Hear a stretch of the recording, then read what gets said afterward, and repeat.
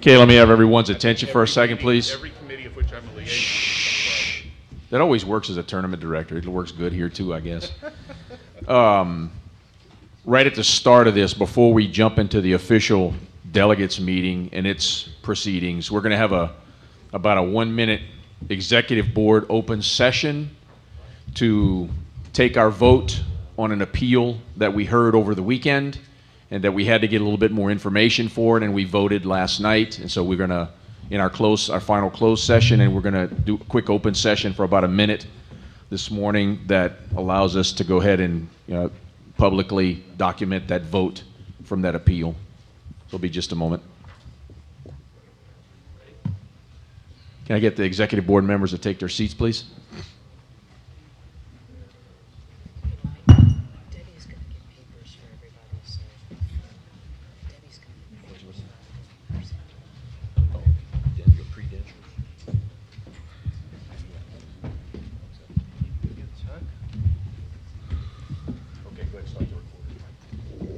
I will be starting the recorders at this time.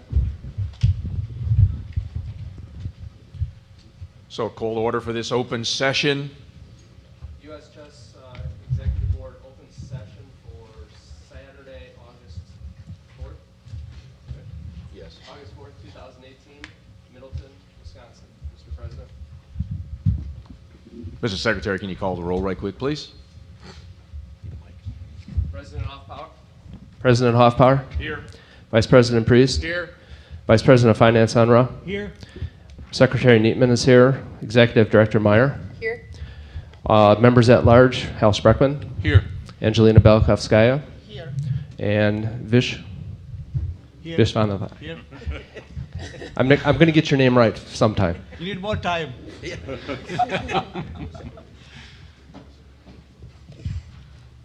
Okay, in this open session, we're going to take a vote in public right quick on the 3 motions that come from the appeal. And the appeal is the case of Scott versus Kudikov, and Hauser. The first motion, the executive board moves, or I move that the appeal of Adam Kudikov is denied, and that the recommendations from the Ethics Council, Ethics Committee be approved and for implementation. All those in favor? Aye. Aye. Aye. Opposed? Abstained? Motion passes 7-0. Second motion, I move that the appeal of Brian Kudikov is denied and that the recommendations of the Ethics Committee be accepted and implemented. All those in favor, say aye. Correction, Mr. President, it's Bruce Kudikov. Did I say Brian? I think Yes. you said Brian. It's Yeah. Bruce Kudikov. Bruce Kudikov.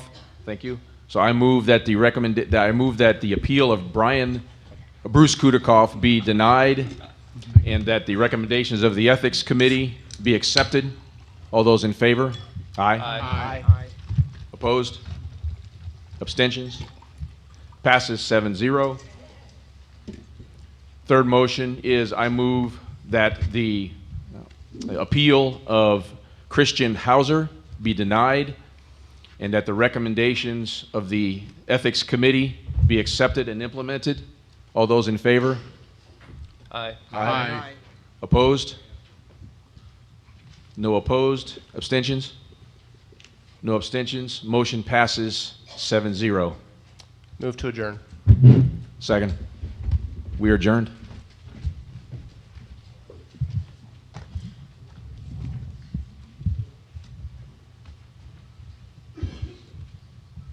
Orders have been stopped.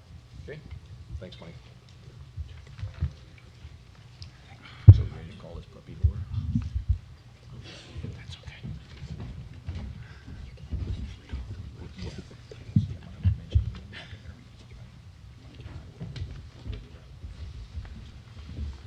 Still ready?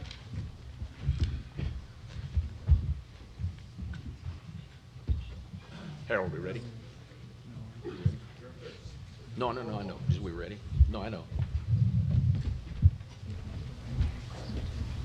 Hey, good morning, fellow delegates, ladies and gentlemen. I'd like to call to order this meeting of the delegates. We will begin with a moment of silence to be observed for those members of our beloved chess community who have passed on to greater things. Their names will be read by Mike Neatman and Alan Priest. Mike and Alan.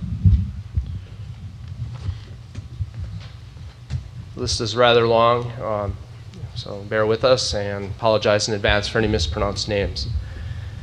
David R. McCord, Washington. Harold L. Burse, Kansas. Günter Offmanwasser, Germany. Gerard Claude Sitter, Jr., Wisconsin. Frank R. Spooner, Sr., Louisiana. Laverne E. Gildner, Pennsylvania. Kenneth D. Anderson, Iowa. Anthony A.J. Zeppa, Arizona. Gunter Julius Newman, New York. Sheldon M. Ryan, Kentucky. Jack F. Shaw, Arizona. Wilford Ching, Hawaii. Dwayne Matheny, California. Ora P. Bustillo, California. Raymond F. Steffens, Wisconsin.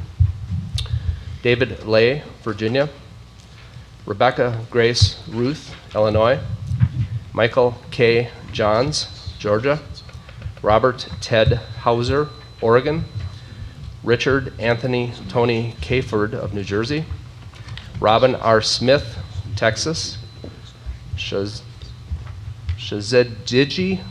Shishinde, Texas. Lloyd Hale, New York. John Robert Vernon, Texas. James H. Brailsford, Nevada. Richard M. Zielinski, Massachusetts. Richard Glenn Tompkinson, Virginia. Richard M. Phillips, Indiana. James N. Donata, New York. Andre St. Louis, Massachusetts. Richard M. Marks, Texas. Robert M. Reeves, Alabama. Richard L. Melton, Arizona. Carl E. Dunn, Iowa. Edward D.W. Gogan, New York. Ronald Abrams, Pennsylvania. Mike Miley, Illinois. Dick Rostrom, South Dakota. Michael W. Nolan, Florida. James L. Harkins, Jr., Ohio. Peter G. Timmerman, Michigan. Carl Dolson, Indiana. Dr. Arthur A. Murray, Washington. Bert Waldock, Wisconsin. David Pulaski, California. William J. Lombardi, New York. Stephen Dennis Killian, Arizona. Nikolai Minev, Washington. Nageb Gabran, New York. Irene Dixon Darnell, Nevada. Richard Talmadge, California. Brian Black, California. Robert A. Lincoln, New Jersey. Cyan H. Bearding, Florida. Michael Polonsky, Ohio.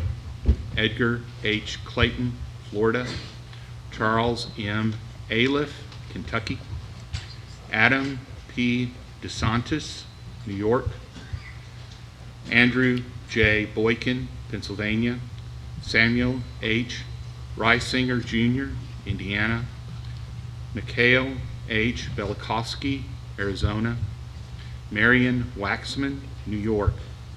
Freddie Ronnie Burklow, Texas. John M. Coulter, Massachusetts. Dr. Stephen Tennant, Illinois. Bernard Parham, Louisiana. Bradford W. Thomas, New Jersey. Amy J. Labonte, Jr., Massachusetts. Rafael A. Perez, New Hampshire. Kenneth R. Clayton, Maryland. Joseph Allen Schwing, Maryland. Leopold Lacrimosa, Arizona. Ricky L. Cooper, Kentucky.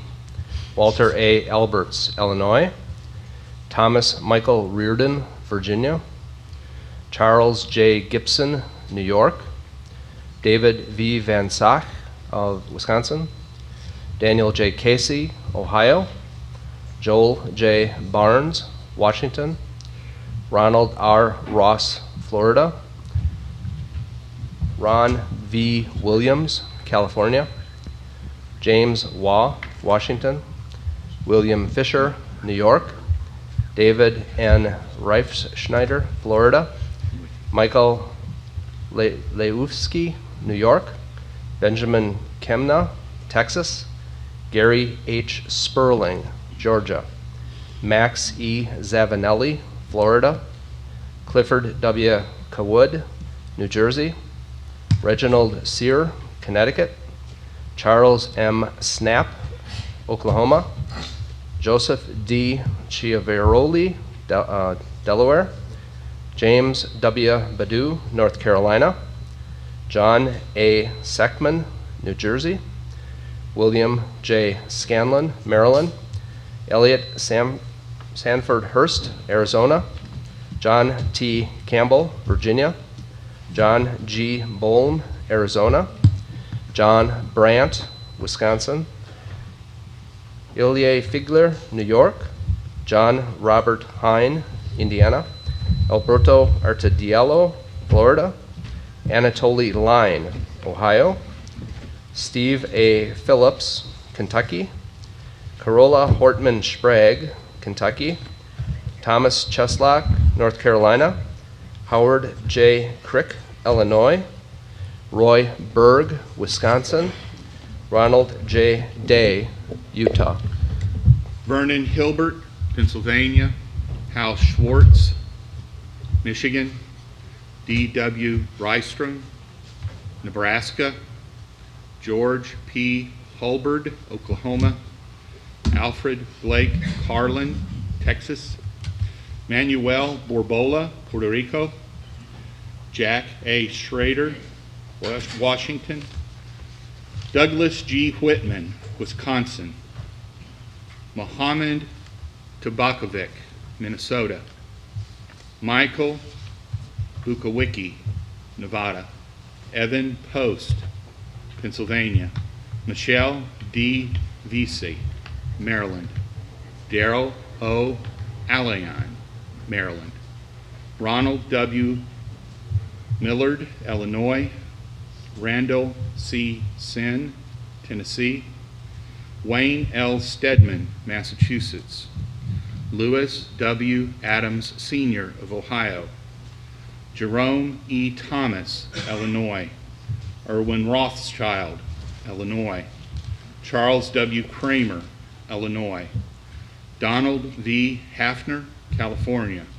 Charles I. Krauthammer, Washington, D.C. James L. Crenshaw, Missouri. Louis P. Jacques, Massachusetts. Gouverneur Gill, Wisconsin. Douglas J. Strand, Maryland. M. Barry Richmond, California. Joseph E. Orzano Jr., Nevada. Gordon Lee Poor, North Carolina. Cletus F. Husky, Illinois. Royal E. Franklin, Colorado. Kent G. McGillicuddy, California. The Reverend Richard M. Cressman, Florida. John Hall, Texas. Chris Goldthorpe, Florida. Claude Joyner, Maryland. Gerard J. Dolia, Pennsylvania. Kenneth Frederick Temple II, Virginia. And James L. Crenshaw of Montana. I would like to invite forward any delegates who would like to bring forth the names of other departed players. My high school coach passed away this year, and I want to remember him, Tom Strauss. Lawrence, New York. It's Jerry DeLay, who was both executive director when I began at the Chess Federation, and served both as interim, later on as interim executive director and editor of Chess Live. So it's Jerry DeLay. Thank you. Are we allowed to do more than one? Yes. I'd like to recognize Alan Benjamin, past president of the New York State Chess Association. Carrie Goldstein, who was our editor of the state magazine. Steve Ferraro from New Jersey, who was an active player. And Bruce Albertston from New York, who was a good mentor and chess coach. Was those this year? Are there any others? Okay, we'll pause for a moment of silence.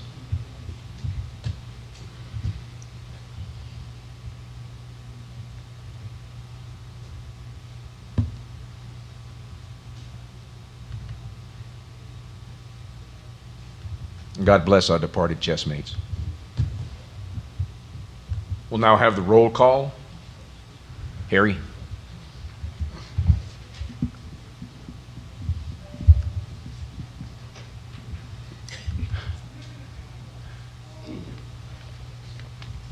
Is this working?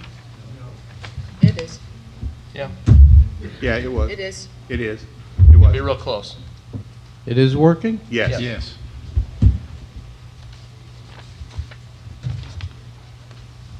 Alabama, Frank Camerata. Jerry Larson. Here. Alaska. Anyone from Alaska? Arizona, Angelina Belascovia. Here. Did I murder that sufficiently? Yeah, you did. No. Myron Lieberman. Rachel Lieberman. Here. Michelle Martinez. Martha Underwood. Arkansas, Tony Davis. Stephen Paulson. Northern California, Ruth Herring. Tom Langland.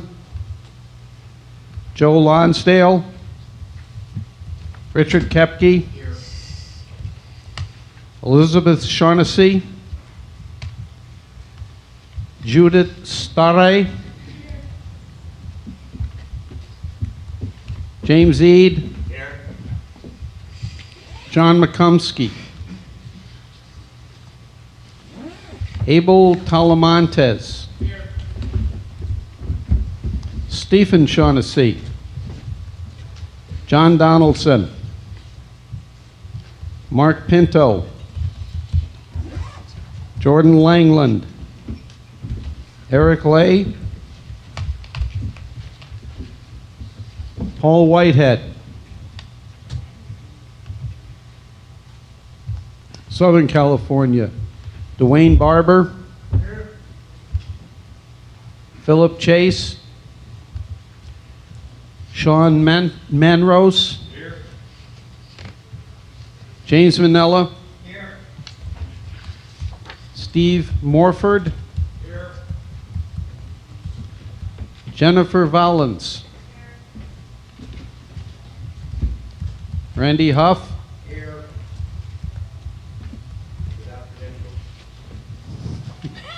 You may go get your credentials now.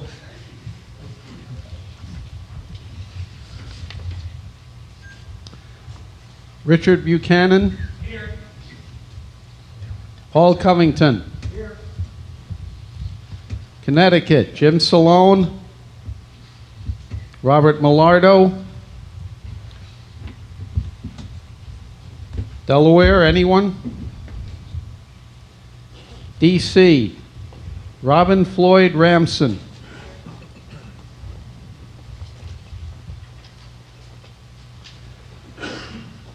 Florida, John Haskell. Steve Lampkin. Harvey Lehrman. Kevin Pryor.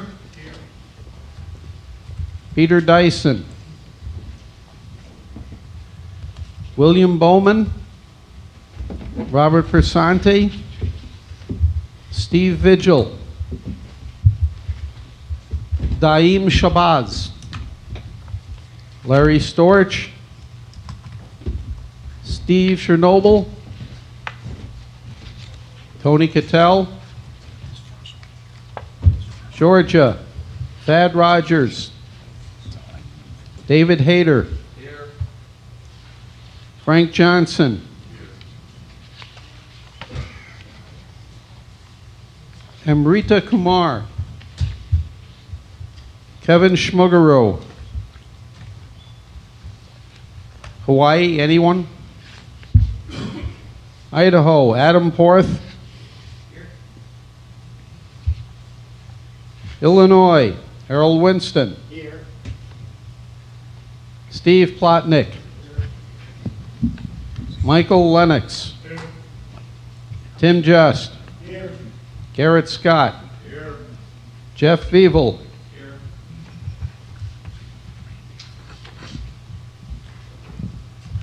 Helen Warren. Indiana, Gerald Roberts. Matthew Leach. Roger Blaine. Roger Norris.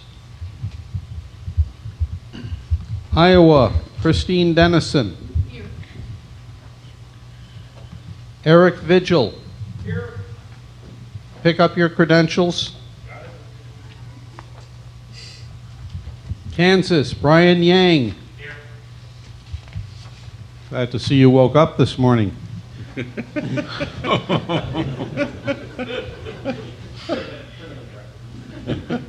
He had the late shift. Kentucky, Alan Priest. Here. Ryan Velez. Randus Burns. Joan Priest. Pick up your credentials. Louisiana. Lila Dakin. Maine, Michael Dudley. Dan DeLuca. Maryland, Chris Kim. Michael Regan. John D. Rockefeller V. Massachusetts, Ken Ballou. Robert Messenger. Michigan, Brad Rogers. Sal Chayayip. If I mispronounce that, you may correct me. Minnesota, Dave Coons. John Thompson. Mississippi, Jeff Bullington. Missouri, anyone? Nebraska, John Hartman. Mike Nolan. Nevada, Al Losoff. Janelle Losoff. New Hampshire, Alex Relia.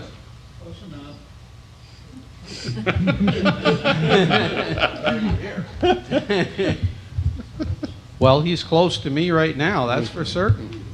Hal Terry. Pick up your credentials. New Jersey, Hal Spreckman. Here. Michael Kodorovsky. Stephen Doyle. Maxim Dlugi. Leroy Dubeck. New Mexico, William Barella. New York, Beatriz Marinello. Harold Stenzel. Sophia Rode. Ed Frumkin. Daniel Rode. Phyllis Benjamin. Vanessa Sun. Is that a here? Sunil Weeramantri. Polly Wright. Bill Goichberg. New York Upstate, Al Lawrence. Here. Steve Emmett. Here. Harold Scott. Srinivas Alampali. Here. Sandeep Alampali. Here. North Carolina, Kevin Hyde, Wayne Spahn, Debs Pedigo. Venkat Araja Shanmugavaddevel. That's pretty close. What was the name? He goes by It's not on Vincut. the list. so. That helps. Yeah. Kayono they're not here. Nugroho, And they're not here. Rudy Abadi.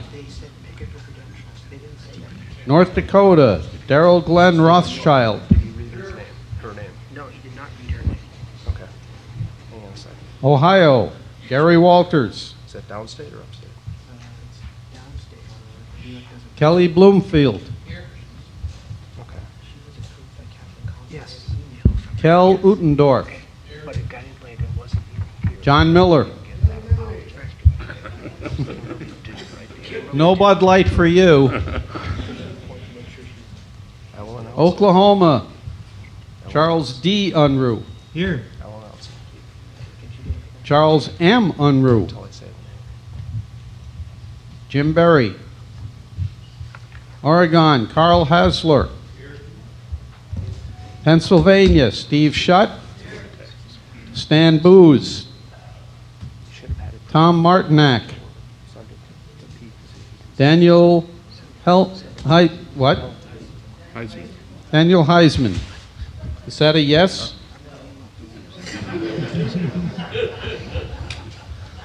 Robert Ferguson.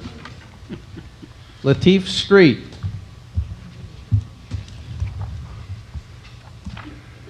Rhode Island, Frank Vogel. Ben Switzitz. Is that a yes? Fine. See Pat Sajak and have him buy a vowel.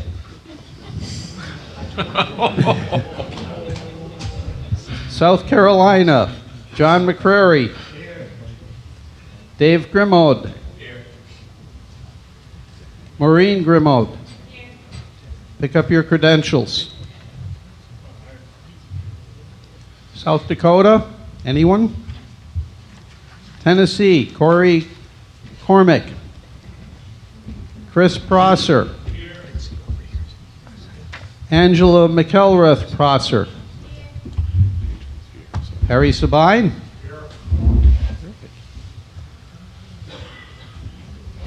Texas, Vish. Here. Louis Salinas.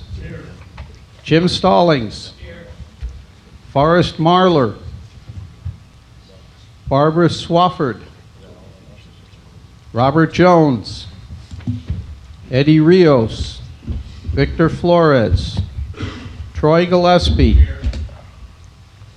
Gary Gafe. Michael Langer. Russell Harwood. I could have sworn he was here. Claudia Munoz. Jeff French. Ruben Arzaga.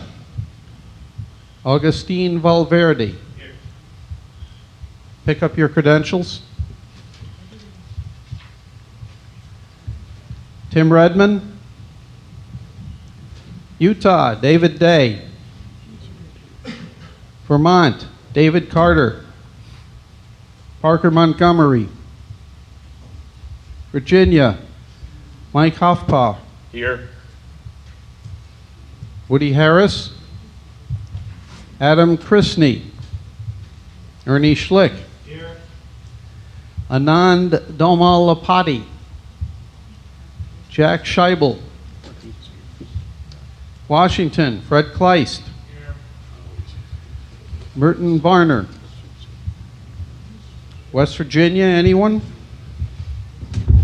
Wisconsin, Mike Neatman. Here. Guy Hoffman. I think I'm here. Sandra Hoffman. Maybe. Okay.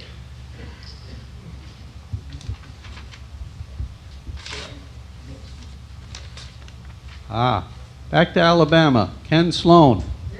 Pick up your credentials. Thank you, Ken. Mr. Secretary? I haven't got, I'm not, all right. Let's see, where are we? West Virginia, I do believe. Nope, Wyoming. Brian Walker. That's the roll. Go ahead, Mike. Okay, there's one additional delegate from New York, Kimberly Doe. Is she here? Please. Do. I'm sorry, I apologize. Please pick up your credentials if you haven't done so already. Upstate or downstate? Downstate. Okay. Susan, can you give me the number, please? Susan Cantor. Okay, we have 92 credentialed delegates, so we have a quorum, Mr. President. Thank you. I move that the delegates re-elect as delegates at large those whose terms are expiring or have expired and are present in person at this meeting, whose names I will now call. Dwayne Barber, Southern California. Randall Huff, Southern California. Rachel Lieberman, Arizona. Al Lawrence, upstate New York. Harold J. Winston, Illinois. Harry Sabine, Tennessee. All those in favor signify by saying aye. Aye. Opposed? Motion passes. Harold?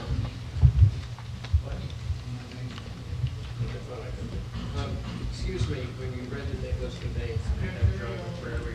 To the mic, use the mic. All right, I'm sorry.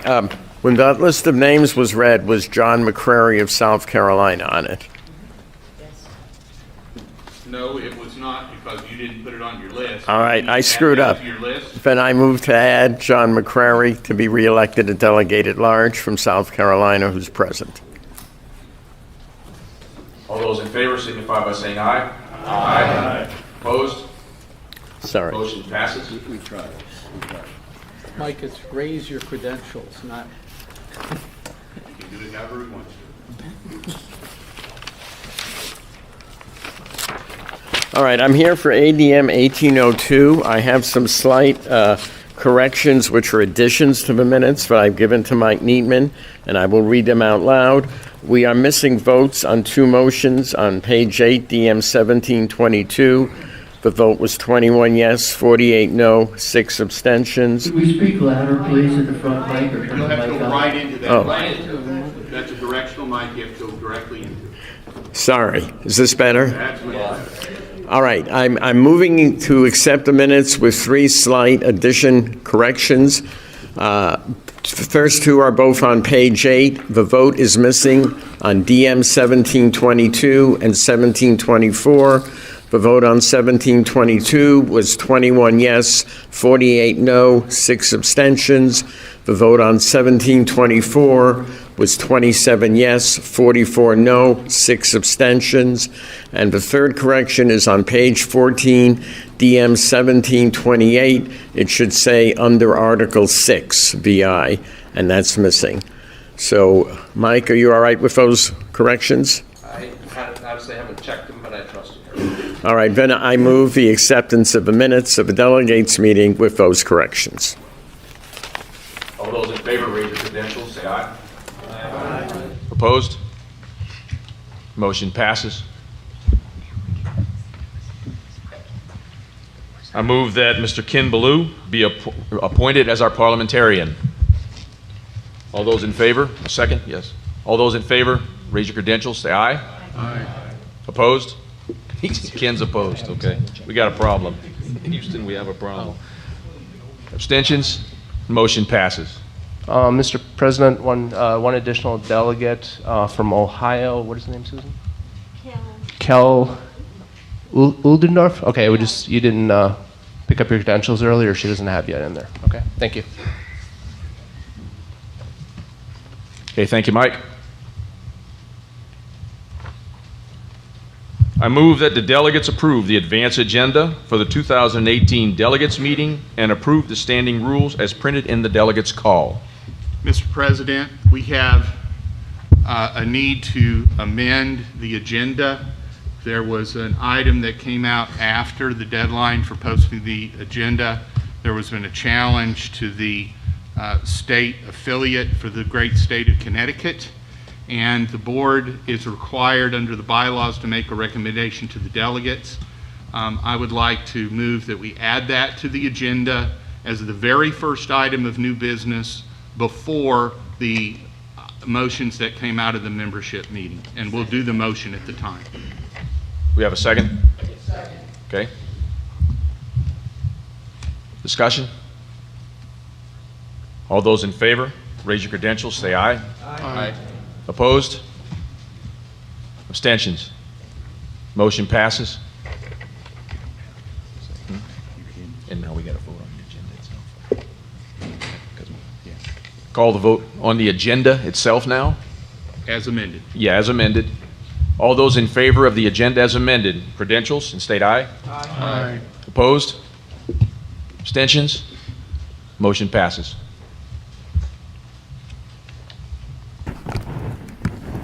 Mr. President,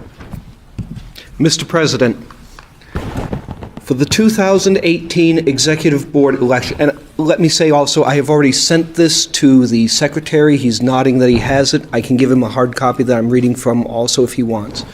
For the 2018 Executive Board election, we had 4,209 registered voters. Of those, 39 had either bad or missing addresses. 4,170 ballots were mailed. 1,797 ballots were returned. The vote totals: Mr. Randy Bauer, 1,437. Mr. Ryan Velez, 1,305. Ms. Angelina Belikovskaya, 408. Mr. Lakshmana Viswanath, 340. The Election Committee reports that Mr. Randy Bauer and Mr. Ryan Velez are elected for 3-year terms expiring in 2021.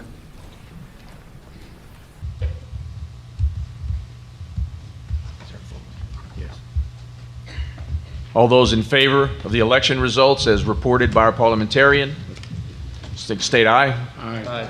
Opposed? Abstentions? The motion passes.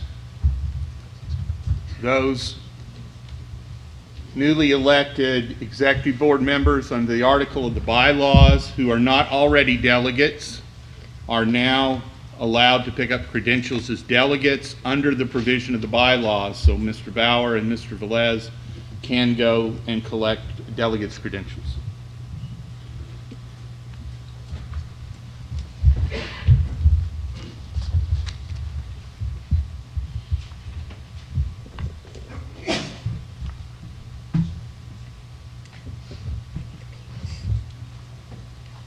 Just a moment. He needs to shift the cable.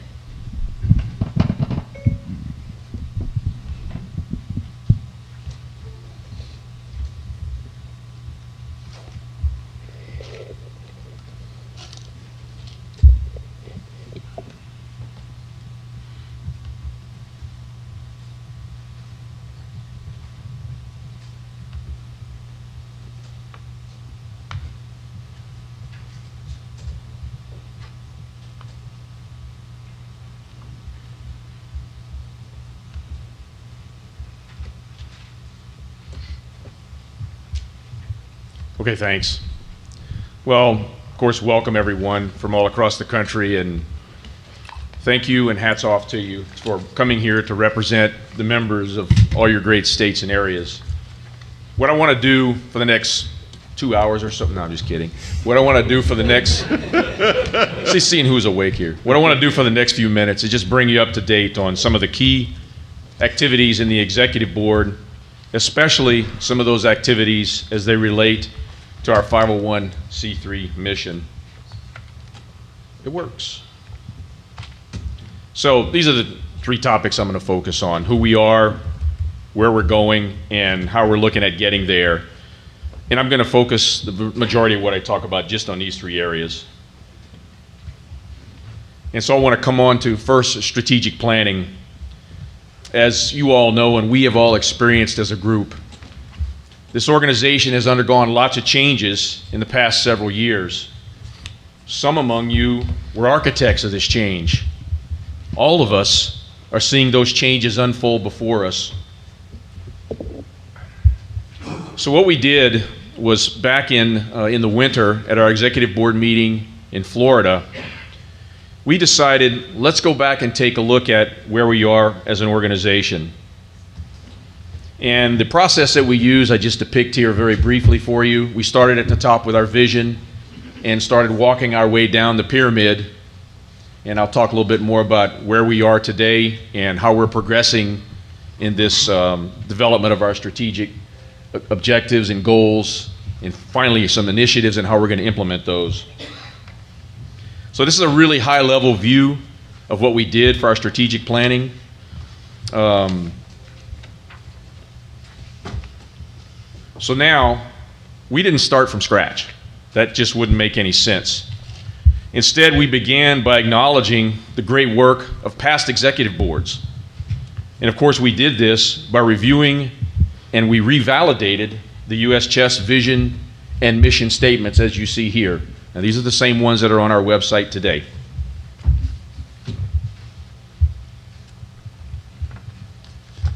Next, we reviewed the existing goals that were created by some of our predecessors. Growing the game, informing and engaging the educational community, continuously improving the operations of our office and providing our services to all of you, expanding the depth and breadth of partnerships, and increasing opportunities for underrepresented segments of society. And we found those goals sound, that they were a good expression of who we are as an organization and what success should look like for us as we go forward. So we knew and were confident that we had a good foundation on which to continue building.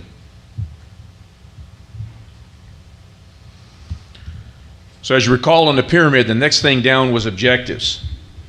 We spent almost 2 full days developing our overarching objectives as an organization. What you see on the screen before you and in the annual, it's also in the annual report, in the part where the President's report is listed, are the 9 US Chess objectives that we derived. These 9 objectives, in our opinion, capture and define how we plan to achieve our goals and vision. They cover the breadth of activities in which US Chess should engage.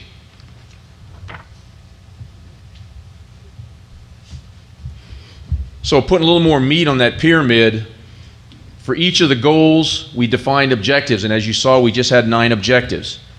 Underneath those objectives is where you really start to get to the tactical level detail. What are the different initiatives, the actions that we're going to do? And then how is each of those actions going to be measured over time so that the progress or lack thereof can be monitored and adjustments made by this executive board as we control the throttles on those different actions and initiatives.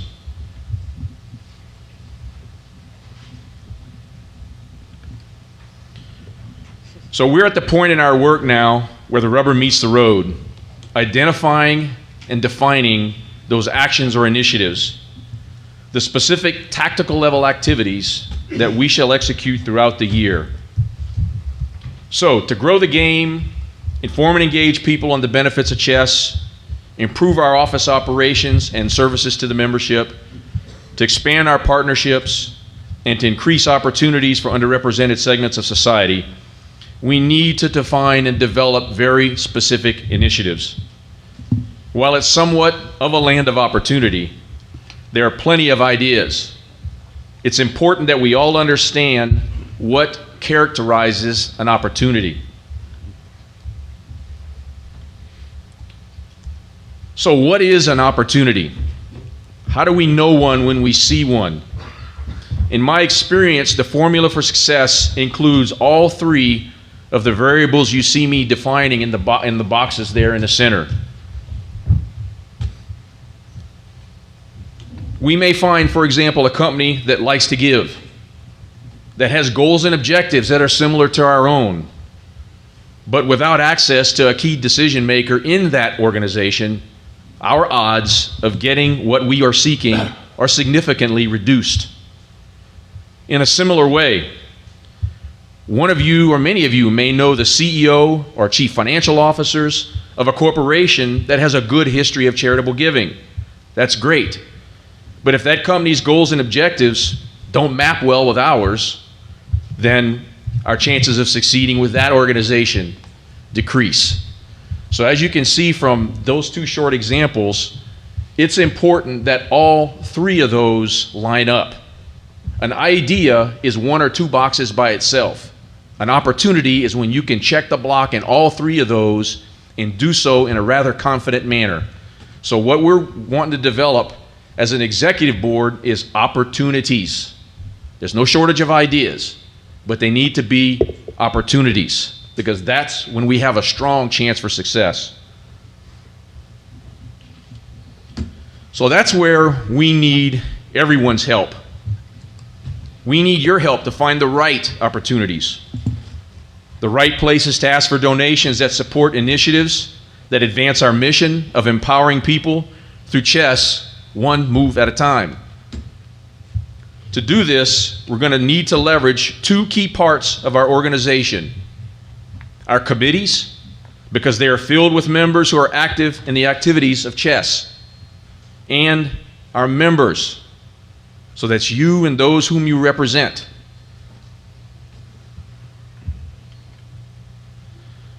Looking ahead, the executive board will next meet sometime in November. We're still working the exact dates to continue our strategic planning. Between now and the time of that meeting, the executive board will call upon the committees and US delegates to bring forth your ideas so we can discuss them to see if they are opportunities. Remember that it's those three key ingredients that I described that we will be looking for to gauge the strength of an idea. A person or organization that has a history of giving. Do they have something in common with our mission in US Chess and our goals and our vision? And with whom do we have access at the top to make a decision? So what I'd like to do is really, in closing, is just to thank all the members of the executive board here for their hard work throughout the year. Thank all of you as delegates for representing the interests of your states and for being so involved in what we all do day in and day out, week in and week out. I look forward to the next year, and I trust that you do also. Thank you.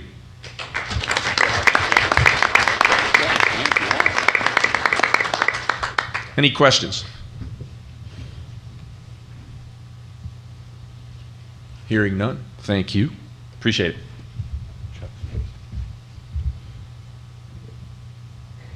Mr. Chuck Unruh, our Vice President of Finance. Good morning.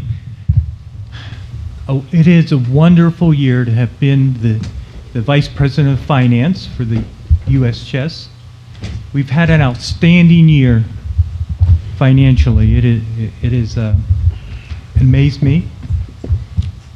From our budget last year, some of the highlights would be we're finishing with an over $500,000 surplus, and I'd ask you to turn to page 9 of your annual report.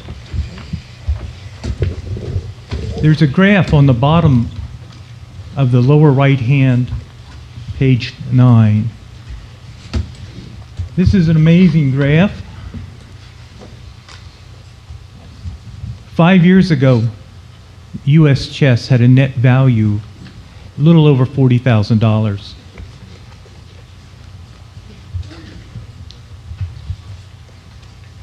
Of your annual report. Today we stand at well over $2 million, an increase of 50 times. The importance of this number is that we've reached financial stability. There are always improvements with like a larger reserve fund. since we do many at-risk activities. Now, an at-risk activity is a scholastics tournament. We never know if we'll break even or make a little surplus on it. We put on these events, and that's an at-risk. Investing's an at-risk activity. Membership and membership revenues are not at risk. They're solid. And there we have what we call organic growth. And this year we had some organic growth. Of our surplus, we had almost $200,000 worth of organic growth. Now the chart that you see on year-end net assets, sorry, we have people getting the report this morning. The chart that you see, it looks like a straight line forever, the slope. It's not going to be that way. And the reason is much of our savings that we're talking about in this surplus have origins in not completing the revitalization of our core services. We're working on it. It's something that has to be handled very systematically. It'll be a work in progress. And not to worry anyone, but eventually we anticipate spending $1 million to revitalize our core assets, but not all in 1 year. Next year in our budget, we'll budget for $240,000, and we'll do it piecemeal, and then maybe we'll get a system that lasts as long as the one we're using now, and this would be excellent for those going into the future. Maybe it'll survive another 15, 20 years, 50 years, but we're going to expense a little different than capitalize, but really it's a capital investment into our corporation. So our net asset value will probably remain constant through the next budget. I'm very proud of the administrations that have been good stewards of our membership finances. And as we go forward, you've had an opportunity to look at the budget. We've done it in the workshop. It's a modest budget. It's conservative, and still, bottom line, with the upgrades and the revitalizations, we should have a surplus of over 2 to 3%. Well, it doesn't sound like much, but if I say $77,000 roughly, that sounds a lot better than 2 or 3%. There should be audited financials that are out, and I would ask you to review all those, and if you have any questions on the finances, I would take those at this time. Yes, Alan will speak to the audited financials. Because that's what I do for a living. I'm a CPA, and one of the core services I provide is auditing of nonprofits. A couple of things to point out about the audited financial statements, which the audit opinion is dated August the 2nd, a couple of months after our fiscal year end. The audited financial statements, if you have those in front of you, page 3 and 4 is the auditor's opinion. The auditor issued an unqualified opinion. That does not mean the financial statements are perfect. What it means is that the auditor did not find anything wrong that was large enough for you to form a different opinion about the financial position of the organization. There are a couple of things that should have been adjusted, maybe, that we chose not to. The liability for gift certificates for correspondence chess tournaments, for example, on our books is too high. So we need to fix that. There's a couple other little things like that, and there always are. So the auditor's opinion does not mean it's perfect. It means it's close enough that your evaluation of the financial strength of the organization wouldn't change even if it were perfect. The other thing coming down the pike on our financial statements, and by the way, the financial statement, the audited financial statements Monday should be up on the website, is that they will be undergoing a format change. The accounting standards body have released a requirement to change the format for all nonprofit financial statements. If you're really into accounting geek, I could go into it. Most of you all are not.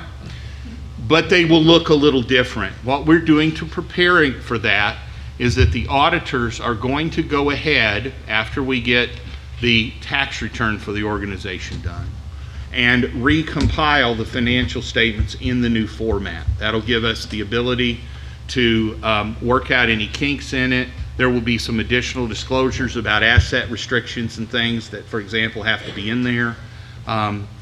We're going to go ahead and do that, and actually they're going to issue a compiled financial statement in the new format, and we'll probably make that available on the website as well.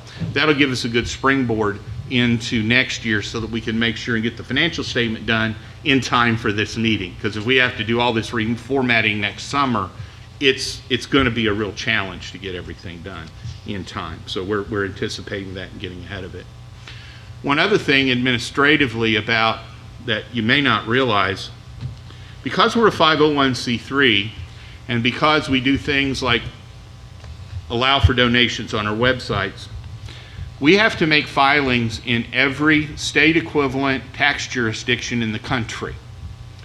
Some of those go with the tax departments of those states or state equivalents. Some of those go to the Secretary of State. Some of them go to special offices that monitor charitable giving in those particular jurisdictions. And we have to, for most of those states, we either have to have the audited statement or our federal Form 990 or both. And our office accountant, Deborah Robinson, it's about a 3-week project for her to make filings in all of those jurisdictions. So it is a big undertaking, and we have to do that every single year. So it is not only important to get this information ready in time for y'all to see it, it's important for us to get it ready so she can get started on all of that state filing so that we're in good standing with all of those states. I'm happy to report to you that we are in fact in good standings with all of those jurisdictions, including DC and Puerto Rico and other US territories in which we're required to make those filings. So that's the audited financial statement piece. We do have a couple things to mention in the budget, but Sunil, you've been standing there for a while, so. Thank you, Mr. President. Sunil Veeramanthri, New York, co-chair Scholastic Council. Point of clarification from Mr. Anru, if I may. The statement about Scholastic's tournaments being uncertain revenue and membership being more stable, could you clarify that, please? You'll have to speak up. The risks about the Scholastic events being a risk revenue item. Yes. As okay. opposed to memberships being more stable. That's the Yes. question. Yes. Well, Sunil, that statement wasn't meant to be negative. It's just a Scholastic tournament. We could have a flood, a tornado, and it would greatly impact our bottom line. Whereas membership revenue going back into the 90s has been steady, about 1.8 million to 1.9 million a year. That's all. Okay, thank you. Yeah, I think the comment is that tournament revenue in and of itself is dependent on a lot more variable factors than membership revenue. Like people got to show up, people got to be able to get there. If we had a Scholastic tournament scheduled for October after the events of 9/11, we would have had an attendance problem.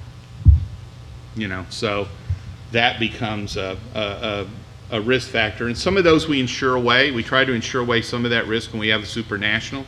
When we have spring nationals, the cost of the insurance we've decided probably isn't worth it for an individual event. And hopefully if we had a problem with one event, some of those people would move on to the other event. You know, junior high players routinely go to play in the high school, for example. But there's a little more risk involved with that on any of our event revenues as opposed to membership revenue, I think is Chuck's point. Good morning, Carl Hessler from Oregon. I was reading through and I noticed the tournament expenses were almost $1 million, 950 some thousand. But I looked for any kind of a breakout in the notes and I couldn't see it. Is there any information on, you know, Scholastic versus other versus sending people to Olympiad versus? Is there any breakout of that anywhere? Go ahead. Thank you for that transition. The easiest way for us to talk about that and stuff that you have in hand is in the budget document. Okay? So in the budget document, and Carl, I'll get into the detail of this here in just a second. When the auditors do the financial statement, they just look at tournaments and they put the whole thing together. We really have two completely separate buckets of events. Sort of have three. But we have US chess events and we have FIDE stuff. Okay? So by and large, the simple way to describe this is we have a bunch of US chess events that from a financial standpoint are not big issues one way or another. They tend to be bid events, and some of those get support from the organization, the Blind Championship, for example, and donations. Some of them actually result in some revenue back to the organization. U.S. Amateur Team East, for example, National Open with the Losofts in Nevada is another example of that, and some others. Please, if you did one of these and I left you out, I'm sorry. The senior and junior, those are all our events that are bid out and that have varying degrees of financial results. The big events that we do that have big impacts on our budget are really down to about 5 in most years. In some years, it's only 3. And those are our Scholastic Series, which is the grade level tournament normally held in late fall, November or December, typically December, and what we call the Spring National Series, elementary, junior high, and high school tournaments, except in the years in which we put all 3 of those together and call them the Super Nationals and have the largest chess event in the world. And then this event. Of those, this event is one that rarely shows a net income to the organization. And that's after stripping out the governance expenses. The length of the event and the size of it just means that we're kind of happy if this event gets close to breaking even. On the other side then, we have international events and FIDE. And those events fall into a couple of different buckets. We have the World Youth and Cadet. The World Youth and Cadet shows in most years a large amount of revenue and a larger amount of expense. That's because what FIDE does is we end up collecting the money most years for all of the hotel expenses for all of the participants, and then we remit them in one thing, and player registration fees and everything. The big number is housing and food. And we submit that to FIDE. You cannot play in one of these events unless you stay in the event hotel. We've had some parents that are used to our events get real surprised when they showed up in Greece and couldn't play because they weren't in the venue. So those flow through us and then go into FIDE. We have more that we pay for than we get from participating parents, because we have some people, some players that have rights to play in the event that are official representatives and that we provide some stipends for to help them offset the costs. World Youth and Cadet, on average, net cost to the Federation is about $60,000 to $80,000 a year, cost of which is covered by entry fee increases that the scholastic community put on the Spring National Scholastics, in part specifically to cover that. Then we have the other international events that we spend money on. Things like the Olympiad, which is the biggie. Now, we get some sponsorship money for the Olympiad, but it cost us upwards of $175,000 to send our teams to the Olympiad. Our sponsorship money in the last cycle was about $40,000. So there was a net outlay in the order of $130,000 to $140,000 for the Olympiad alone, counting team stipends and housing costs and transportation allowances and medal bonuses and all that kind of stuff. And then there's a litany of other ones. World team, under 16 Olympiad, world senior team, senior championships, and the list goes on. There are a whole number of FIDE events that we do not provide support for U.S. players to go to that they're welcome to go to. There are some 40. There's a lot more than what, but World Cities Championship. We're not spending your dues dollars on sending somebody to the World Cities Championship anytime soon, I don't think. Same way with U.S. chess events. I mean, there's a number of events we could do or that are done that people have had ideas to do that might generate revenue but might cost us money.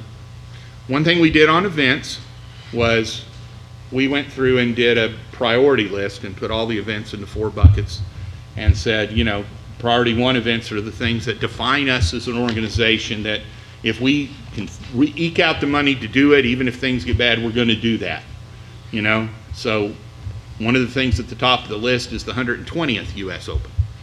We think that's a defining event for this organization, part of our DNA, and we got to do it. The Olympiad's another one. You know, I mean, there's some of the Scholastic national events are another one. So there are events that when we make priorities, if we ever had to cut them, these are the ones we cut last. Then as we expand what we want to do in events, we said, what are the priorities? You know, what are underserved groups, or what are groups that where we want to be? And we put those. And some of these events we just don't think are particularly important. V-Day World Cities Championship is a perfect example of that, you know. We put that as a priority 4 event. So that's where we're headed. Now, to directly answer your question, if you look on the budget document that you have on the 3rd page, down at the bottom, we have tournament revenue broken out by USCF tournaments and by FIDE tournaments, and we have expenses the same way. You will note that in the proposed budget for 18-19, that our FIDE tournament revenue is sitting at like around 450, and our expenses around 762. Why is that a big negative number? It's an Olympiad year. You know, that's why it's a lot bigger deficit than the other. Is 450 the right revenue? I don't have a clue. I just know that when we do World Youth, the net negative is about 70 to 80. So, you know, the revenue number and the expense number aren't really important in the budget process. Getting the expense number of $70,000 to $80,000 higher than the revenue is really important for the World Youth piece. If you look at the financial results in detail, which have been posted online for the internal statements, and read the analysis of it, you'll note that this year our FIDE revenue's way down and our FIDE expenses way down because one of the World Youth organizations did not have the housing costs flow through US Chess. It went directly to the organizer by the participants. So that can change it. But, so we got about $70,000 to $80,000 net cost on the World Youth and Cadet cycle. We've got 130 to 40 net cost on the Olympiad. This also is a FIDE Congress year, so we've got a little bit more costs associated with that, which is up in the FIDE governance section of the expenses. We have the World Senior Team. We got 2 of those in this year's budget cycle at $15,000 a pop. Just because of the FIDE tournament schedule, we had one in July and one's going to happen before the end of our fiscal year again. We added the under 16 Olympiad for another $15,000 pop. We've got support for people to go to the World Senior. We've got we've got Pan Am youth events in there too. That cost us 30 to 40 grand a year net out. So all of that's in the FIDE bucket. In the US Chess bucket, the revenues come from 2 or 3 sources. One, entry fees. If you were in the finance workshop, you heard me say that the entry fees just about pay for the event. Sometimes they don't. And then we have other stuff we do which adds revenue for US Chess from those events. A significant source of revenue for US Chess at our Scholastic events are team rooms. And when we have a venue that gives us lots of team rooms, financially for the, first of all, our participants like that a lot. Yeah.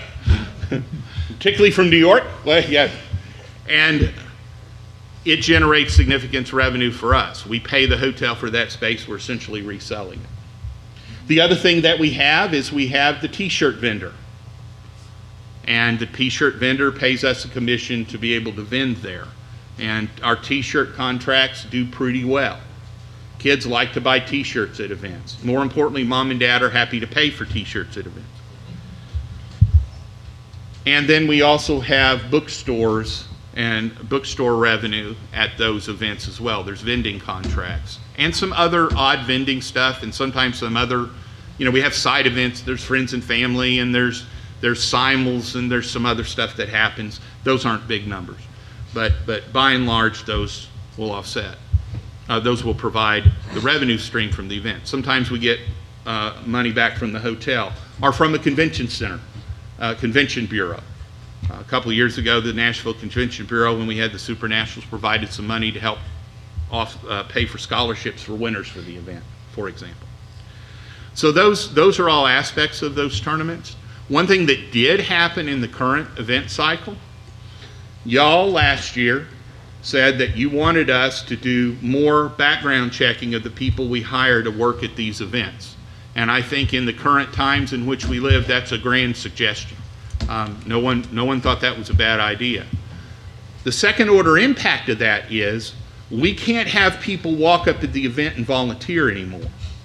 And we would have a lot of that. Think about this. Someone would show up to help us in the K1 section, and their job as a volunteer was take kids to the bathroom. Do you see a problem with that? So what ended up happening is we hired more staff to help with that. When Boyd looked at this, he says, I got to hire more people. Some of those are tournament directors, some of them weren't. But it raised the cost of doing the event. And this was after we had already announced what the entry fees were being. So those events now are seeing an entry fee increase to help us pay for the increased staffing costs created in part by the need to have better security over our people who are working at them. As a parent as a person who got involved with US Chess because I had a 5th grader who's now 28 who liked to go to national tournaments, and that's kind of how I got started. I know for a fact that the entry fee is the least cost involved with going to one of these events. So as we have added that in, I don't think that's going to cause a lot of a ripple.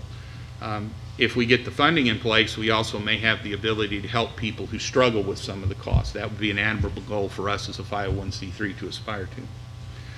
So during the next year in the budget, the event staff has looked at both the FIDE events and the US Chess events and figured that the US Chess events would generate about $240,000, while the FIDE events are going to cost us net more than that. So that our events as a whole next year, which is not uncommon for us in an Olympiad year and a World Team year, particularly if they both fall in the same budget cycle. Sometimes they fall in 2 different years for us, sometimes they don't. The net out-of-pocket cost for events is going to be around 70-ish, we think. Now maybe we'll do better than that. Tell me how many people are going to show up for each of the national scholastic events, and I'll tell you how it's going to go. But so it's just kind of a guess there. If we want to speak to the budget for just a minute without repeating everything we did in the Finance and Budget Workshop where we covered this in detail. If you're not familiar with the process by which we go through, for the last several years I've done most of the revenue projection independently of the office which was doing the expense projections. So what has happened is, there's a real danger in nonprofits of saying we're doing really good work, and because we're doing really good work and we want to do all these programs, we figure this is how much the programs cost, and some way or another we'll have the money to do it. Churches are the worst at that. God will provide. Point of information. Yes. Have you done a study on just how many local students come to the National Scholastics? Because they would be the most likely to be impacted by an increase in the entry fee, say from $50 to $70, which is more than you would need to pay your edit staff. If that falls off, that might make the National Scholastics unprofitable? It totally depends on the area in which we're in, and it's all over the map as to what percentage comes from local participation. But we have put the locals in the same location over a number of years. I mean, our nationals in the same location. Has there been any study as to what the impact of local participants would be? I can't answer that question. That would have to Scholastic come Council from- is so tasked. And the event staff does look at local participation. Back to where I was at, the office does the expense side. I've been doing the revenue side. Then we put them together and see how we did, so that I'm trying not to be biased by what they think they need to spend. And then we'll sit down and look at it. The board will review it. Last year we did it in January. Before we've been doing it in May, and the end of the fiscal year is May, and that's too late. So we've been trying to move it earlier. We'll start working on it in November and look at trying to finish it up in January. For this coming year, we are projecting in the budget membership revenue, which is less than what we got this year. Why? Because that's real conservative. We've been seeing about a 3% growth 3%. year on year over the last 6 or 7 years, with our largest percentage increase category being the young adult membership category. But we're seeing even increases in adult memberships. So that's been good. But we have said we're just not going to push it. We're not going to be real aggressive on the revenue side. If you're curious and you look at that membership revenue, what is miscellaneous? It's $100,000. This year it's more like $130,000. That's the voucher program. Those of you all in the Scholastic community know what that means. We have a bulk membership program for affiliates, and they can buy a bunch of memberships at a graduated lower rate. The catch there is they got to pay for them up front, and they have an expiration date on them. But then if they have a participant in their youth-focused program, they can take that voucher and submit that number, and that will cover the membership. Costs for Scholastic memberships in that category can get as low as $9 if you pay for more than $300 up front. So that voucher program's been in place a long time. Unfortunately, it was one of what some people in our forums call one of those super secret handshake deals. And we simply took that program, put a little better structure to it, and made it available to everybody. And curiously enough, people seem to have liked it. Because you can go in at the beginning of the year and buy the memberships for all the kids who are going to show up for your club, get them all at one time, hand out the vouchers, get them registered and go. And we're seeing a lot of use to that. It does result in a little bit lower revenue per membership than doing it the other way.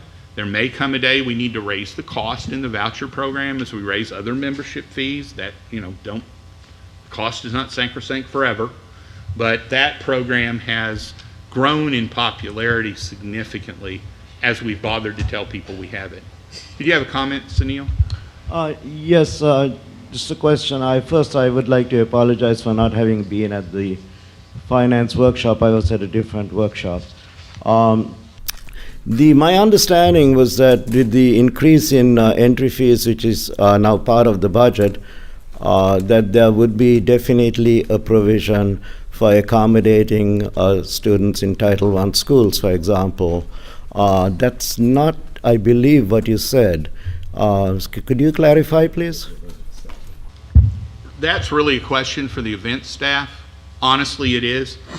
Including in the budget is the event staff's projection of revenue from those events, which I know includes the impact of what they think that the fee increase on these events will be. And I don't mean to pun it, I just don't know the answer. But should there be an increase in entry fees? I believe that's in the projection, correct? Yeah, it is. So if the budget is passed, that means that the projected increase in entry fees passes, correct? No.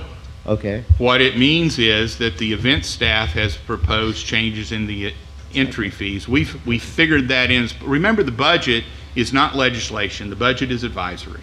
Okay. So, but I believe that we have already, Boyd or Pete, we have already put out the TLAs for the grade level, which includes whatever the entry fee is. Is that not correct? And that entry fee reflects an increase in it, I believe. May I know what that is? I think it's $10. Yeah, I believe it's $10, but we're double checking. It is also important to note that the entry fees for these events have not changed in about 8 years. No, we're not questioning the need to increase the entry fees. I mean, we're willing to support an increase in entry fees, but what I'm saying is that Council would like to see the provision for helping students who are in need as taking Title I as a reasonable yardstick to make sure that there is a provision to help them. I think that's something the Scholastic Counselor needs to talk. Scholastic Council needs to coordinate with events. Seriously, I mean. Okay. Thank you. And the amounts, Sunil, for the entry amounts for the Yes. the K-12 grades are 60, 80, 95, and then 100. Which I think is $10 at each category higher. Thank you, Mike. I guess we will have that discussion. Thank you. The other revenue sources are largely projected to be the same, even in ones that we've shown some increases. Rating fees are an interesting item just to talk about. They're not huge in the budget, although if you look at the bottom line, they're a huge part of the bottom line. We have seen rating fees increasing significantly over the last several years. What does that mean? It means we're rating more games, because the ratings fee hadn't changed in forever also. It's a quarter game. So people are playing more. And I think we're seeing I remember when I first got involved here, we had little bumper stickers and stuff, and sayings, like activity means memberships or something like that. Well, guess what? It does. So rating fees this year were close to $190. Magazine cost. The big issue on our expenses are something that's in your book is web services or website design and maintenance. That's not really what it is. Chuck alluded to this when he talked about the need to refresh our core services. We talked about this in depth, a couple of different workshops as we went, but for those who didn't attend those, we've got to go in and change our database structure. Mike Nolan created it a long time ago, and that's probably enough said. It was a long time ago. So the structure under which it was done and the programming languages under which it was done were absolutely state-of-the-art when he did it a long time ago. And so the world has changed. The other thing, just bluntly, and I've had this conversation with Mike, is Mike did it a long time ago, and Mike's 1 or 2 years older now. So as we look to bring this up into a more modern programming format, it's incumbent upon us to do this while we have Mike able to help us decipher what he did. So that process, frankly, is more important than the skin of stuff showing up on the website. The part of the website we absolutely need to do. There's more stuff we need to do on the website. But the database structure is the part that I've kept worried about and that keeps me up at night. So what is in the database structure? All of the rating stuff, all of the membership information, all of the tournament director information. Every one of those records you like to go see, that's what we're talking about. And all of that's got to be fixed and modernized and be put together in a way we can use it more easily. For example, 1 or 2 of you all have at times asked Mr. Nolan through various ways for information about stuff. Sometimes those requests are formal. Some of those is somebody makes a forum post and said, what about this? And Mike will go through and come back with some sort of chart. One of the problems is Mike has to go through and come back with some sort of chart. Modern database structure would make it a lot simple for queries. What we're doing isn't simple. And so Mike ends up having to programming all of those things individually. And that's not good for the growth and the health of the organization long term. We've been budgeting for sort of this stuff. In some years we haven't spent it. We're going to be spending $250,000 a year-ish, maybe more, maybe less, for several years running. At a report, at one of the workshops, and I can't tell you which one, Executive Director Meyer said this project could cost as much as $1 million over time. That is not unrealistic. And it is vital that we do it for the long-term health of this organization. The good news is we have money in the bank, and we have projections to not spend every single dollar we got and do this project too. This budget has a bottom line positive figure, doing a phase of that and sending teams to the Olympiad and sending teams to the World Senior twice and and we still got a bottom line that's not negative. And we think that's relatively conservative. Under staff, you will notice that the payroll budget is a decrease from last year. Why? Well, we had some positions we budgeted for last year we didn't fill, so we didn't actually spend all what we budgeted. We also knew we were going to be undergoing an executive director transition, and we budgeted a lot more than we spent to do that, because we had budgeted for our outgoing executive director to be available to our incoming executive director for a number of months. And she was, and Jean was really helpful, I think, to Carol in that process. Carol has continued to draw up on Jean, but we got to the point where they decided we didn't need to pay both of them quicker than what we had made provision for. So that was good. That saved us some money in that transition than what we had thought. Some of our other costs in that area are up, and frankly that we misbudgeted some of that last year.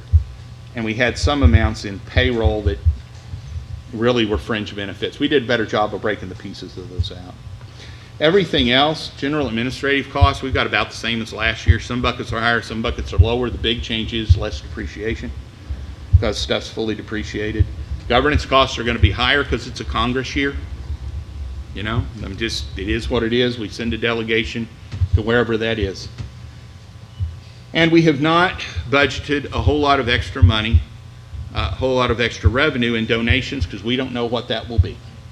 So hopefully, as we get a development director in place and we develop programs of interest to people who would like to support them, that number may grow. But we don't know that's coming, so we're not going to budget it. All right? Well, we've budgeted for donations and stuff, which are sponsorship money, which we're pretty sure we got in hand. So, at the end of the day, that's what the numbers are. I am pleased to report that over the last several years, we have budgeted extremely conservatively, and we have tended to do better on the bottom line than what we budgeted for the last number of years. That is going to come a day when that doesn't continue. This may be the year. It depends on how the IT project goes, in no small part, and it depends on the success, in no small part, of our scholastic events. Because the scholastic events, net bottom line, was what? 240-ish US chess events? And our bottom line shows a positive number of 77 in the budget. If those don't do that well, that bottom line will go away. Simple as that. But that's why we have money in the bank. That's why we have to have a reserve fund. That's why we have to have cash available. And as you saw from our audited financial statement, we're going into this fiscal year with $2.3 million cash in the bank. I sat on this board one time when we had a meeting in May and we weren't sure how we were going to make payroll come 1st of August. That is not a good feeling to have. We had times when we made payroll because we had a very significant tournament sponsor in this country who decided to prepay his advertising in Chess Life for an entire year and paid for it up front. And that gave us the money to make payroll for the summer. So we're in a better spot than that, and we need to make sure we stay in a better spot than that. So that, in essence, that's the budget. Carl, did you have another question? Yeah, Carl Hessler, Oregon. First, I think many of us in this room were around when things got a little squeaky tight. And I'm sure all of us are incredibly appreciative of the efforts you've all done. That said, one thing I do see that's missing a little bit here is, and I don't want to sound like a finance geek and turn this into too long, but is there any kind of a managerial accounting in terms of how costs are allocated across the different revenue streams? And I say this before, let me just give you an example. It reminds me, the US Chess Federation now reminds me of an auto dealership, in that you've got a lot of different revenue streams all contributing, and you've got all these different cost structures, and they're all kind of in a matrix across. And one of the dangers here is when you can't allocate revenues and expenses properly, you run the risk of having certain things being done that look great but don't turn out to be so great. And I know there's always we've always heard these things about how the scholastic chess is the tail wagging the dog now, and this is the thrust of the organization, et cetera, and that's all fine and good. But if the expenses aren't being accurately accounted for that way, I think we run the risk of making some decisions that ultimately will be harmful to us. That's all. To answer your question, every event, the revenue is, without going into the details how we do it, every event, the revenue is captured separately, and the expenses are captured separately in a set of buckets. So for a national junior high, we've got revenue, and we've got it broken out by entry fees and team rooms and bookstore stuff and all that, and we can run a report and show that independently. Also for that same event, we've got the expenses by tournament director fees, by travel costs, by, there's about 7 or 8 buckets in which we put those expenses. Same thing happens for FIDE events. Inside accounting, we've got the expenses broken out into 3 different departments. The administrative wing, the membership support wing, and what we have called publications that we're changing to call it communications. We break out, so when you see personnel costs, we actually break those out into multiple buckets. And we have those segregated by department. We have the revenue broken down into each of these dues categories. And in fact, we have it broken down a little finer than that because, you're seeing regular membership. So we know the regular, hold on a second. That's the regular adult singerships. We have them broken down between the regular and the premium. So we know how many are, have the extra revenue for the magazine. We've got the magazine costs broken down between doing Chess Life, between doing Chess Life for Kids, between the TLA newsletter. So, Carl, your point is well taken. We're doing that. We're just not presenting all of that here. You will see, if you go on to the website, and if you will look under the governance documents section, every quarter we post the internal statement. And the internal statement has more of these, it has it sort of broken out in the category. Overheads are broken out according to revenue streams. Well, yeah, it has it broken out sort of the way you're seeing the budget, which is in a lot more detail than what the auditor does. And we have more detail than that. So, that we're using to manage it. I guess, of the 500,000 in surplus, how much of that is attributable then to scholastic chess versus memberships versus the other revenue drivers? Scholastic events generate 200,000 of the surplus, a little over 200,000. And we really don't break down the membership except in the categories for the budget. I can't tell you anything but the contribution from our scholastic community is very important to the bottom line. And what is happening, if we parse the expense side, of course, we have more control over. We know pretty much where our expenses are going to land each year. It is that revenue side that always seems to get us in trouble, but it's been very good recently. Now, you asked about the surplus. Roughly, 230,000 of it we didn't spend this year on our upgrades. That's a significant part. We had 2 unfilled positions for our staff, significant part, $100,000. Real organic growth was somewhere around 200,000. And organic growth means increases in memberships, increases in rating fees, those things that are core to our business. But the major drivers for our revenue,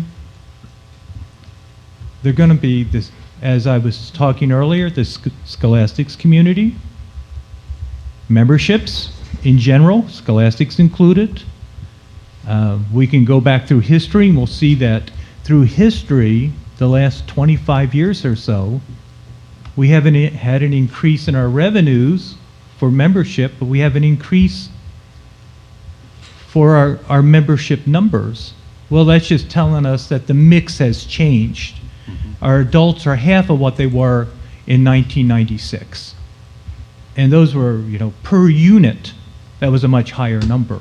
So we know all these numbers, and from the historical standpoint, the good news is that we saw an increase this year of 3 to 4% in our adult memberships. And that's a true reversal starting to take place. Last question, I promise I'll sit down and be quiet. Where would I find the allocation of overhead to different revenue streams? We do not do an allocation of overhead to our separate membership categories. We do not do that. Well, I didn't say membership categories, I said revenue streams. Hold That's on a different. minute. I'm getting there. All right. So we do not do that. We do break out, as I said, the cost by department. And one of the departments is the administration area. We don't then go back and reallocate those things. So those expenses by department, I'm thinking.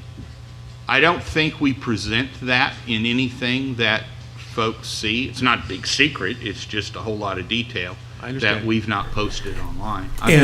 And when we were struggling to make payroll, that's a relatively insignificant issue. Yeah. But I think when we're running $500,000 surpluses and people are saying that certain things are making money and other things aren't, I think it's important that we have that level of detail now. I would, you know, instead of charging the Scholastic Council, I would charge you to come up with that in some fashion. Well, no, and we're not charging the Scholastic Council to come up with anything on that area. No worries. I'm done.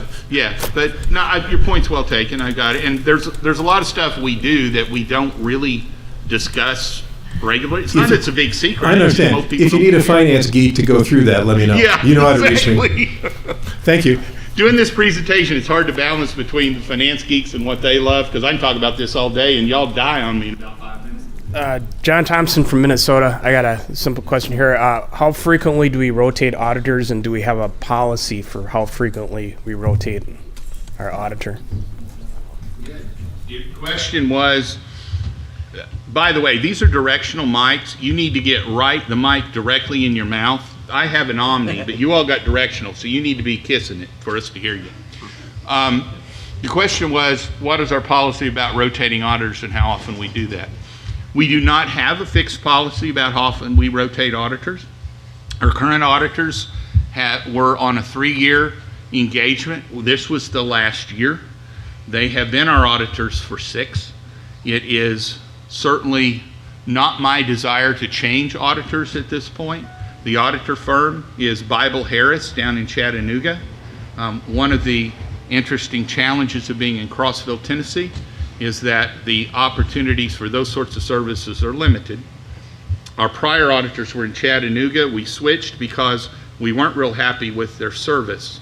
It is certainly our intention to retain the current audit firm because we've had really good success with them. And the other issue is we're right in the middle of the transition in these financial statement presentations, and we'd like to ride the horse we started riding to get us through that process. So it is not our intention to change right now. After we get through this process, we may entertain a set of RFPs to see. When we did the RFPs last time, we did make the switch, and then when we went, we just renewed with the same firm. I will tell you as an auditor, and that's not, this is all the audit, this is all this financial statement statistics. Audit failures are highest in the first 2 to 3 years after you switch audit firms, because the new audit firm does not understand your business and doesn't know how to go find the skeletons in the closet. So there is a group of people who espouse rotating auditors regularly. As an auditor, this doesn't have anything to do with the fact that I don't like being rotated when I'm doing it. It has everything to do with knowing how much I understand about the businesses of clients. The danger is, the risk for an auditor is familiarity risk. I know those people and I start trusting them, and auditors can't trust people very much. You just have to, even when you know them well, you just have to always look at something with a sort of a jaundiced eye. And I don't think we're in the level of familiarity to risk with Bible Harris at this point. I just don't think so. So I hope that answered your question. There is no formal policy. Has anyone looked into what would be the best practice for frequency of audit rotation? It depends on who you talk to. If you talk to different folks would say you ought to rotate auditors every X years. Other folks will cite the statistics I just said you shouldn't rotate them very often at all because the risk of audit failure goes up significantly in the first 2 or 3 years. So there are competing elements on that as to what people say is the best deal. Unfortunately, a lot of times people pick auditors based on cost. And I don't say it because I'm in the business, but I'm not sure that's the best reason to pick somebody. It's just because they had the lowest cost. I hope that answered the question. Mr. Lawrence? Hi, Al Lawrence, New York. So we understand that membership fees are the most reliable income each year, least subject to variation over history. I'm interested in how that group might be changing. Years ago, in any given year, 50% or so of members didn't play a rated game. Are we becoming more an organization dependent on rated games? In other words, are other appeals becoming less important? Do we know some things about that you can tell us? That has not changed. On average, in any particular year, more than half of our members did not play a rated game in the prior year. It has remained remarkably consistent over time. It has not changed. The demographic mix is changing a bit in that the well-known Fisher Boom generation is rapid. The demographic wave of that's moving over this way, and on some parts of that group it's starting to shrink through attrition. It's a polite way of saying some of those folks are old and are dying.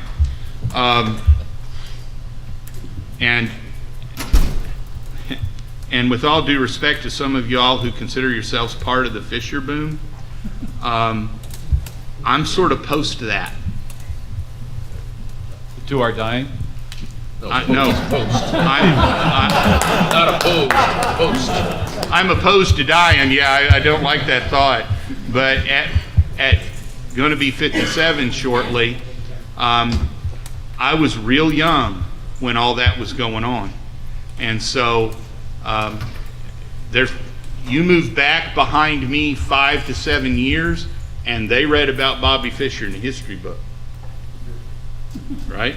So that Fisher boom is rapidly aging out. We see that in our life member group significantly because we've not promoted life members as heavily, and we see the life member group shrinking down. But as I said, some of our larger growth areas, now that's because they're small, so it makes a big percentage increase. But it's kind of encouraging that some of our older youth categories, young adult categories, and some of the membership cohort just beyond the young adult membership age group, late 20s, early 30s, is seeing growth, and that's good. How big is that life member group now?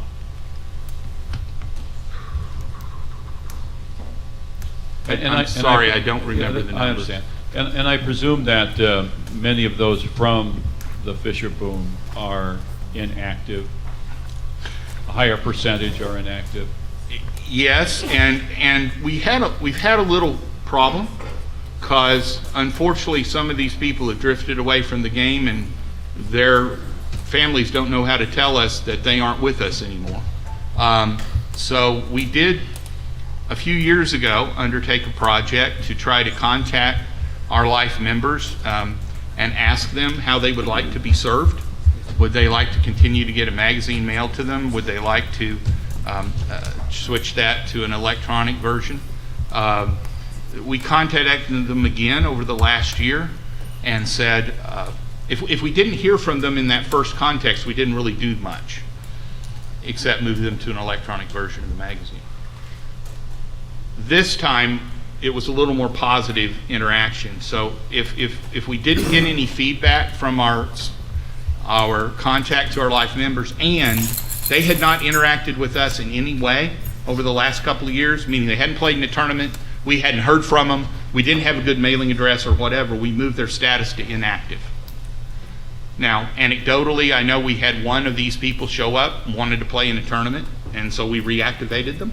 We didn't get rid of their membership, we just moved them to inactive, and any of them who show up and say, I'm still here, we'll certainly make them active again.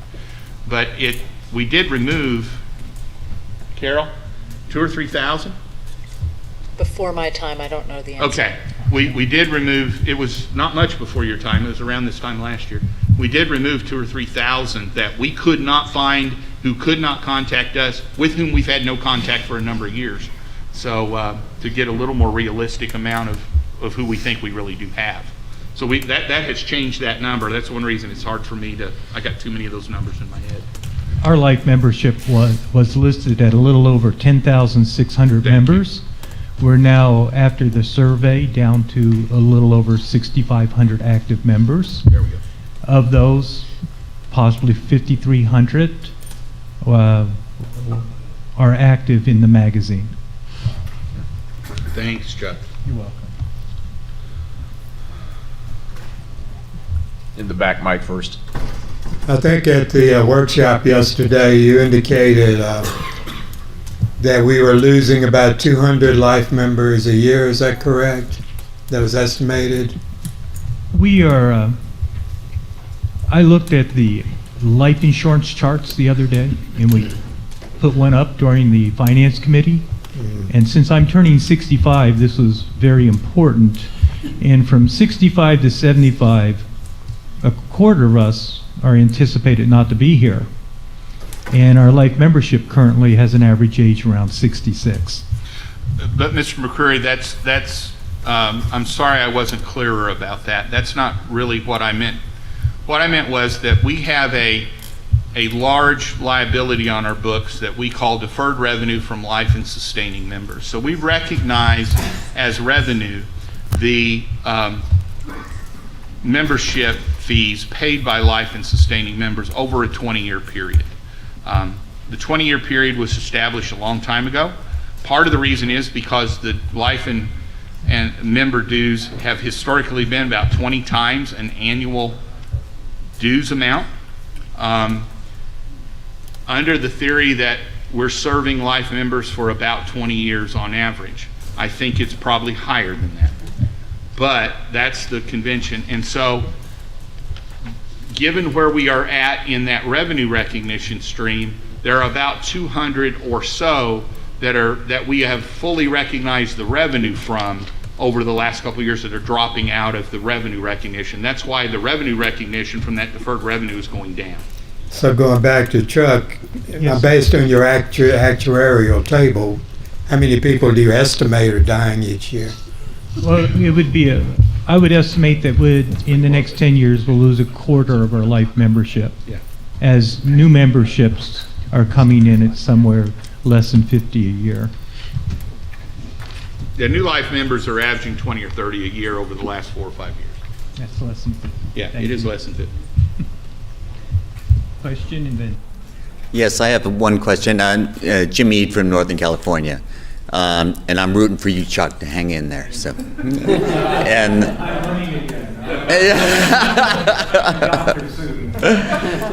I kind of want to go a little bit in a different direction in the other end of the spectrum.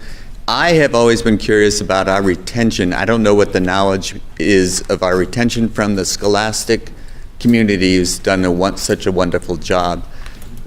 What do we know about them becoming adult members? I can address a little on retention. Our numbers are fairly consistent over the last 3 to 5 years.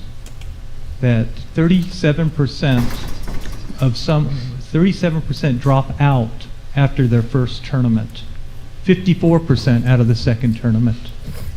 This means even though we carry them for a full year of membership, it still means that we can really improve our retention.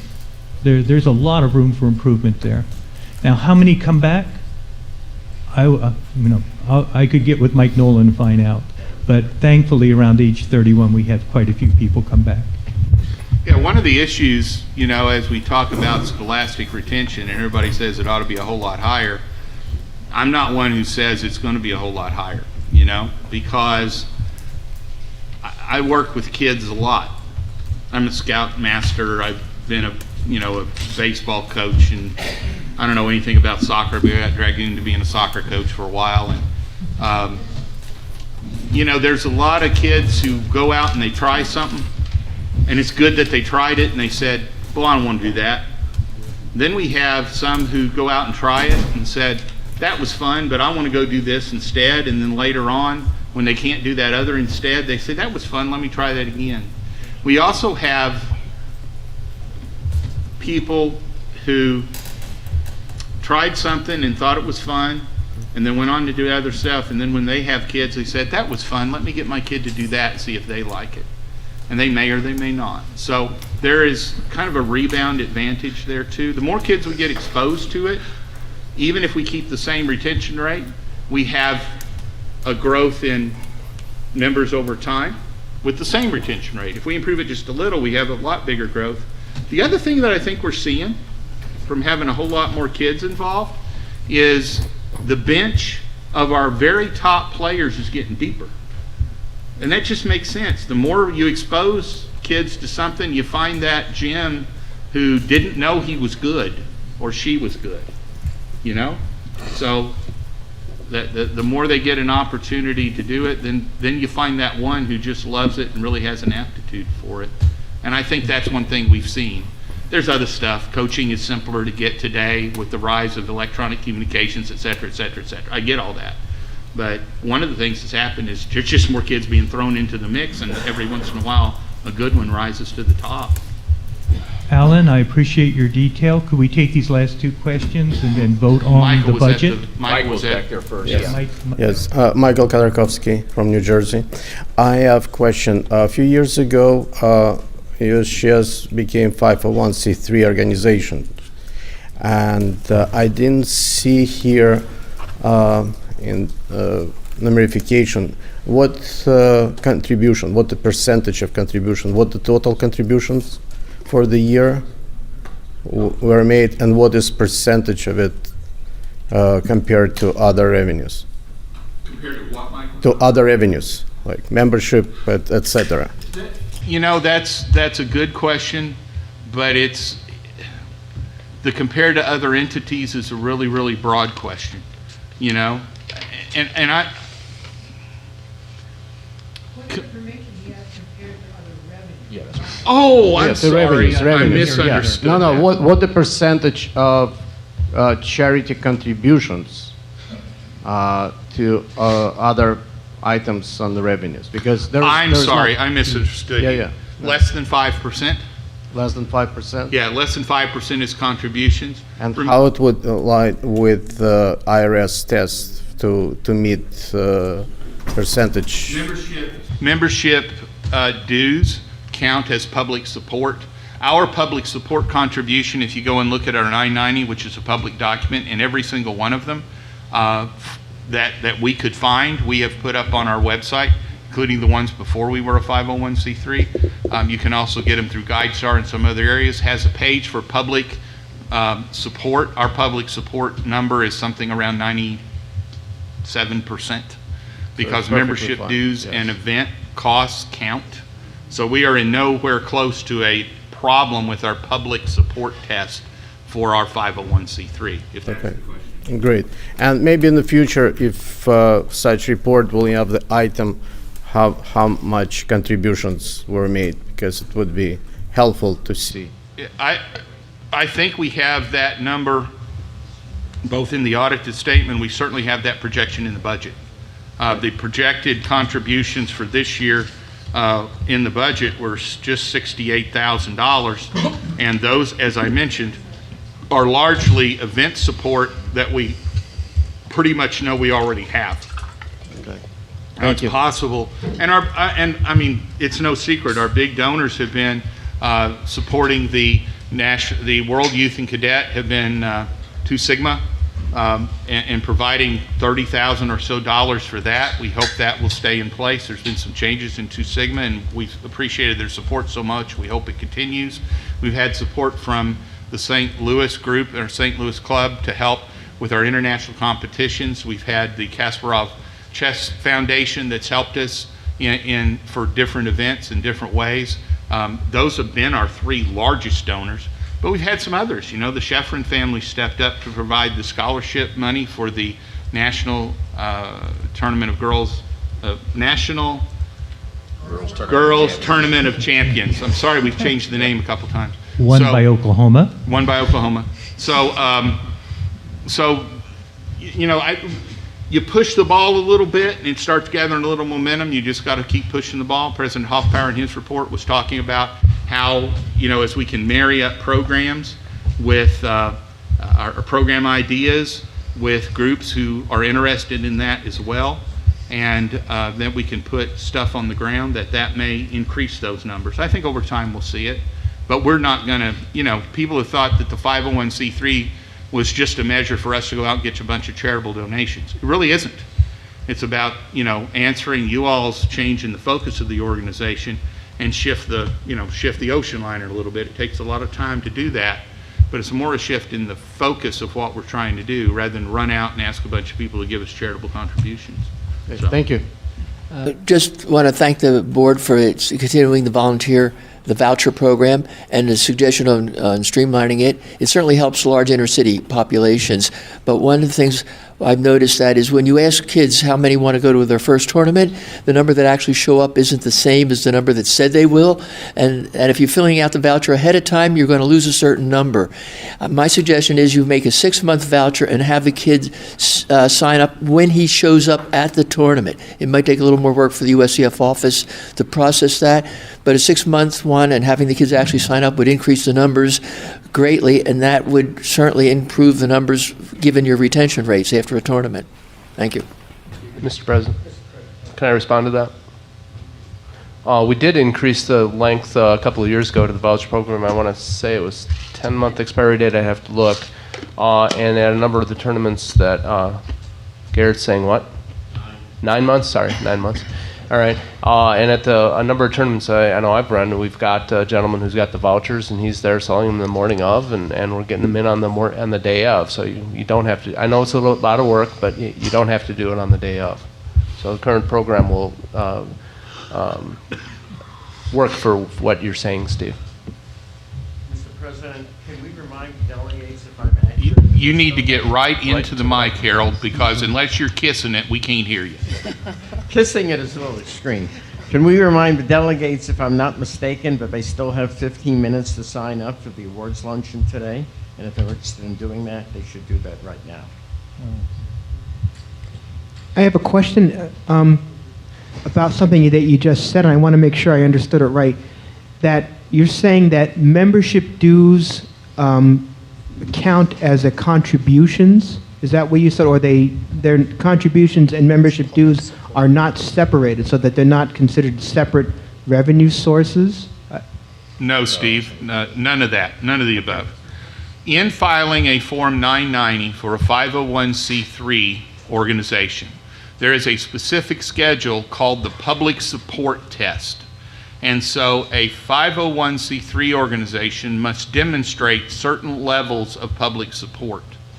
There are specific items that are defined as public support. Those include contributions, membership fees, event fees, and all of those are added together to come to the computation of public support. That's all that means. And the reason why is the IRS has granted this charitable status, educational charitable status, and certain tax benefits to those organizations, and wants to demonstrate that those are coming from a broad level of the public. One can have a tax-exempt organization, but if I provide all the funding for it, it's not a public charity, it's a private foundation, and there's different rules around that. Also, if we have a for-profit business that's masquerading as a charity, which sometimes happens, right? So if 87% of our revenue came from running a McDonald's restaurant, we would not be considered to be meeting that public support test. I know that's an extreme example, but believe it or not, something like that has happened before. Bringing up more questions. I apologize for more questions, but would like to suggest that the voucher program might be extended to a year. We have one affiliate in our state who starts the scholastic chess year with a camp in the first week of August and ends the scholastic chess year by celebrating the end of the school year with an early June tournament. And so when they buy the vouchers, they've got to choose which one of those things to exclude. Would also like to suggest that we not, and this comes from the same affiliate, we not limit them, that if, as I understand it, 300 for $9 each, is that correct? The top level of participation in the program and the lowest price is when you buy 300 or more at a time. If they, 300 or more. Correct. So they will continue, if they use up their 300, are they still entitled to have $9 memberships after they've done 300? Buy 300 or more at the same time. Okay, thank you. It's not cumulative, it's the purchase, because part of the deal is they're paid for up front. Yes. And the idea is not to move scholastic memberships to $9. The idea is to give organizations an opportunity to have a little bit lower price, but the deal is pay for it up front and it has an expiration date. The expiration date used to be 6 months, then it was increased to 9 months. If we go through and say it's cumulative and there's no expiration date, which is not what you said, I heard you, we do that, then we've just effectively changed our total cost structure on scholastic memberships, and we're not very willing to do that. It's a pretty doggone good deal now. The trade-off is, you know, how many are you going to use? There's the possibility that some may go unused. That could happen. So you got to judge how much you're buying. You know, my colleagues on the board may see fit to expand that promotional membership to have the expiration date later. They chose to increase it to 9 months. I say they because I voted against that. You know, it's a trade-off. And the more we make it, the more we do that, we just reduce the revenue stream from it. And that's a deal. That's a big deal, you know. So the right balance is in there somewhere. We have some folks who have also said, if I buy more than 300, I ought to get it cheaper than that. We've pushed back on that because $9 is a pretty cheap annual membership. I mean, you know, the argument is if we gave it away for free, we'd have a whole lot of members. I know. Mm-hmm. And to extending it to a year, you have the downside then of wraparounds. If you have the same tournament at the same time every year, many of you know, I'm sure know that if you buy the membership at the exact moment in the month, you probably can get 13 months worth out of it. So there's a problem there. If you extend that to 12, you could get that wraparound problem, and thereby lose the second year's worth of membership revenue, even if it is only $9, but we're losing that. Yeah. Time for one more question. This is the last question. Thank you. Maureen Gramont, South Carolina. In the finance workshop, one of the things that was brought up, Alan, that we had the question that I asked to the board, and I'm asking now to the board is, the revenue that is being generated, you said that the majority of the revenue is coming in from membership and sponsorship. Is that correct? The majority comes in from membership. 2 million out of roughly $3 million in total revenue comes from membership. Okay. And then I had asked if there's anything in additional, if there's anything that the board could be looking into for additional revenue outside of membership and outside of sponsorship, but still retain its 501c3 status so it doesn't go over a certain threshold. Is that a possibility to look into? And that's what I would recommend. And the answer in the workshop is yes. Okay. There's not anything we've been looking into much right now, but certainly those possibilities exist. Okay. If, as you all have those thoughts and ideas, we certainly would entertain them. Okay, thank you. Mr. President and fellow delegates, I move to accept the budget. All those in favor, raise your credentials, state aye. Aye. Opposed? Abstentions? Motion passes from the review of the budget. We have some additional reports of the staff, and I'd invite our Executive Director, Carol Meyer. Thank you, Mike. And thank you, everybody, for making me feel so welcome here at my first directors meeting. It really is an honor to be up here and having the chance to give this presentation this morning. First, a little bit about me. People had shared with me that you might be curious. So I just wanted to share that I've been a career nonprofit professional. This is almost exclusively what I've done throughout the 30 or so years that I've been in the workforce, with one brief exception. When I'm not at work, as you can see on the screen, I like to ride my road bike and hike, and I also play the French horn for fun, for those of you who are musicians in the office. During my first few months on the job, it's 10 months now, I've really had the good fortune of interacting with many of you and learning from you and hearing what your concerns and dreams are for this organization. And I just want to encourage people to continue reaching out. I do have a pretty open door policy, and I want to encourage that continuous input, because that's how we get better as an organization. And if you haven't seen it, when we were here yesterday with the staff forum, I'm really excited about the future of US Chess and helping it grow and evolve into a sustainable organization. Before I get into the real substance of my presentation, I would be remiss if I didn't thank the many people who've helped me during my first months on the job. First of all, the executive board, and in particular Mike Huffpower and Alan Priest. We've spent a lot of evenings together on the phone. Sometimes 2, 3, sometimes longer than 3 hours, stopping at 11 o'clock at night, just brainstorming, they guiding, and all of the board members invest a lot of sweat equity into this organization, and I think we should give them a round of applause for all that they do for us.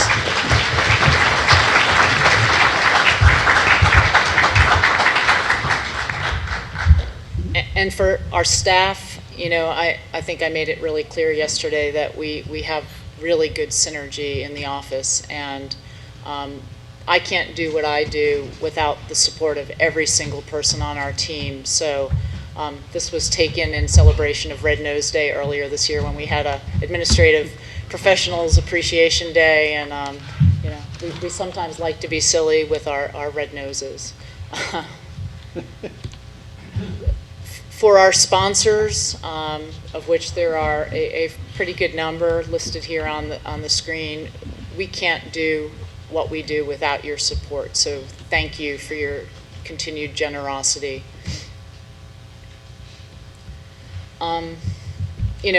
We have individual donors too who wish to remain anonymous in some cases, and those who contribute regularly to different programs we have within US Chess, the Olympiad Fund, and others.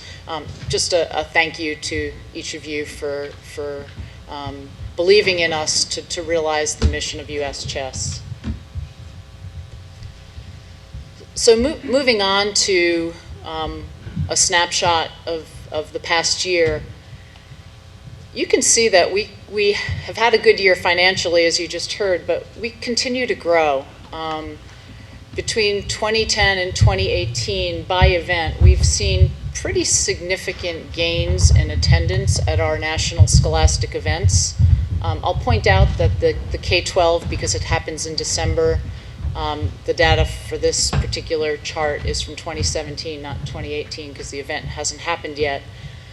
And with the work and the investment that the Women's Committee has been putting into engaging girls in the game of chess, over the past 8 years, we've seen meteoric rises in the percent of participation of girls in US chess scholastic events. And you know, to all the members of the Women's Committee, I see a lot of you in the office, both men and women, want to give a shout out to the work you're doing, because you're leading to achieve our mission. So thank you so much. More generally, and I think this reflects some of the financial data that was put up there, the orange trend line is our rated events, and you can see a pretty good trend, upward trend in how the number of events keeps growing year over year. The bars are the actual rated games, and we had something like 822,000 rated games last year. That's remarkable, and you know, it'll be a milestone when we cross that million mark, probably not too far down the road. And what I like about the events is that they really give us the opportunity to tell our story. You know, pictures are worth 1,000 words, and to see those kids playing, you know, some of them in their regalia, the funny hats that they wear, or the t-shirts that express their love for the game, that's the story we need to be telling. On the operations side, I was given a pretty good handoff from Jean Hoffman, and I would be remiss if I didn't give a shout out to her, and she really was tremendously helpful to me in pointing me in the right direction and sharing the right information as I got started. And I'm building on efforts that she started, mainly in 2 areas. One is that we're continuing to professionalize business processes.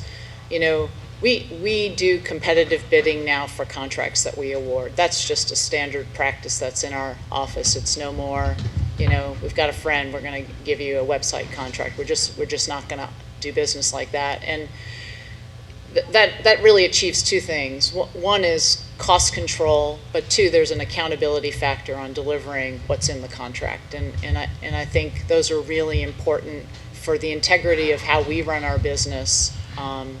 And that's how I want people to see us, that we're an organization of high integrity. We've also, I've also started to build on some other work Jean did in streamlining office procedures. We're in like binder heaven in Crossville, and I have an intense dislike for these 3-inch binders that have stuff that who work primarily from Raleigh, North Carolina, where I live, I can't access that stuff, and so I have to call the office and get them to scan it, and you know, we're working to come into the 21st century on so many levels. And as part of that, you know, we're investing in infrastructure. If you were around for any of the workshops, you will have heard about the big IT transition. We've made one big step forward in our IT transition. We migrated everything off of old, aging, unreliable hardware, and moved all of our database assets and other services that we run onto a new hardware device that's continuously communicating with a data center in another state, as well as 2 instances in the cloud, both with Amazon Web Services and Microsoft Azure. And we know that our data is backed up. We know that it can be recovered, and you know, that should give everybody a sense of relief, because I'm not sure all of those things were being done 6 months ago. So we've secured what we have, and now we're looking to rebuild a system from the bottom up to better serve our members and the broader chess community. And then the other piece that I'd just like to briefly touch on here is that we're just stepping out. There's been a couple of opportunities that have fallen in our lap. If you were here on Wednesday, you will have seen that the Alzheimer's Association was here to talk about aging and brain health and how chess might be a partner with them. They came back yesterday to participate in the Accessibility and Special Circumstances Committee because they liked the sense that they got when they made a presentation here on Wednesday. We're thinking about our role differently, and the Alzheimer's Association is an expression of that change. And then we had this, really, when you get down to it, this crazy opportunity to do something with the Dali Museum in Florida earlier in the year. And you know, the chess community and the surrealist art community came together for this day where chess met art, and it was communities that really don't interact, and we learned from each other, and it was fun, and I think new relationships locally in St. Petersburg, Florida are going to flourish because of that. And it's not that rated tournament play isn't important to us, it is. It's core to what we do, but we can be so much more, and that's the road we're going down. So I guess this body, back in 2009, assigned to one of the committees, probably the bylaws committee, to explore what it would be like for us to become a 501c3. And it set in motion a number of milestones that have led us to today. And I think, you know, to sum it up really quickly, I see a bigger tent. I see rated tournament play continuing, but I also see that US Chess has a role in reaching the non-tournament player, just the average chess player, and that we should be engaging different kinds of people, like seniors, because chess can be a social game. It can help combat things like isolation as you age. And so I come from a different community, and I look at things through a different lens, and what you're hearing, I hope, is that these are ideas that I can see as opportunities for us to grow more people who play chess, and it's very exciting. As Mike pointed out earlier, the board has affirmed goals of the organization, and you know, we have to start putting some meat on those bones, and we're going to be asking our committees to help us identify initiatives that we can fund to meet our educational mission. One thing a number of you have heard me say this week is that, you know, we're an educational nonprofit that has members. Legally, we're not a membership organization, and while that distinction doesn't change a whole lot about how we operate our business, it does shift the emphasis of what we do, and I just want you to reflect on that as we go forward, because legally we're required to meet a certain mission, and with our members' help we can do that. But changes like this are not easy. I recognize that. And you know, change takes time, and I can't tell you the number of people who have said, so, you know, how much money have you raised? And it's like, but this is a cultural shift. This is hard. And we have to sell ideas and build momentum to realize these changes that support the mission of US Chess. And you know, there's going to be some struggles along the way. I think we have to all acknowledge that, and there have been along the way. And you know, my goal is to work with you and with the board and with our staff team to realize that mission that the board has set for us. You know, our operations haven't fully evolved. Dan Lucas's role has transitioned to better support a mission-directed organization. There's little steps we're taking so that we can act more like a nonprofit. And as Mike Hoffpower has said a number of times, we're a learning organization, and in some ways we're learning as we go, and we're going to make some mistakes. That's bound to happen.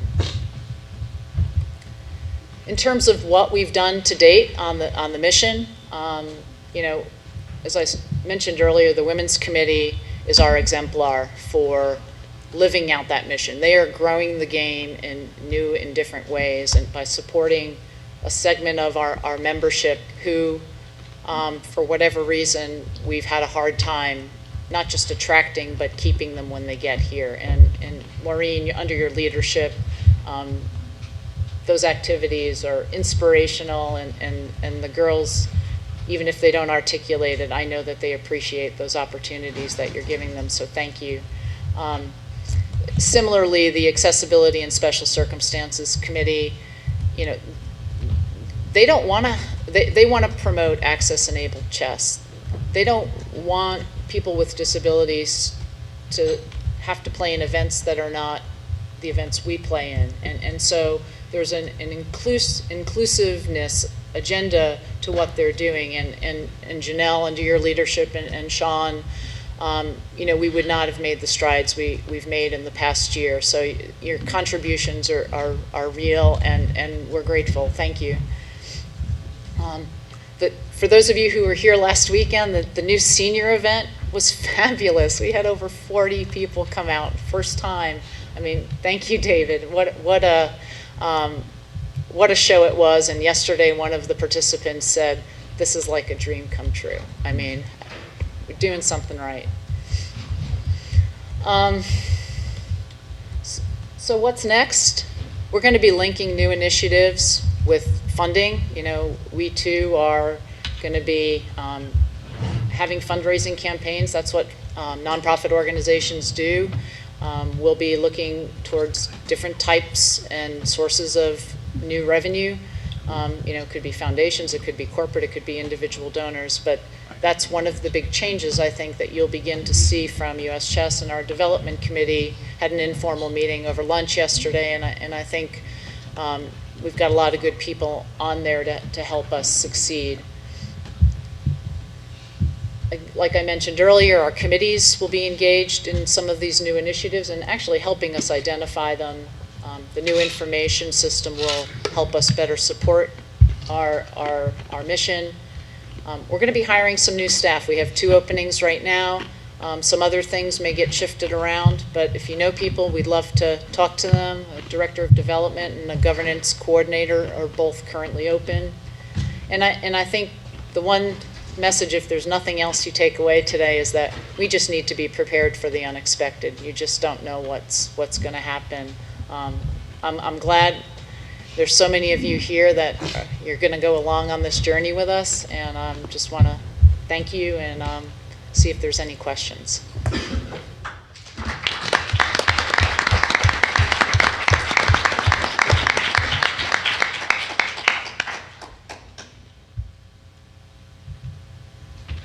Carol, I have a question for you.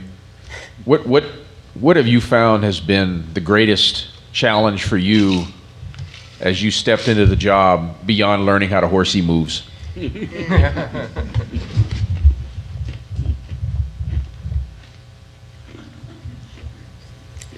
I have to be careful here. I think it's, I've heard a number of people refer to this. There's a lot of vested interests within US Chess, and every organization has them. So trying to understand that landscape probably has been the most challenging, because when you think you've got it, you realize that some of those alliances are issue specific and they're not all the time. So yeah, I think it's navigating, for lack of a better word, some of the politics, and I have a Swiss flag on my lanyard here to claim neutrality, but I have to understand the politics. I just don't want to get sucked in. So. Politics, we're shocked. Are there any other questions for our executive director? Okay, we have a question coming in. Hi, Leila Dockamp from Louisiana. Carol, we are all sent here as the representatives of our state's official state affiliates as the U.S. Chess Federation, and it seems to me that with the really evolving status as an educational organization, there must be things that at the national level you'd like the state affiliates to be promoting goals. Are we going to at some point articulate some specific things so that we know what to take back to our states to say, as the official affiliate of U.S. Chess for our state, here are the U.S. Chess goals that it's our job to promote within our state? Sure, thank you for that, Leila. One of the things I didn't mention, one of my personal goals for the next year, performance goals, if you would, is improving relations with our state affiliates. It seems like there's a real disconnect, that we are so loosely federated that other than the governance related activities, there's not too much connection, direct connection to the mothership, if you will. And I'd like to better understand what the needs are at the state level from US Chess to better support what you're doing in the field, because at the end of the day, you're ambassadors for us. And I think it's more of a partnership relationship that I'd like to see, rather than this paternalistic, we tell you what to do because we're holding an invitational event, or we need delegates or whatnot. So that from my perspective, I see that that's an area where we need to do better in terms of building relationships with our state chapters. Hi, I'm Christine Dennison from Iowa. I liked your idea about getting involved in more non-tournament chess play, and I wondered if we've had a presence at or involvement with board gaming conventions like Gen Con. So this is really exciting. The end of last month, was it last month or June? We sent Pete Karayanis of our staff, he's our assistant director of events, to the Games for Change conference in New York City. And this is a gathering every year of social-minded gaming entities. They could be companies, they could be nonprofits, they could be related to like large nonprofits, but the idea is that these are focused on mission activities. We were the only chess organization there. And so we don't quite know how that fits with what we're doing, but Pete came back with tremendous inspiration, I think I could say, and guidance for us on how we might use some of what he learned to better engage with the broader game playing public. And some of this will be, we have to do this for educational benefit. So that opens lots and lots of possibilities. And I don't know that I've fully answered your question, but we are looking at how we fit in these non-traditional communities where I don't know that we've done a lot of work before.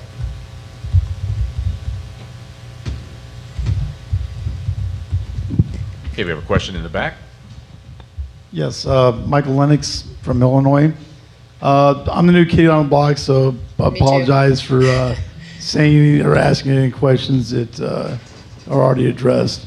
My question is do we have a presence with the UCSF concerning social media?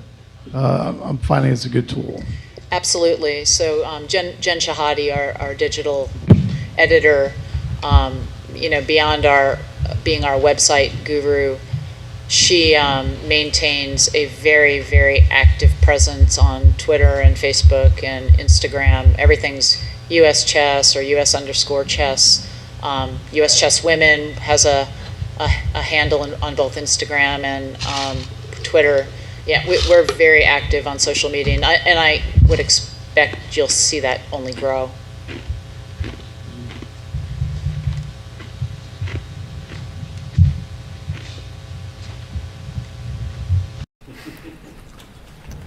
Sean Manross, Southern California. I just wanted to make a comment. You would think accessibility in special circumstances, but in fact, ma'am, we could do nothing without you. You've kept us abreast constantly of the Executive Board's will, and that has allowed us with a very much clean slate to work very hard. And above all, you've made yourself available for every question, be it for Southern California Chess Federation or the Accessibility in Special Circumstances Committee, and you've done so with a sense of urgency. I just wanted to thank you for your incredible leadership and thank the Executive Board for allowing her to guide us in our vital access-enabled agenda. Thank you.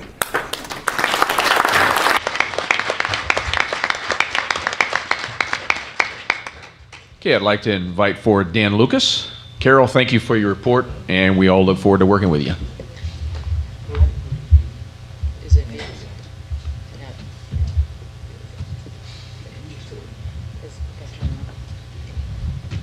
As Dan prepares, because this does kind of relate to that last question,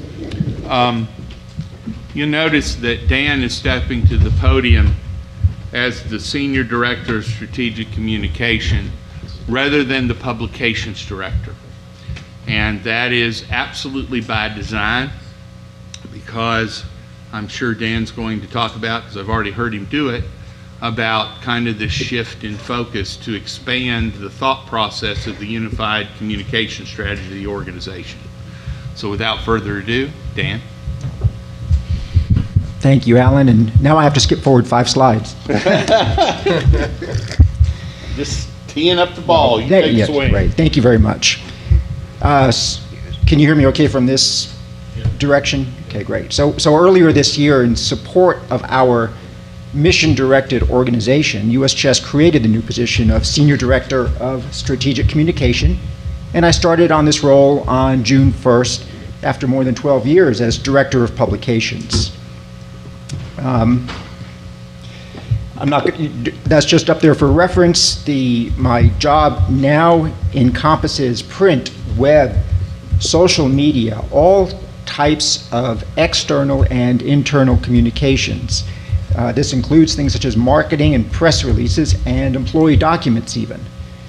And the other thing we did was, instead of just having a publications department, we created a communications department encompassing both a print division and a digital division.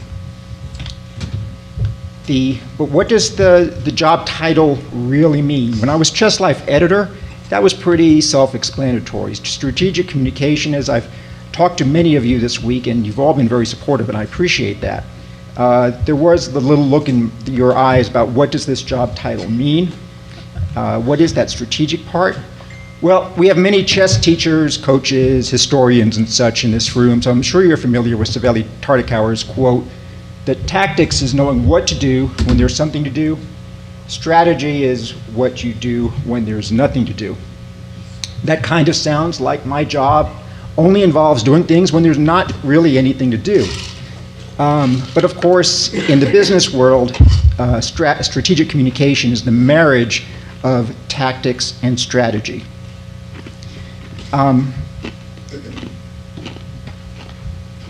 The definition of strategic communication is for consistent information activity within an organization. So simply put, my responsibility is to keep US Chess on brand and on message. And what is that message? US Chess is a 501c3 educational nonprofit. Again, US Chess is a 501c3 educational nonprofit. This is an item I will be hammering throughout probably my tenure in this job, and I'm asking you to take this message with you back to your affiliates and people you deal with. If anyone messes up on that message, we have created a virtual swear jar in which you can deposit 25 cents in Bitcoin. So what I'm going to do here is briefly just recap the year in communications, and then tell you a little bit about what's going to be happening going forward as I'm in this new role. Chess Life remains our flagship publication, and we've covered tournaments, instructions, and human interest stories. However, we're now doing it with new personnel. As part of our new reorganization, we created the new position of publications editor and promoted Melinda Matthews into that job. with her main job function being as Chess Life editor. So, Melinda, could you raise your hand and show people where you are? Let them put a name to the face.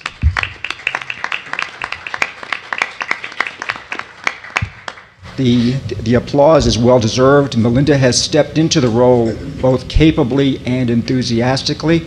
It's also worth mentioning that she is only the second female editor in Chess Life's 72-year history. The only other editor, you have to go back to 1989, 1990, when Julianne Desch was our editor. Just looking at the last half of 2017, we can see how we covered the full spectrum of American chess on our Chess Life covers. For the Super Nationals edition in the August issue, Scholastic Chess. The October issue, Chess in Cuba, looks at emerging markets and human interest. And by the way, that story I just found out yesterday was named Best Story of the Year by the Chess Journalists of America. You can see the full list of awards at chessjournalism.org. The October issue, we had the first FIDE World Junior Championship for the Disabled. We're covering access to enabled chess. November issue, MVL won the Sinkfeld Cup, looking at world top players. And the December issue, we're looking at exploring the culture of chess with that winter chess scene. We did much the same with Chess Life Kids. One issue, we looked at Nazi Pikidze, and we examined her life as a Chess Life kid so that the children that read the magazine have an idea of how to take what a top-level player did as a child and translate that into success as an adult. We had a cover story on blindfold chess, and actually our cover story author, Jennifer Valens, is here from Southern California, introducing the kids to a new area of chess that they may not be familiar with, and then celebrating our top players with our US Championship story. But typically we have our laundry list of publications that we handle each year, our annual report that's in front of all of you now, Delegates Call, tournament programs, and the US Chess newsletter, which did change names from the TLA newsletter over the course of this last year. Moving into the website, and I need to tell you that, so the website editorial function only came under my direction in June. So what I'm reporting on here is actually the work of Jennifer Shahade, our senior digital editor, and her digital assistant, Vanessa West. She introduced a new column on the website, Just the Rules by Tim Just. This was noteworthy because it led to some of our most spirited discussions in our comments section, which is definitely the way to tell how engaged the readers are. The print up there is not for you to actually read right now, because you can see that on the website. It's just to give you a sense of how much communication was going on and discussion. We added a community tab to the web page to make it easier for people to find their special interest topics, such as the women and top players. We're also in the process of rebranding. You may remember that we started with Chess Life Online. And then we changed that a few years ago to US Chess News to try and differentiate it a little bit from Chess Life. But that just didn't work. Even internally, we still call it CLO. So we're just going with the flow and rebranding it to Chess Life Online again. We began a podcast in April of this year. The idea was to both give a value-added item to our membership and also to we're always looking for ways to keep the print media relevant. And a podcast was a great way to do it. The podcast, Cover Stories with Chess Life, I interview each month's cover story author and go more in depth and behind the scenes about that month's cover story. Some of you may not be familiar with podcasts. Just think of it as a radio show for the internet. And it's something you can both play through our website, or you can download it to your iPhone or Android phone. And if you have Bluetooth, you can play it in the car when you're stuck in traffic. We're looking to introduce additional podcasts. Jennifer and I have been in discussions about what would be right for her. I'm looking to create a new podcast called One Move at a Time, where we look at people who are advancing our mission statement. The idea is to have a podcast drop every week on our website. But the ultimate goal of uschess.org is for us to have a news story, sometimes multiple stories, depending on what events are going on every day.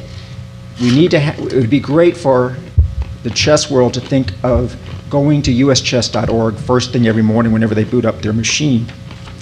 And one of the ways we're going to do that and drive traffic to the website is through our social media account, also which has been very ably handled by Jennifer. We've surpassed on our Facebook page back in September 10,000 likes for the first time. We've created social media pages for our women's initiatives. We have a US Women Twitter and Instagram page, and a dedicated URL for our US Chess Women called uschesswomen.org. On our regular Twitter page, we've actually reached 17,000 followers there. We've continued our new format of doing Twitter takeovers, where someone who is on the event has access to our Twitter account and is just live tweeting from the event. Popular ones included Eric Rosen at the Elementary Nationals. He was also at the Pro Chess League Finals, and Greg Shahade at the K-12 Chess Championships. So we're also, with me in this position, I have time now for new outreach areas. We're taking making use of press releases now. I'm sending out press releases both pre and post-event. After we determine national champions, I'm targeting local media and sending out press releases to newspaper and TV stations. And one example of a hit we got from that was very specifically related to one of those press releases was after David Peng won the National High School Championship, and I had sent it to the Chicago Tribune, and they ran a feature article on him in their Wilmette Life section of the Chicago Tribune. We also are trying to get coverage pre-event. Once we had success here at this event, the local Madison NBC station came out and filmed the Wanda Liang simul. Unfortunately, that video was not available on their website, the NBC affiliate, but back in Nashville, we also had success getting the Fox affiliate to come and cover it, and I want to show that video now. It's only a 1-minute clip.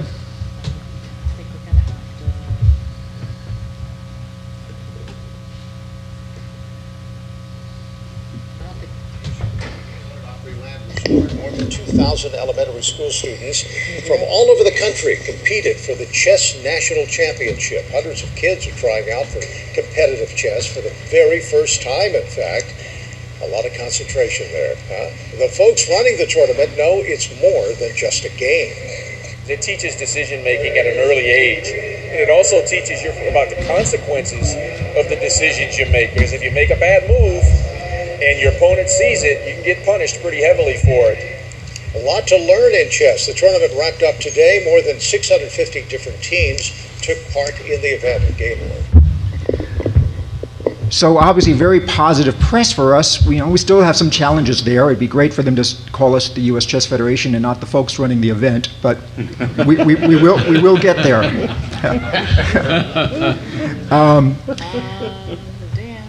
Yes. Back up, but now that we're past the video, let me see if I can't pull it up off my desktop. Communications, here we go. Yeah, there you go. Do you remember which slide you were on? Yes, go to 15. Thank you. 15 or 16? You can go ahead and pull up 16. And then you go to view and present. Right. So another area that we are doing is we are sending congratulatory letters to our national champions, and those are being done under Mike and Carol's name. We are, for school, those are sent individually. For school winners, school team winners at our Spring National Scholastics, we sent those letters to the school principals. We are also sending letters to our new FIDE Titleists. Again, those are all done under Mike and Carol's name, so they're receiving acknowledgement from us that, you know what, this is something that's very important to us at US Chess, and I think it's hopefully people are framing those letters even, or keeping them in a very safe place. So what are our next steps going forward? One key item on my job description is that I'm to interact with committee chairs to work with them on their communications needs. And that's a very broad topic. That can cover the gamut. So please, most of you I've dealt with in the past years, you know I'm readily available. I will be reaching out to you, but if you have needs before that, feel free to reach out to me first. I'll be developing a comprehensive plan that marries print, digital, social, and outreach and PR. We'll be getting the news out about this young man, Fabiano Caruana, as he competes for the World Championship, getting it out to as many mainstream outlets as possible. I'll constantly be reaching out to various areas. If anybody has contacts in national news media, please let me know. Just this week, I was in touch with ESPN.com. They're interested in doing a full-fledged feature on Fabiano, to the point that they're even going to be at the end of the Sinkfeld Cup later this month to cover him and look at Magnus Carlsen as well. And finally, I'll also be working very closely with whoever our new development director is to incorporate communications into their plans. But finally, as Tartakower also said, an isolated pawn spreads gloom all over the chessboard. So US Chess Communications has too long been that isolated pawn, just kind of haphazardly getting the message out there. A communications department will now allow us to really support that pawn, exploit those open files that are next to an isolated pawn, and get that message out there. And so thank you very much. The one fear I have is that this may just be a grand experiment for US Chess in the Peter Principle, but hopefully not. And so thank you very much. I got a lot of kind comments this week, and I appreciate it. So I will open it to any questions. Right, well, thank you very much.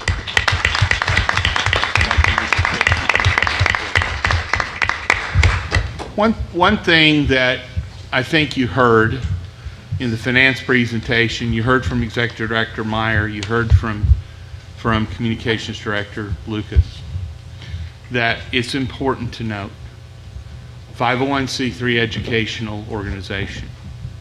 Why? I've had some people come up to me and say, why did you all change it? My response is, we didn't. Talking about the executive board. Y'all did 10 years ago. You changed, the delegates restated the mission of this organization. And what we as the executive board have been consistently doing over that decade is implementing what you told us to do. As fiduciaries of the organization, it involves change. It involves a cultural shift. It involves some pain and agony at times as people adjust to that. But what we're doing is executing the mission you gave us to execute. And all of this stuff that has stemmed from that, it has taken a decade of pushing the ball. It took new articles of incorporation. It took changing some government structure issues. It took filling out the 1023 and the IRS approving the change. They approved the change as a 501c3 in 2014. You know when it was effective? 2009, when you all's change in the mission statement was filed as the new articles of incorporation. So we're doing this together to implement your vision for the organization. Harold, with the report from the Chess Trust. Thank you. In the last fiscal year, ending May 31st, 2018, the 501c3 Chess Trust distributed 688 chess sets and boards to 90 schools in 35 states. We also purchased 210 US Chess memberships. We reached a 3-year agreement with US Chess thanks to Al Lawrence, Mike Hoftor, and Alan Priest. We also received an anonymous $5,000 gift to support women's chess. And then in consultation with the Women's Chess Committee, we've been using the fund to support regional women's and girls tournaments. So far, we've supported the Southeast Regional, the Western States Regional, the Mid-Atlantic Regional, and the Midwest Regional. We also received 2 big bequests, which increased our trust corpus from Walter Buell of upstate New York and the late Michael Cagliotti, a lawyer in the District of Columbia. The Trust is proud to sponsor the Denker and Barber tournaments and co-sponsor the National Girls Tournament of Champions, which the 3 of them totaled 143 players this year. Next year, we will also support the Senior Tournament of Champions, and I praise David Grimaud and John Haskell for their fine work setting up that event. Dwayne Barber and Steve Shutt did their usual fine work on the opening and closing ceremonies of the Denker, Barber, and NGTOC, and I salute Maureen Grimaud for organizing a parents' get-together in addition to the meet and greet and all her work promoting the NGTOC and women's chess in general. We continue to sponsor the Scholar Chess Player Program with the help of the National Scholastic Chess Foundation of Sunil Weeramantry, and also the Collegiate Final Four with donations from 2 Sigma, Booz and Boozow and Hamilton, and the work of Mike Herman and support of Mike Hoffpower. I thank Al Lawrence for his fine work as Managing Director, Myron Lieberman for keeping us informed as Secretary, and Treasurer Leroy Dubeck for our careful management of our finances. I also thank our webmaster, Dora Martinez, who made possible the Wesley So thank you video that was played at the start of the Chess Trust meeting. For the future, we'll sponsor another Koltanowski Conference on Chess and Education in 2021. We also have budgeted $2,000 for an oral history project, working with the Chess Journalists of America, and an anonymous donor has promised to match any additional donations earmarked for that project up to $500. Trustees present at the delegates meeting include President Jim Eade of Northern California, Secretary Myron Lieberman of Arizona, Scholastic VP Sunil Weeramantry of New York, and our newest trustee, John D. Rockefeller V of Maryland. Our Managing Director, Al Lawrence, has also been present, and our trustees come from 10 states. One of my greatest pleasures as Trust Chairman is inducting new members into the US Chess Hall of Fame at the opening ceremony of the US Championship and the US Women's Championship in St. Louis. This year, our new inductees were GM Alex Oneschuk and Bill Goichberg, our country's top innovator. I presented Bill with his plaque at the Chicago Open. The World Chess Hall of Fame, and the Trust owns a number of the exhibits there, drew 14,582 visitors in 2017, and that included 33 school trips. They now have a digital interactive program which allows visitors to access biographical information and notable games. So far in 2018, they've had 9,346 visitors. They have a chess-themed mini golf hole at the Sheldon Art Gallery in St. Louis. Upcoming exhibits include Harry Benson, Kings and Queens. Thank you very much.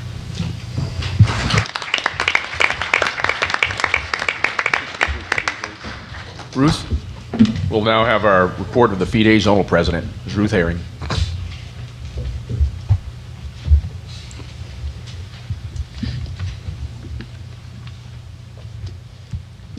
And we'll be breaking for lunch right as soon as Ruth is finished. So there's no pressure, Ruth, on your time. Okay, I'll try to keep it short. So, if you look in your delegates call, you'll find on page 26 to 28 my printed report. So this report I'm going to give right now is mostly an update on that report with some additional thoughts.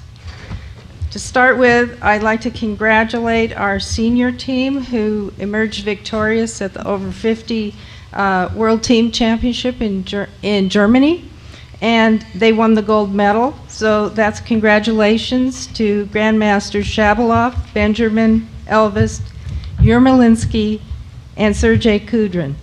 And we have funding approved, I understand, for next year. So thank you, Executive Board. So really important in the FIDE world and in the overall chess world. We have 3 of the top 10 players in the world. You all know who they are. But what you may not realize is we also have 2 top players in the top 10 juniors list. And those are Grandmaster Jeffrey Zhang, hope I pronounced that right, and Samuel Sevian.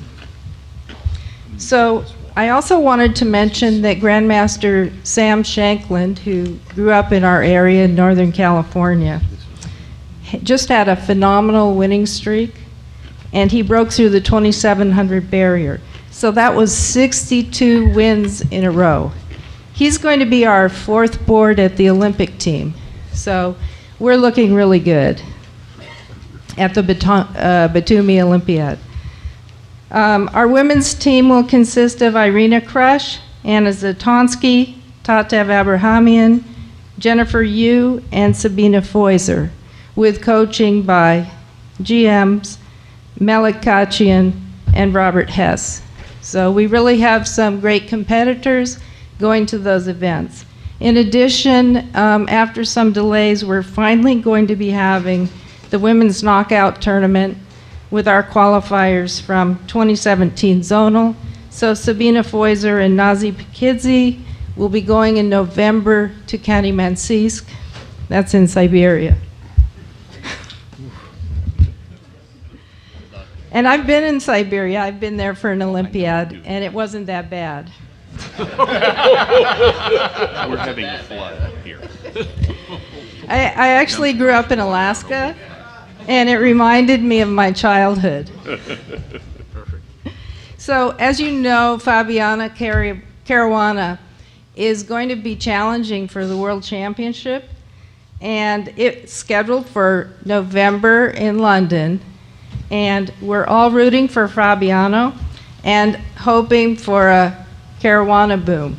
So I know earlier we were talking about a Fischer boom, so now it's time to sort of switch our mode and look to the future.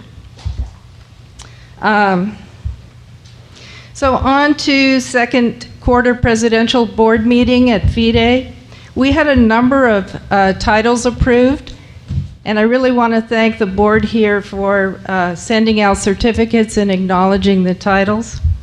Grandmaster Steven Zurich, Women's Grandmaster Jennifer Yu, IM for Matthew Larson, Levi Rosman, Eric, and I hope I get the pronunciation right, but I know if I don't, someone will correct me, Santarius, okay, thank you. And Sam Smekel. And we also have 2 new WIMs, and that would be Maggie Feng, and Carissa Yip. So, not to be overlooked, and something we need to improve, we have new arbiters. Corey Comic and Grant Owen became IAs, and Bradley Rogers and Gregory Wasserstein became FAs. So the total of all of these new FIDE titles brings our titles today to 27. So if you look at my report, you'll see there's some charts in there, and the titles to date as of July 28th, when I wrote this report, is 27. So that's 3 ahead of where we were last year, and I plan to measure year over year so we understand where we're going with different metrics in the FIDE realm. Let's see. So international affairs. So I wanted to talk to you briefly, since we're coming up to a General Assembly at FIDE, what goes on there and how we appoint our FIDE representatives. So Section 4, International Affairs, of our bylaws says that US Chess is the official USA unit of FIDE and shall be represented officially in FIDE affairs by a permanent delegate appointed by the Executive Board. So Michael Kartakovsky, Michael, could you stand up and wave at everybody? Michael's our delegate.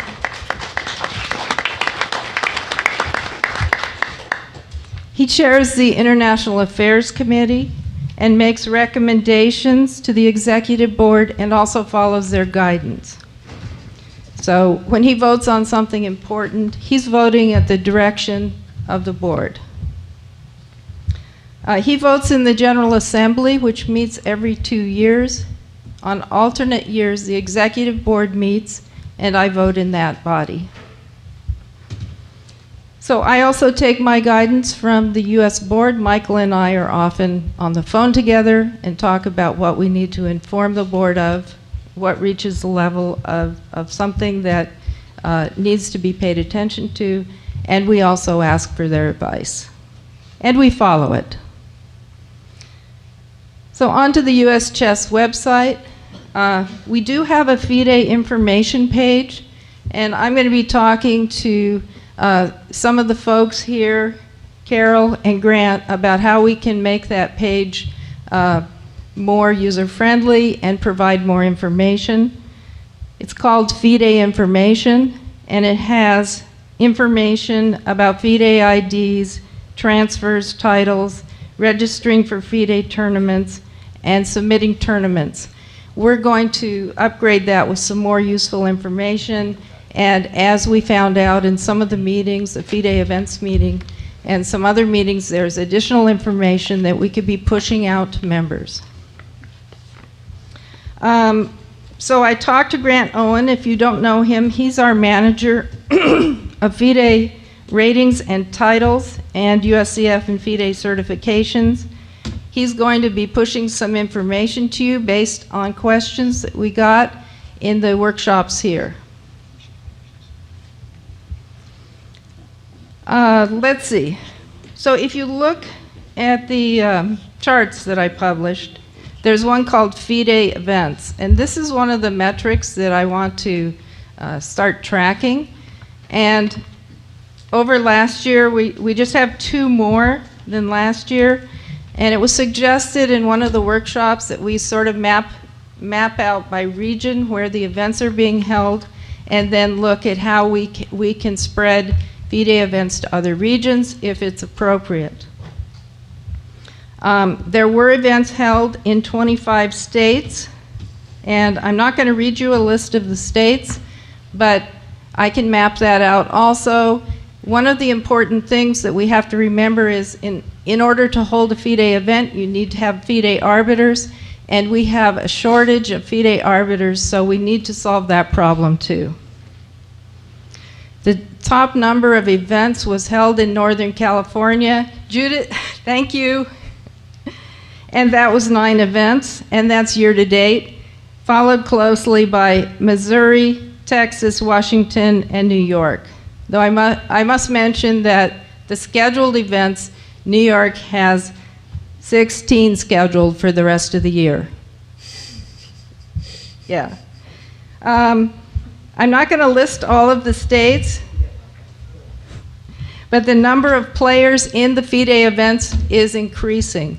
I requested very late a demographic breakdown, and I wasn't able to get it yet, so I'm going to work on that with the staff to try to understand who is playing in the events, whether they're women, what their age is, so that we can try to look at what kind of events we should be holding, what kind of events are most popular. Finally, FIDE elections are coming up. So for those of you who don't know, I am on GM Nigel Short's ticket as the General Secretary. And we have a platform for transparency and integrity. We're running against 2 other tickets, one led by a Russian politician and billionaire, Arkady Dorkovich, who was the Deputy Prime Minister of Russia. And the other one representing the incumbents, Georgios Makropoulos, or as we all call him, Macro, who once famously said he could never run because he could not win. So with that, we'll see what happens. If you have questions for me about FIDE elections, I'm happy to answer them. Thank you, and enjoy your lunch. Okay, thank you, Ruth. Okay, this body is now recessed until the end of the awards luncheon. Good afternoon. I'd like to call the meeting back to order. And we'll begin with the election of delegate appointed committees. Audit committee is first. Yes, sir.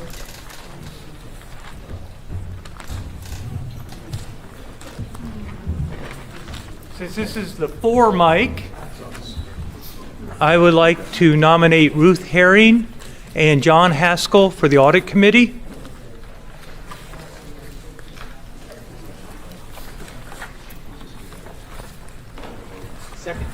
Second. We have a second. Second. All those in favor of the nominees for the audit committee, raise your badge and say aye. Aye. All opposed? It passes.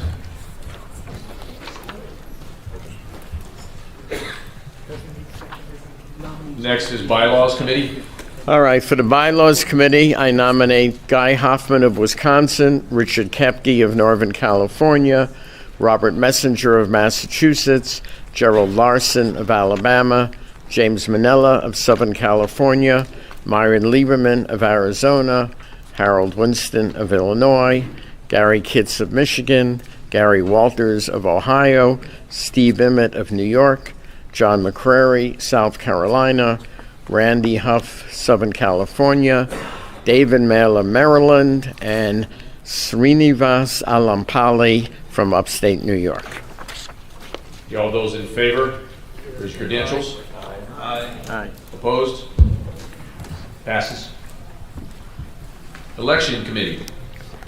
Mr. President, the bylaws are explicit that the election committee shall have 4 members and may name 1 or more alternates.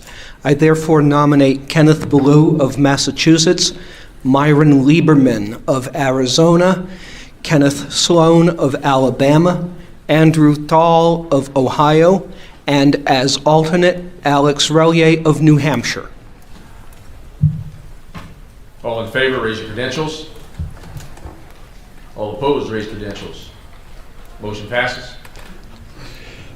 For the Ethics Committee, I nominate Harold Stenzel from New York, Hal Terry from New Hampshire, Ken Ballou from Massachusetts, David Hayter from Georgia, David Day from Utah, Randy Huff from California, Jim Manila from California, Paul Kolodziejski from New Hampshire, Noreen Davison from New Jersey, Anand Damalapati from Virginia, and Christina Schweiss from Virginia.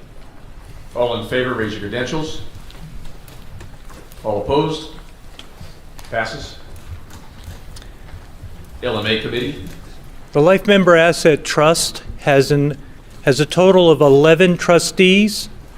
I am pleased to recommend and nominate the following individuals: Frank Camerata, Steve Doyle, Jim Bedenball, Leroy Dubeck, Dov Gorman, Beatrice Marinello, Alan Priest, Tim Redman, Peter Dyson, Alex Raelia, and Chuck Unruh. All those in favor, raise your credentials. Opposed? Chuck, can you give that to Grant so I can type those in? And passes. Give the list.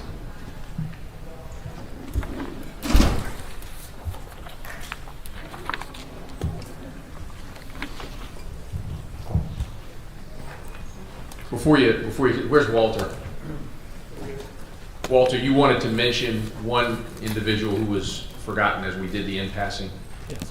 In passing, I'd say I thought of someone when our editor said something. It reminded me, Greg DeFotis died that September. In 1973, you'll see that Norman Weinstein won the US Open. It was actually a 5-way tie for first. Weinstein, Suttles, Walter Brown, and Aruba Rodriguez from the Philippines. Norman Weinstein won the tiebreaks. That's the only name you see. Greg was also part of the first winning high school chess team that Goichberg started in 1969 with Lane Tech from Chicago. So I wish that he be added to the list. Thank you. Thank you, Walter. And Mr. President, may I add in something? Yes, Mike, go ahead. Two items for business here. Just if anybody does have Delegates motion that they wish to write up. There are forms in your packets, and I believe also on the front table here. Then please get that over to Grant here, and we'll get those typed in. The second announcement is from the Women's Committee. They need to have your 2018-2019 updated female coordinator nominee from your state. So please see Maureen Grimad, and it's not in the room, but I'm sure everybody knows Maureen. So see her please sometime this weekend. Thank you. All right, ADM 1807. Closer to the mic, Harold. Gotta be. ADM 1807, pursuant to Article 3, Section 10 of the bylaws, the delegates have reviewed the promotional memberships offered by the Executive Board in 2017 and authorized their continuation. There was a handout in the delegate packet that we all got, and I think we can vote on this. It's co-sponsored by Robert Messenger of Massachusetts. Floor is open for discussion. Hearing none, calling for the vote. All those in favor, raise your credentials. All opposed? Motion passes. All right. ADM 1808, against co-sponsored by Robert Messenger. The delegates have reviewed the financial information about expenditures and the status of funds in the Players Health and Benefits Fund and have approved a report on those items, report required by DM 1151. There is a report in the delegates' call on page 54 by John Donaldson, and I think that meets the requirement. Any discussion? Hearing none, let's call for the vote. All in favor, raise your credentials. All opposed? Motion passes.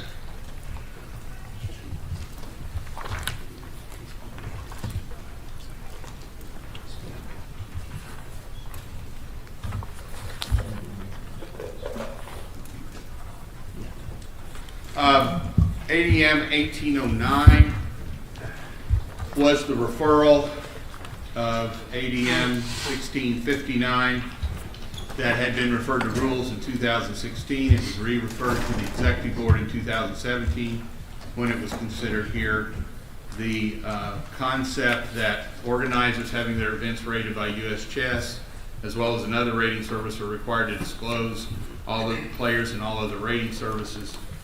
It was referred to the Executive Board for consideration. The Executive Board made the determination that we didn't think that we needed to do that. The consideration came out of some folks who had an event, had a player who had been rated by an alternative rating service. And what has actually happened is the scholastic community, in the process of determining whether or not to use alternative ratings, have basically discounted when they're under alternative rating services if there's an extensive history of US chess play, so that one event that shows up in an alternative rating service is not trumping a long period of US chess rated play. So we think that's actually resolved the problem. Any discussion? Well, I just want to mention that the board asked me to consider the substitute, so I created the substitute.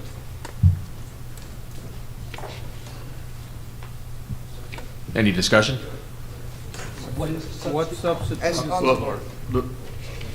What? The board considered the possibility of some sort of other substitute motion, and Angelina had worked on that, and the board decided that we did not want to advance any other motion with regard to this issue because we had considered it had been resolved with the change in the way Scholastics is using that information.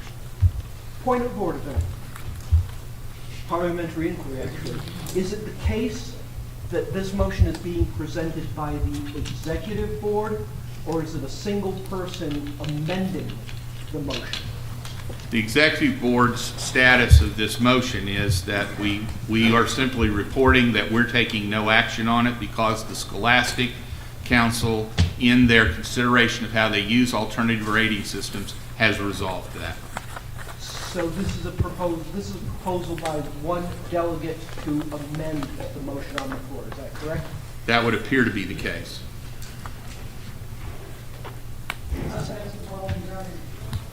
It needs a second. Do we have a second? Second. Okay. Discussion? Christine Dennison from Iowa. I'm wondering, are there any other implications apart from the USCF tournaments? I mean, I don't see what is wrong with like having something that promotes transparency. If there's, I'm not really understanding why we wouldn't want to have a rule like this. Well, as Alan stated, the original issue arose 2 years ago at the National Elementary when a young lady had a Chess Express rating that referenced an older US chess rating. And because the older US chess rating happened to be higher than her current US chess rating, and the way the scholastic regulations were written at that time, the chief tournament director was required to use the higher but older US chess rating from that alternate rating service. And during the discussion of this with the parents, because the little girl was in like second grade, I think, during discussion of this with the parents, what became obvious was that the fact that this alternative rating system was being used by the tournament director was completely unannounced to any of the players. So they had absolutely no knowledge that this alternative rating system was being used. So the way we knew that it could get corrected was to fix the scholastic regulation so that the player's most current US chess US chess rating would be used in such cases. So that resolved that problem, and that's the transparency issue right there, is that as a part of the ratings process in preparations for these tournaments, whenever a player has an alternate rating that is going to be referenced for rating for pairing purposes, for prize purposes, and for sectioning purposes, the parents or coach or player in some cases are notified by the US Chess office that that's what's going to occur, and that occurs after a decision is made between the scholastics representative to the tournament, the chief tournament director, and the director of events. So that triumvirate makes a decision, and then that from transparency's perspective, it is communicated to the parents or to the coach or to the player that the rating system that was used to determine a rating that's higher than what they have published in US Chess is the following, and so they're told what's going on, and they do have a chance to appeal that. That's part of the transparency process also. Ken? I have a question. Is it the intent of the maker of this motion to amend the USCF Code of Ethics or to provide direction to the Ethics Committee?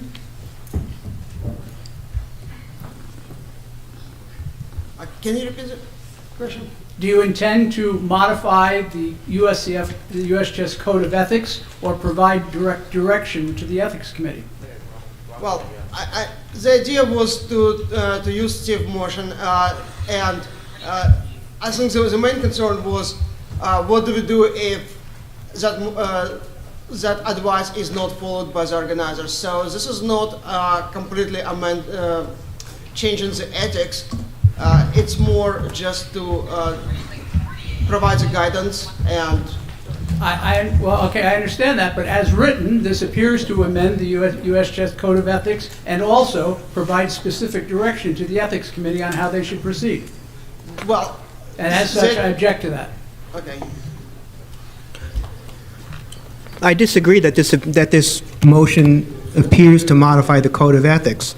It says that in failure to disclose may result in an ethics complaint. I don't think every type of ethics complaint must be predefined by the Code of Ethics. So I disagree with the previous statement that this redefines the Code of Ethics or seeks to redefine it. Okay, Ken? The previous speaker might note that the instructions for filing an ethics complaint explicitly state that the complainant must state in the complaint which points in the Code of Ethics were violated. Therefore, I raise a point of information. Which element in the Code of Ethics, which item in Section 6 of the Code of Ethics in the delegates call does such behavior violate? I'm guessing that this is a failure to follow the rules. I don't have the code of ethics in front of me. Have it in the delegate code. It's in the delegate code. Al? Well, to some extent, I think that this particular motion addresses a real issue that incorrectly. In that specific case you're talking about, the particular ratings organization, if you will, accepts submissions from players, coaches, or organizers.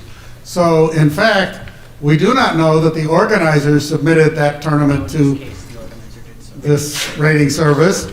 And by the way that particular rating service goes, it's perfectly possible for a coach to game the system by submitting tournaments that any of his opponents have played in. And I'd rather see a substitute motion, or actually not even a motion. I would rather see the Scholastic Council determine that ratings that are created in that way just shouldn't even be considered in our formula, because in this case and in most other cases, those ratings are just a subset of your USCF rating. It doesn't make sense to use them. But I don't think a delegate motion is appropriate for that.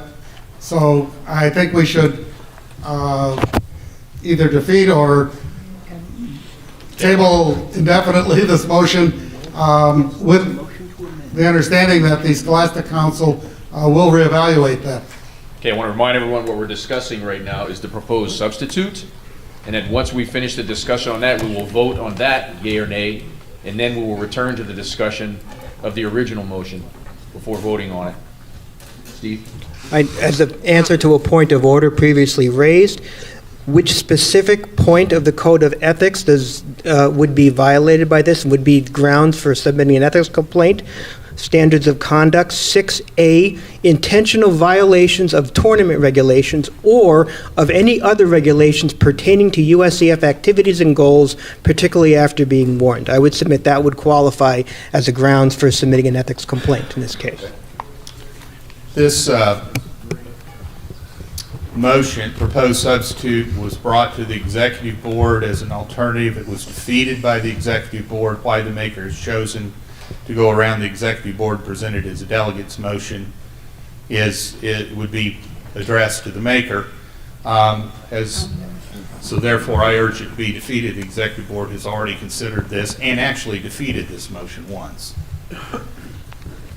Just a point of information here to Al's point about players and coaches using the system. I think that the two thing we have between the Scholastic Council and with the chief TD will solve some of these problems, that we have a human element here. So if they notice something that's wrong with somebody's rating, that group of people will be able to solve each solution and section everybody appropriately. Because I think that's the objective here.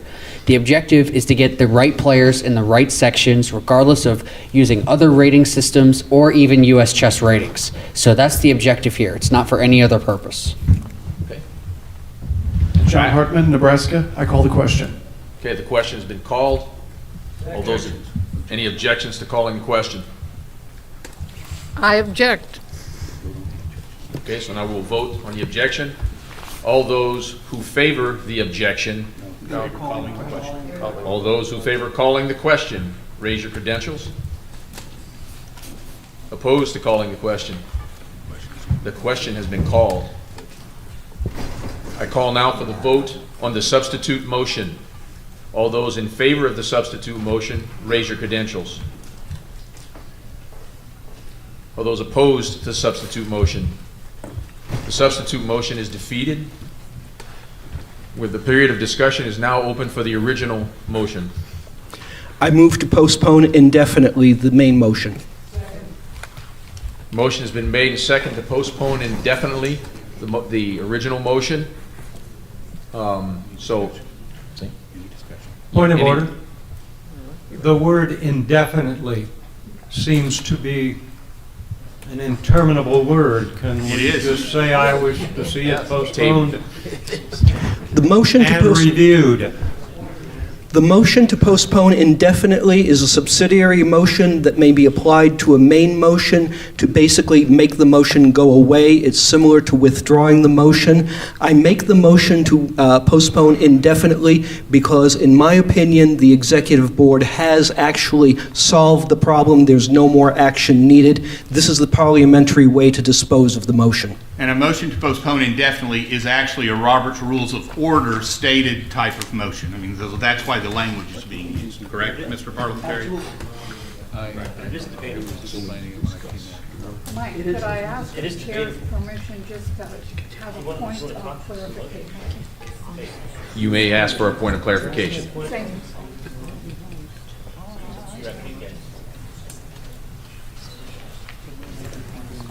I believe that the substitute as worded goes against the mission of this organization. It's out of order.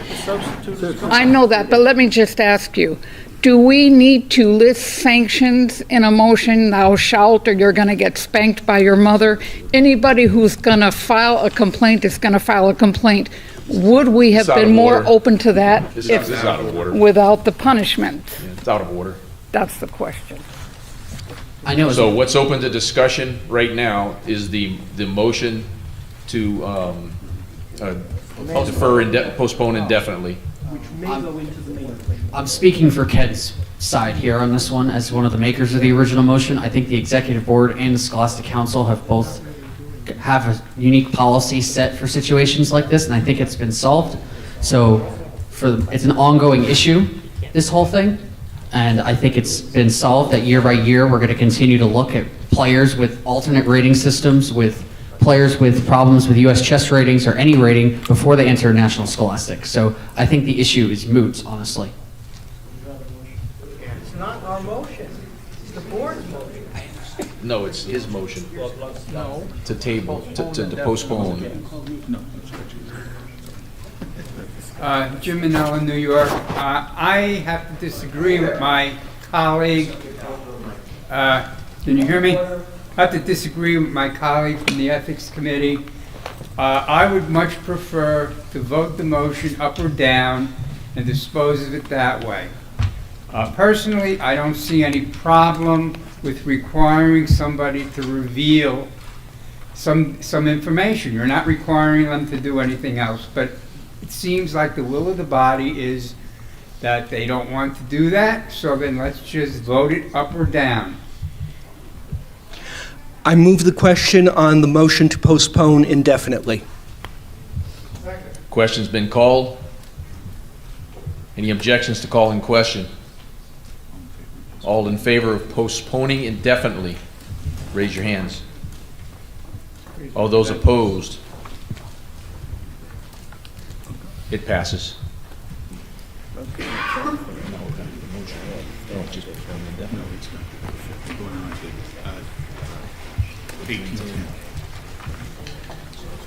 Okay, ADM 1810. ADM 1810 was referred to the Ethics Committee for in 2017 for report to the delegates in 2018. I did report it in my annual report, and I will cover that briefly here. To familiarize everyone with what the original motion was, the original motion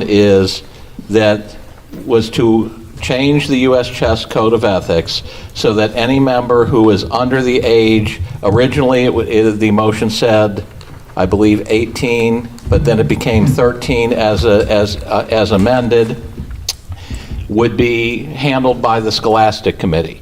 This was discussed in many committees last year, and as noted, it was referred to the Ethics Committee in 2017. The Ethics Committee made a change to their internal procedures, which is in my committee report. I will get to the right page here. I will.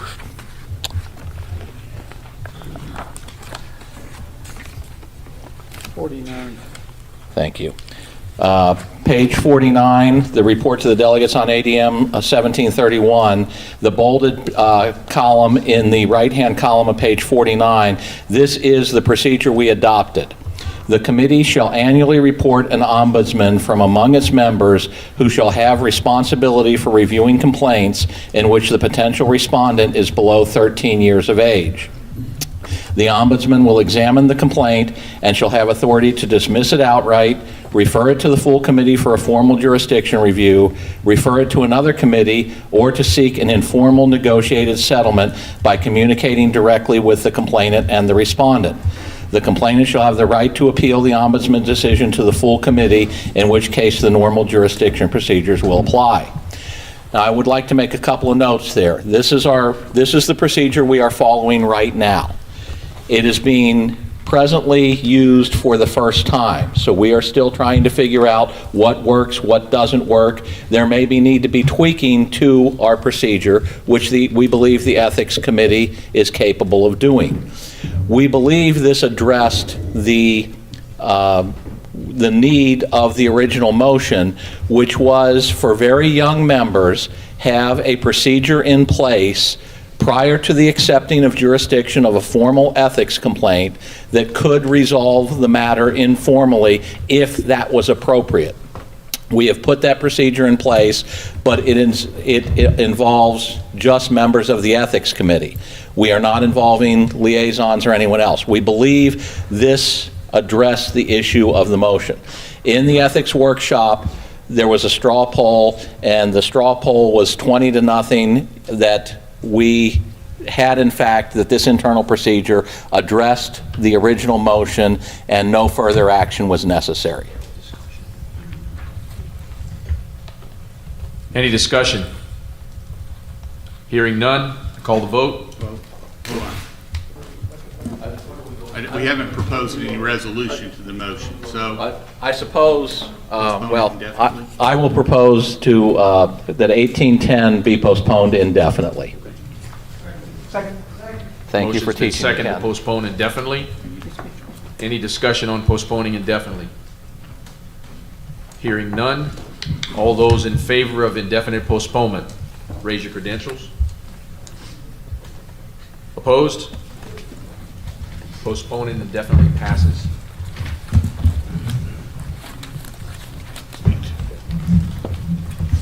EDM 1811.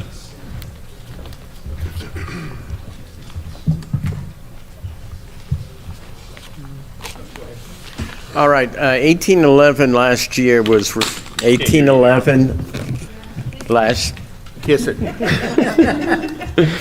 Last year was referred to the Bylaws Committee, and it seemed evident that what the delegates wanted was a shorter version. This is conflict of interest and probably no necessity to sign annual statements each year. So we appointed a subcommittee headed by Gary Walters, former US Chess president, and Gary worked on it, and we came up with 1812, which is a substitute. Now, I'm not talking it. All right, 1812 came up from the committee as a substitute. At the bylaws workshop, the vote was 19-0-0 in favor of 1812 and 0-18-0 against 1811. And the committee unanimously supported 1812. Now, there was one slight wording change suggested at the workshop for 1812.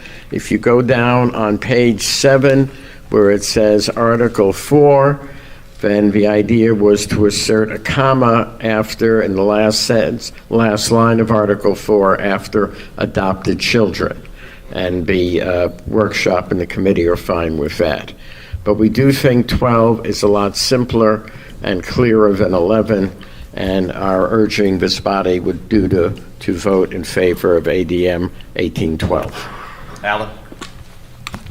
Mr. President, as the original maker of 1811, could I make a motion that we suspend the rules and consider 1812 first? If 1812 passes, my contention is it would moot 1811. Do we have a second? Second. Okay, any discussion? Any discussion about suspending the rules? Point of inquiry is suspending the rules require a simple majority, two-thirds. Two-thirds. Let's call the vote on the suspension. All those in favor, raise your credentials. Opposed? Passes almost unanimously.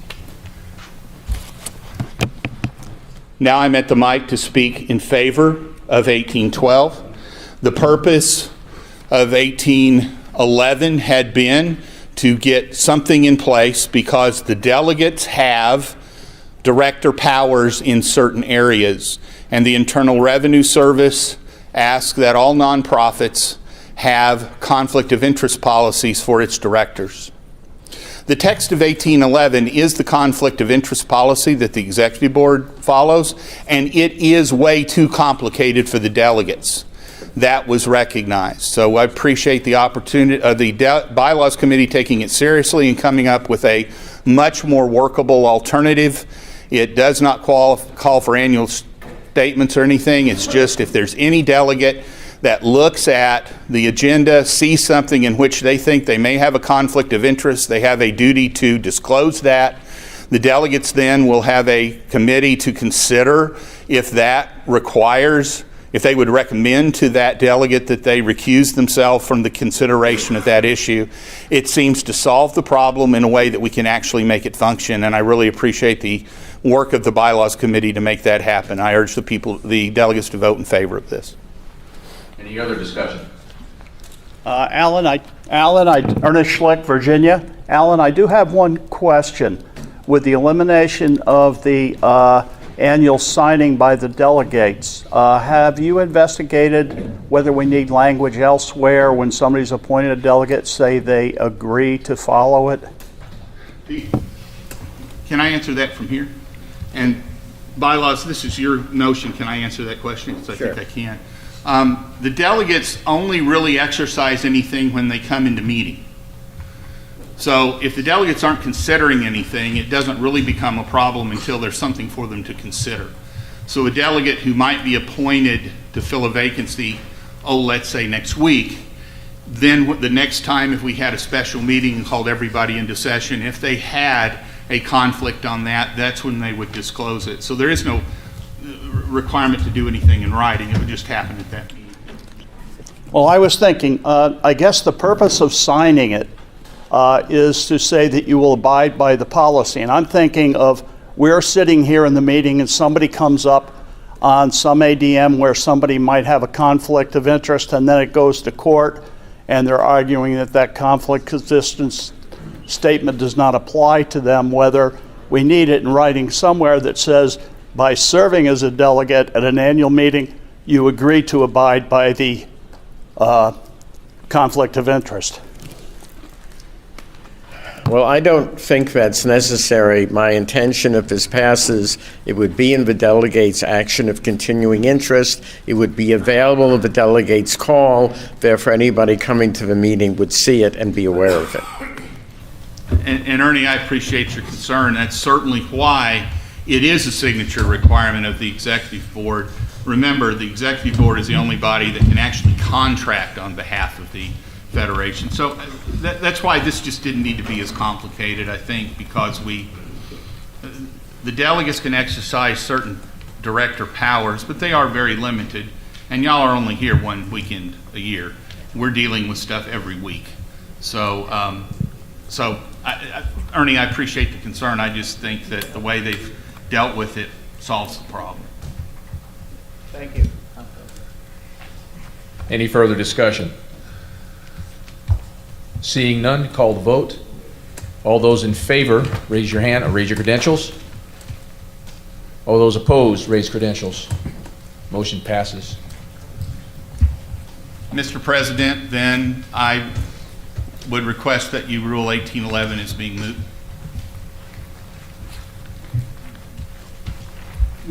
I rule that 1811 is moot. Now we're on to 1813. Yeah. Wonderful. That's yours.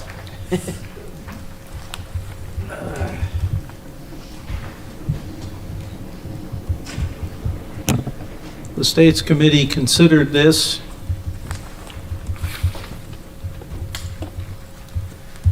The committee was not in favor of it. Some people actually disliked it intensely. Got to get closer to the mic, Oops. The workshop vote on this was 7 in favor, 20 opposed, with 2 abstaining. So the state's committee and the workshop recommend the defeat of this motion. Any discussion on this motion? Hearing none. Call the vote on motion 1813.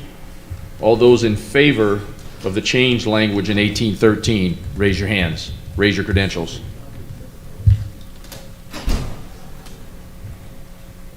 All opposed to the changed language? The motion is defeated. The language is not changed.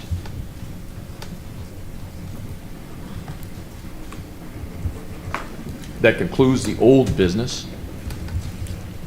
We'll now move into new business.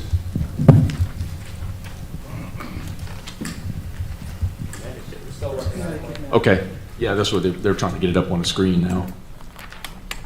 While they're working on this, let me give Alan and I will give some backdrop on what we're about to talk about. What we're about to talk about is the Connecticut State Chess Association and the challenge from the reformed Connecticut State Chess Association to replace the Connecticut State Chess Association.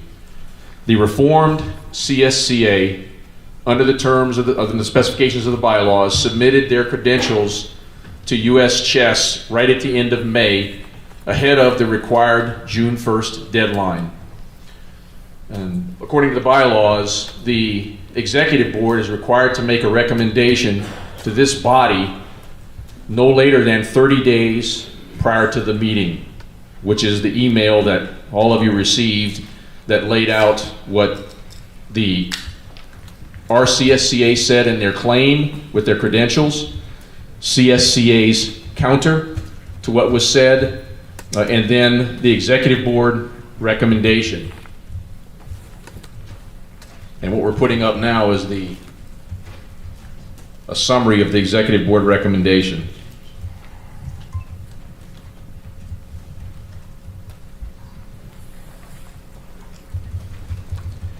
In essence, and I'll read the language when they finish typing, what the executive board recommended was that, first of all, US Chess did already recognizes CSCA as the state chapter for Connecticut, and they have been since the 1960s. However, the RCSCA has properly submitted its credentials to US Chess under the specifications of Article 8, Section 1 of the bylaws. Some executive board members felt that CSCA should be decertified now and the RCSCA given a chance to govern. However, at the present time, the executive board does not recommend the RCSCA replace the existing CSCA as the state chapter for Connecticut. Instead, the executive board recommends that the CSCA be placed on notice effective immediately until the 2019 delegates meeting that their status as the state chapter is under review by the delegates. Got it all in there, Mike?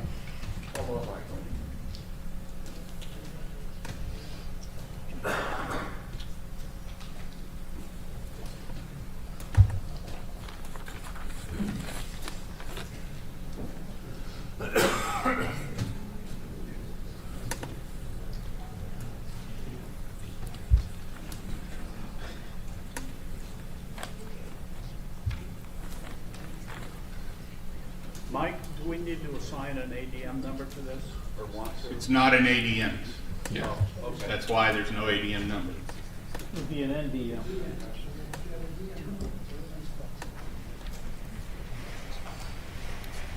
Okay, so in response to the RCSCA, the Reformed Connecticut State Chess Association's challenge to the state chapter affiliate status of the Connecticut State Chess Association, the executive board moves to 1.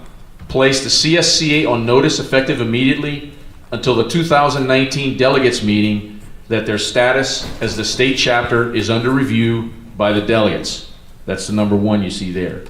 Number 2, under the authority of Article 7, Section 3, committees of the US Chess bylaws, that the delegates would appoint a special committee of 3 to 5 persons who are not from Connecticut to oversee the period leading up to the next delegates meeting and any attempts to mediate the dispute. The special committee will provide a report with recommendations to this body at the 2019 annual meeting. The committee's report shall be ready for the delegates at least 1 month before the 2019 annual meeting. The third point, in an effort to resolve the matter within Connecticut, the CSCA and RCSCA shall agree to conduct face-to-face third-party mediation using a mediator agreed upon by both parties and at no expense to US Chess. This process shall begin no later than November 30th, 2018, at a time and place agreeable to the CSCA and the RCSCA. Do I have a second? Second. Motion has been seconded. The floor is open for discussion.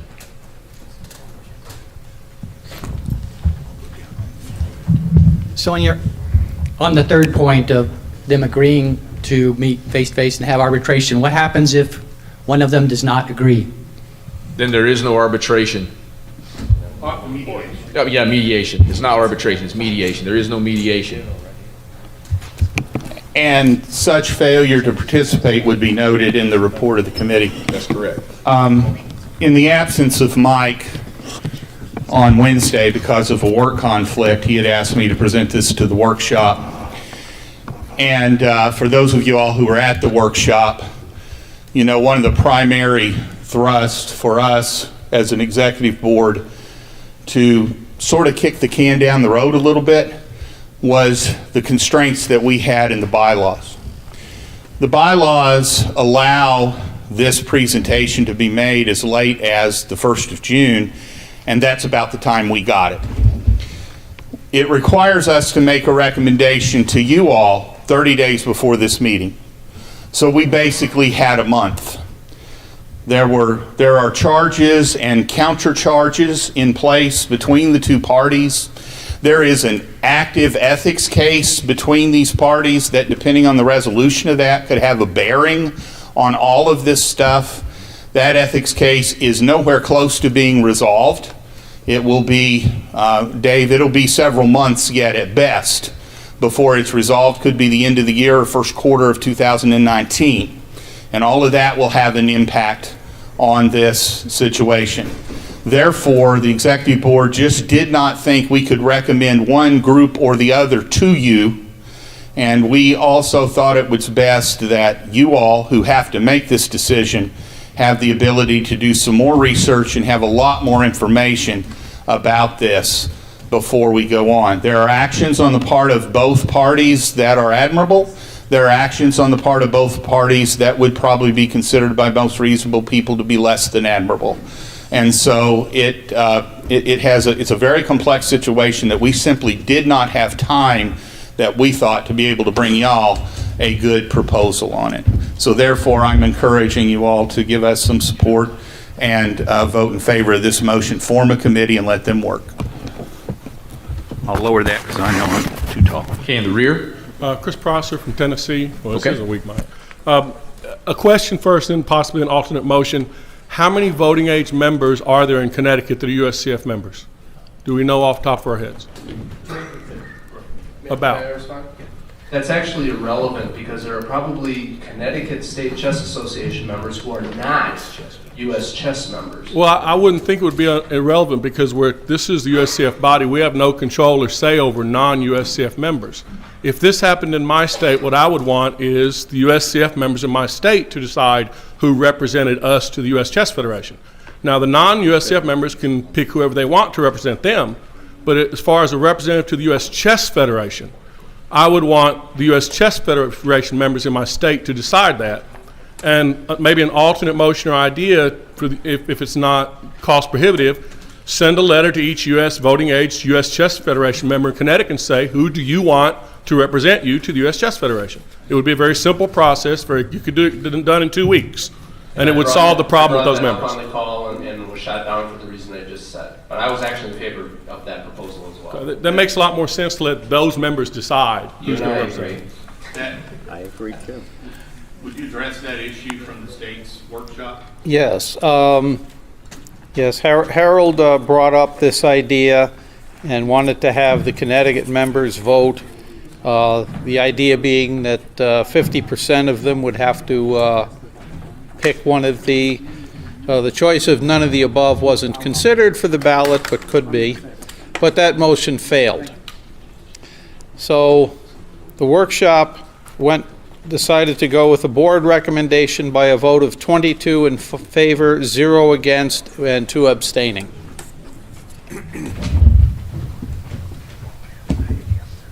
Point of information, please. Go ahead, David. Point of information, please. If this motion passes, will the executive board be required to give a report to the delegates next year in accordance with the bylaws on the recommendation of which affiliate? I realize the committee is going to give a recommendation, but would not the executive board also have to give a recommendation to next year's 2019 delegates meeting? Yes, the executive board would, based on the report that we get from the special committee that the delegates approve and appoint. Thank you. John McCrary, South Carolina. Well, what is the legal status of the action that was filed at this point? The legal it was action? dropped. There was a legal action filed in, I want to say, November of last year, and by April, maybe if it wasn't March, it was April, it was dropped. It was withdrawn by the maker. Did they withdraw it? He withdrew it. Did they withdraw it Because with? at that point in time, as soon as that legal action went in, we stopped all work on the matter. And then once the legal action was withdrawn, we were able to continue with what we were doing. Was it withdrawn with prejudice or without? I think there's a difference. I have no idea. It was just withdrawn from the legal system. Okay. All right. He dropped it. I don't think the mic's working. I agree with the gentleman from Tennessee. I think I made the wrong way of proposing it at the state's workshop, because it seems to me the better way would be that the vote of USCF adult members in Connecticut would be advisory, and you would have no requirement, therefore, about what number of people needed to vote.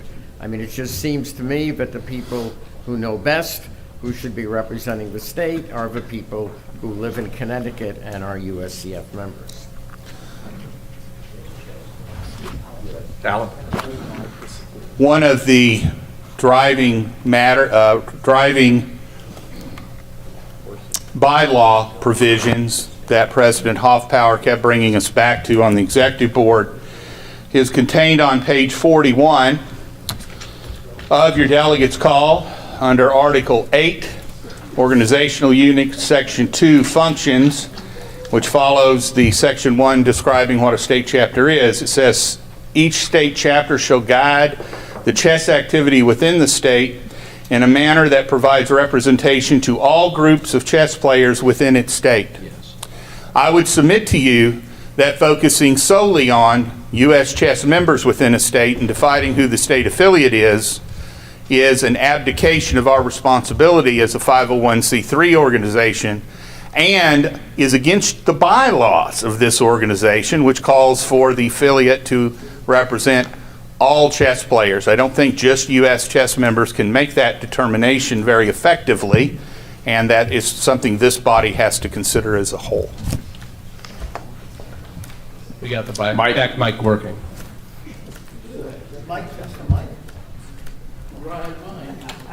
Okay, Al. Well, I don't see anything in this motion that would preclude the committee from polling the members in the state. And in fact, if I were a member of the committee, which I'm not volunteering for, we can't appoint. No, I would. Delegates can't appoint. I would probably encourage that action after the committee has done the investigation that's necessary. If I were a member, if this were happening in Nevada, oh, it has happened in Nevada. If it were happening again in Nevada, I would want, and with all this, and I were a member who weren't involved in the 2 clicks, I would want to hear what this mediating committee had to say before I was asked to vote. So I think that the motion as written perfectly covers all of the pros and cons, and we should, and I strongly encourage us to pass this motion, and further encourage us, which will be in a later motion, to appoint people smarter than me to be that 5-member committee. Ernest Schlick, Virginia. Ernie? I have no idea whether the mediation should take place during the ethics complaint or only after it ends. I think we should either discuss that and figure out whether we want to say by November 1st or upon conclusion of the ethics, or leave it the way it is. Yeah, we actually had that discussion in the executive board, and we decided to leave it as it was. But we did also recognize that depending upon what may be happening with the ethics case, that the instructions that would be provided to the delegate appointed committee might say, hey, wait, let's just hold off because, you know. Steve Shutt, Pennsylvania. If you do poll the players in Connecticut, I would suggest that you give them both sides, because too often people go to vote on something, they have no idea what they're voting on or who it is. So I would suggest that you present the arguments given by both sides of them, so at least you're going to get an intelligent and informed response from polling.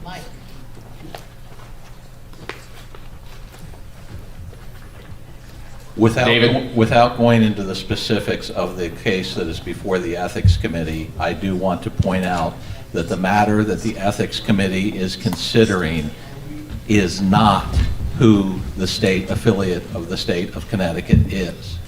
I understand that there are issues related to that, but the Ethics Committee is not going to take a position and is not going to decide which affiliate should represent the state of Connecticut. We explicitly stated that.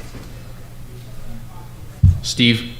I know that you want to have neutrality on the committee, but is it 100% necessary that you not allow anyone from the state of Connecticut on the committee? I mean, it might be that there could be some person who is knowledgeable because he's from Connecticut on what's going on and would be agreeable by both sides to serve on the committee, and by eliminating that person, you might be eliminating one of your best sources of information. I'm not speaking for the board here, but I would suggest that if that type of person did in fact step forward, that might be a good mediator as opposed to someone on the committee. And to further address that issue, no one from Connecticut showed up for the meeting here. That's from either correct. side. No one's here. We got a lot of people from nearby Connecticut, and being from the folks from Connecticut might be a little closer to some other states than, for example, if this were happening in Texas. You know, everything's bigger in Texas, right? So they'd be coming from a long way away. It ain't that hard to get across Connecticut, right, and find somebody in the next state over. Harold? I have no problem. Oh, it's working now? All right. I have no problem if a committee decides to take a vote of the adult members in Connecticut as an advisory measure. I will point out I do disagree with Alan on his reading of Article 8, Section 2. I think that's a very narrow reading. If you read it that narrowly, you would say that each state chapter would have to provide representation to players who are not members of a state chapter. I'm not aware that that's done. I don't think it's a good idea. I don't think that wording prohibits taking the vote I've suggested, but I certainly think it might make more sense to simply be an advisory vote. Well, as I mentioned, what I was reading was the clause that President Hoffbauer kept coming back to as we discussed this issue, was that there was a need to represent all chess players in the state in some manner, and under the 501c3 status that we have, certainly our mission is broader than simply dealing with members. Kelly Bluefield from Ohio. Okay, Kelly. Question about This committee could take up to a year, as well as the mediation. What are we going to do for the players in the interim over the next year, and how are we going to help them continue with their events and overseeing what happens in that state? It sounds like the people in place have been some hanky-panky with some money, and the new ones that have been appointed only represent a very small portion of the state. Those are my two big concerns with the issue. At this point in time, I don't have a straight up answer, other than I do think that, because there are some important things that need to occur. When you look at some of the DACIs that have responsibilities of what state chapters do, it's to select people for the Dinker and the Barber, the National Girls Tournament of Champions, have a state championship, have a state senior championship, or all in that and if they want to have a women's championship. But those are all things that are in their lane to do. And there's parts of me that says I would almost hope we'd hear an outcry from the people of Connecticut asking for help like that, because all we're hearing right now from is a group of about 12 to 15 people. That's it. We've really, really not heard anything from the members, starting to come forward and saying, what's going on? This is hogwash. We got tournaments to play. We need to get our nominees for the different tournaments. We need help down here. And we have not heard that uproar yet, but I would not be surprised if we potentially see something like that in the front. Gerald Larson, Alabama. In Alabama, we elect our delegate by popular vote, and there are indeed members of the Alabama Chess Federation that are not USCF members. And I would echo, we have the same practice in Virginia.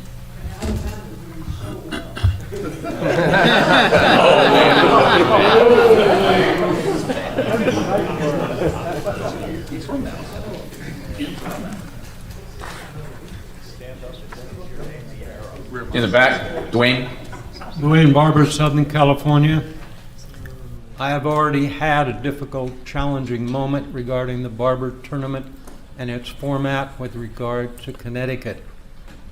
I think we have to be concerned, at least I am concerned with the reform group, based on the fact that one of those individuals was involved with that encounter. This can be verified by the co-chairs of all of the other committees. I won't discuss it here, although I could.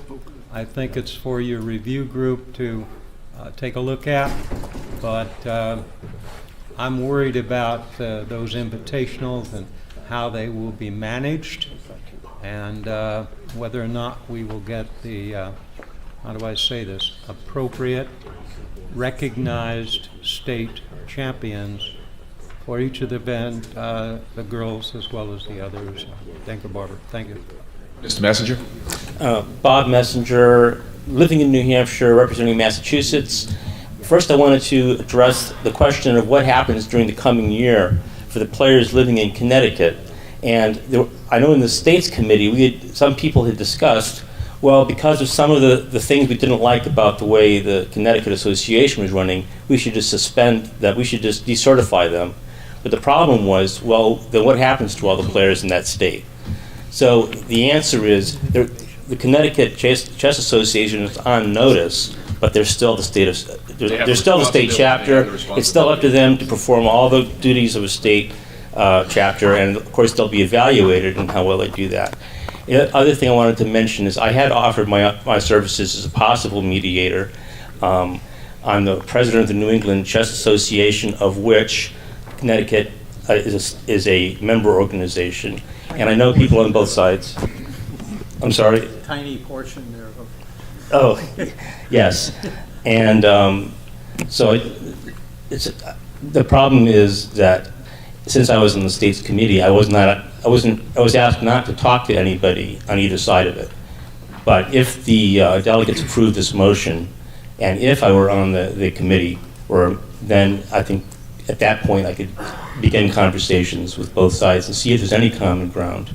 If there's no common ground, the alternative course would be to advise the Reformed Connecticut Association, if they want to have a serious bid to be the state chapter, I think they need to do two things. They need to establish a track record of actually running events, because right now we just have 5 people who got together and wrote a set of bylaws and made an application.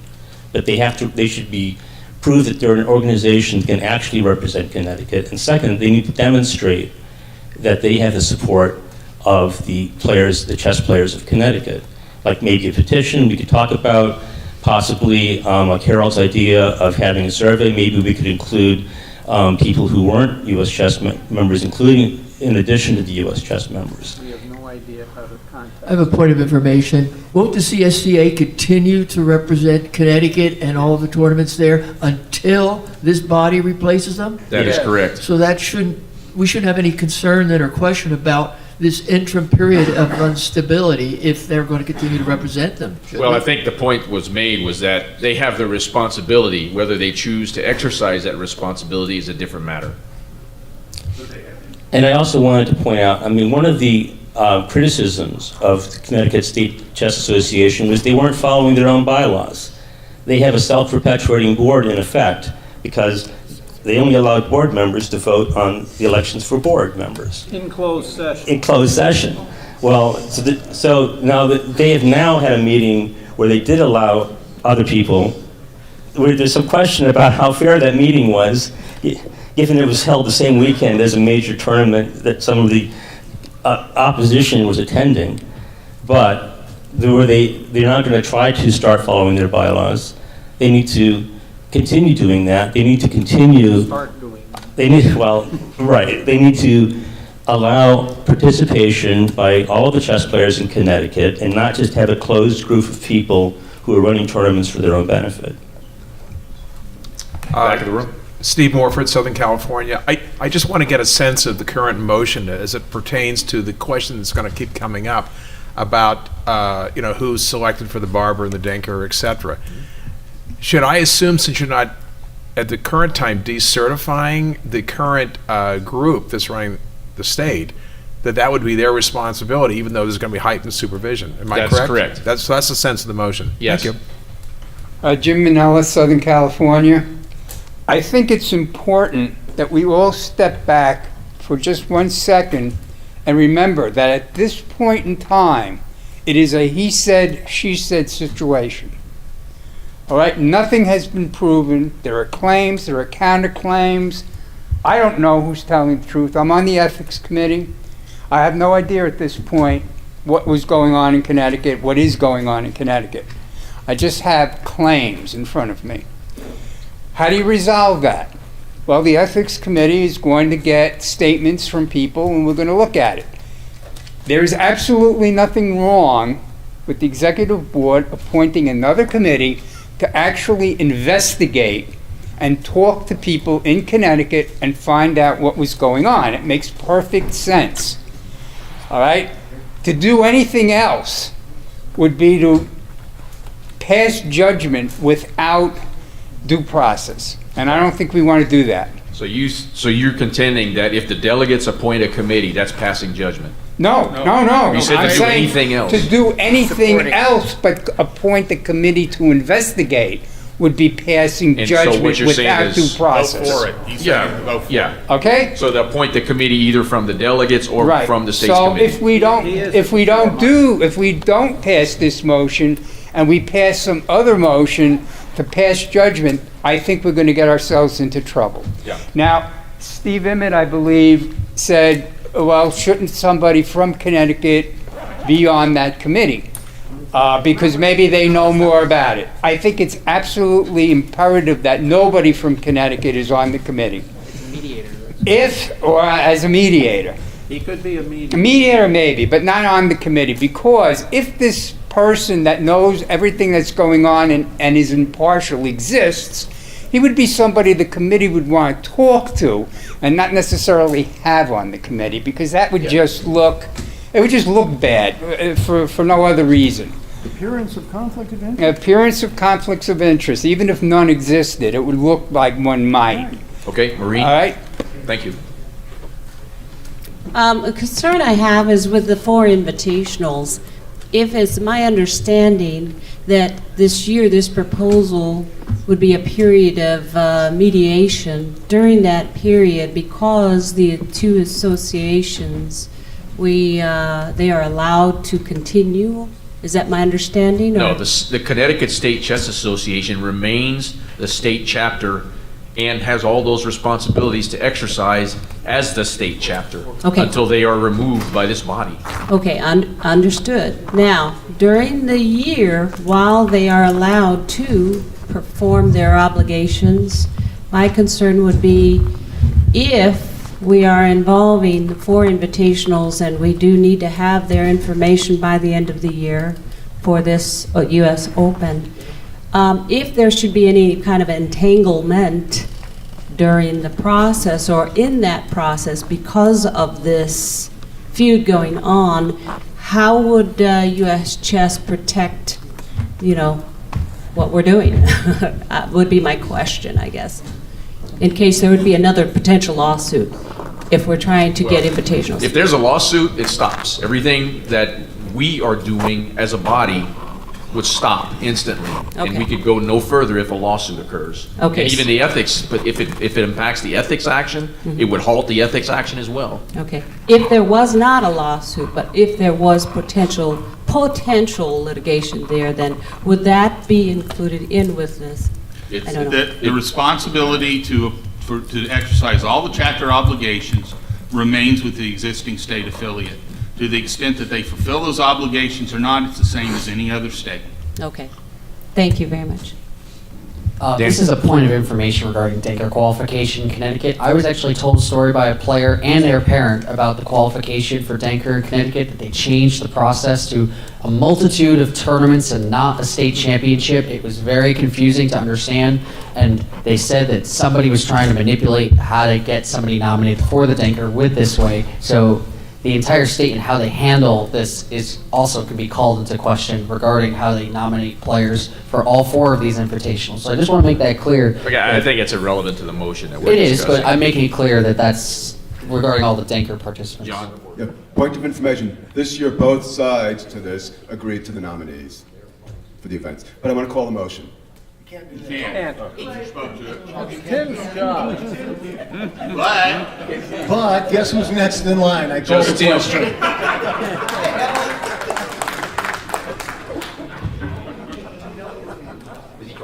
Yes. Question has been called. Any objections to calling the question? The question, no, it has not been objected to, so now we're voting on the motion. Yeah. So now we vote on the motion as read. Do I need to read the motion again? No. Good, okay, I'm glad. All those in favor, raise your credentials. Opposed, raise your credentials. Passes. Now we do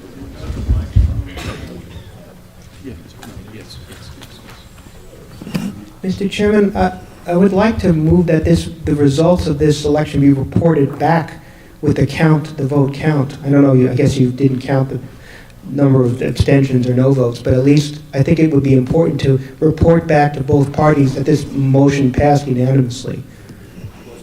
Do I need to, why wouldn't we just say you passed unanimously? I don't know. I mean, it wasn't everyone. I mean, I saw 2 or 3 hands up, so. Overwhelming. Okay, so do you ask for a motion to have a hand count? No. Just, we'll report that it passed overwhelmingly. Okay. Dwayne? I wanted to second what I thought was a motion requesting a count that be available and be forwarded to the 2 parties involved. Didn't you make such a motion, Steve? The motion's out of order. My motion was that I thought it had passed unanimously, but then there were no abstentions that were called for. What's the problem, Terry?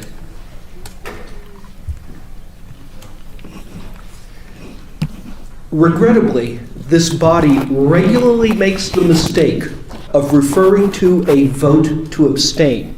Logically, that is absolute nonsense. The definition of abstention is not casting a vote, period. It indicates by abstaining, the member indicates that he is willing to accept the will of the body, whatever that will is. There is no vote to abstain.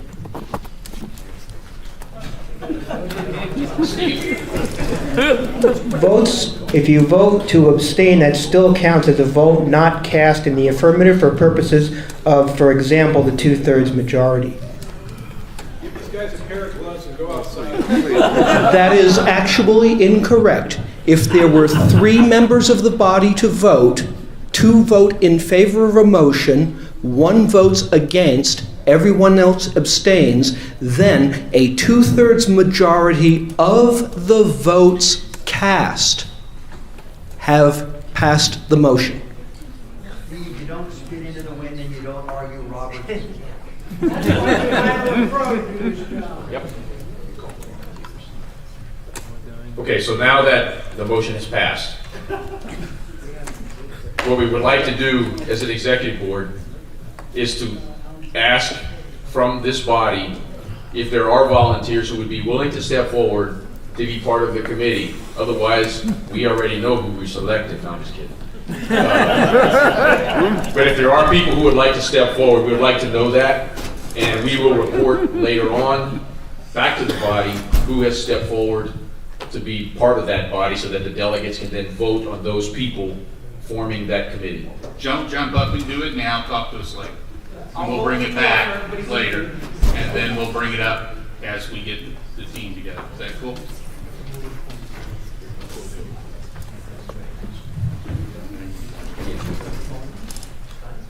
Okay, now we're up to motions that have come out of the member meeting.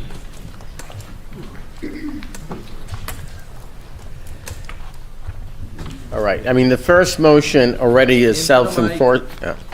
The first motion already was self-enforcing. That was simply to elect additional delegates to this meeting. But the second motion I do co-sponsor with Guy Hoffman, Myron Lieberman, and Gerald Larson. And Ken Sloan added his name as well. All right, this is something that we are in agreement with what the executive board did. We just want to make sure that it's completely legal. Because what happened is there's a delegate action of continuing interest that says the US Open can end no later than the 15th of August. However, it's been a desire of this whole group to go to have a US Open in the St. Louis area so that everyone can get a chance to see the museum. And this year, the Sunday of that weekend ends on the 16th, not the 15th. So, what was passed is the members recommend to the delegates that delegate action of continuing interest 24 be amended as follows. An exception is made for the 2020 U.S. Open so that the 2020 U.S. Open can take place near the World Chess Hall of Fame. I believe this was passed overwhelmingly by the members' meeting. Discussion? Steve Morford, Southern California. Okay. I'm requesting a slightly larger font for those of us sitting in the back so that we can all read what's up there. That's my Or move closer. 32. In front. Chris Kim from Maryland. This is a point of information question. Why is it that August 15th was set as a deadline as of 1999, 2001, and 2010, just for clarification, since I wasn't around at that time? I think the concern, and I think Alexi Root was one of those behind this, was to make sure it would not interfere with the beginning of a school term, whether it's a college term or a lesser school term. And that's why the August 15th date was put in. Mr. Kinslow, could you address this issue? Because I don't think you heard the question, and I know you were an original maker of this motion. The question was raised as to what the purpose of this deadline motion was, and I know you can speak eloquently to that. The purpose of this motion was purely personal interest. I had started, and I said that at the time. I had started bringing my son to the U.S. Open, and for example, in Hawaii, I brought, I think, 3 kids to Hawaii to go to the U.S. Open. And then the very next year, the U.S. Open was scheduled so that in order for them to attend the U.S. Open, they'd have to miss the first week of school. Right? This event was originally advertised and promoted as a family event. bring everybody, have a good time, have a vacation. The games are spread out over a long period of time, all of that stuff. And as a result, I proposed that the end date be the 15th, which doesn't solve the problem for everybody. Fortunately, it solved the problem for me. Well, that was long enough ago that I don't have kids anymore, so no. Personally, I think the board made a mistake in making this decision without, well, I guess they thought they didn't have time, or I guess they thought they could just do it, and what could we do about it? I think that was a mistake. But once having been done, I think the reasons are perfectly valid, and that's why I support this motion. Just for the information of the body, in the board actually passed a motion citing this particular provision and saying that there was no intention to waive this date in perpetuity, that these were the only dates we have been able to get with a whole lot of work under any venue in St. Louis, and that the desire that we knew a lot of people had to have one of these events in St. Louis, that it fell, the 15th is a Saturday, 16th is a Sunday, that we felt that the need to do the St. Louis, that we were keeping as close as we could to it. Yeah. Reasonable people can disagree with that, and I certainly recognize that. And, again, speaking as the maker of the original motion, I guess you'd put this in the category of close enough for government work. It kind of was that, yes, sir. Had the proposal come back to have this event in St. Louis, and the only dates we could have it was going to end on the 25th of August, I think you would not have found the level of support among the executive board. The 16th was, you're not going to get to school any quicker if it ended on Saturday the 15th as opposed to Sunday the 16th. It looked like no harm, no foul, frankly. Yep, okay. Well, not quite, but okay. I get it. Call the question. The question has been called. Are there any objections to calling the question? Hearing none, we vote on the motion. All those in favor, raise your credentials. Opposed? Motion passes almost unanimously. There's one guy in the back. Not abstain.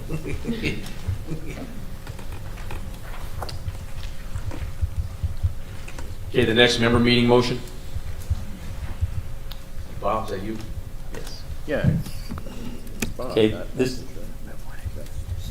Bob Messenger, representing Massachusetts. This motion came up in the membership meeting. Resolved members that to replace Rule 10I2, Variation 1, rook touched first. This is if a player intending to castle touches the rook first, the standard penalty. The current rule says that there's no penalty, but if you can't castle, you have to move the rook. The proposed new rule is if you try to castle, if you castle touching the rook first, there's a 2-minute penalty, and the rest of it's the same in terms of if you can't castle, you have to move the rook, and there's a variation which does not need to be announced. The main rule is if you touch the rook first when you castle, then you have to move the rook. You can't castle, and that's the FIDE rule.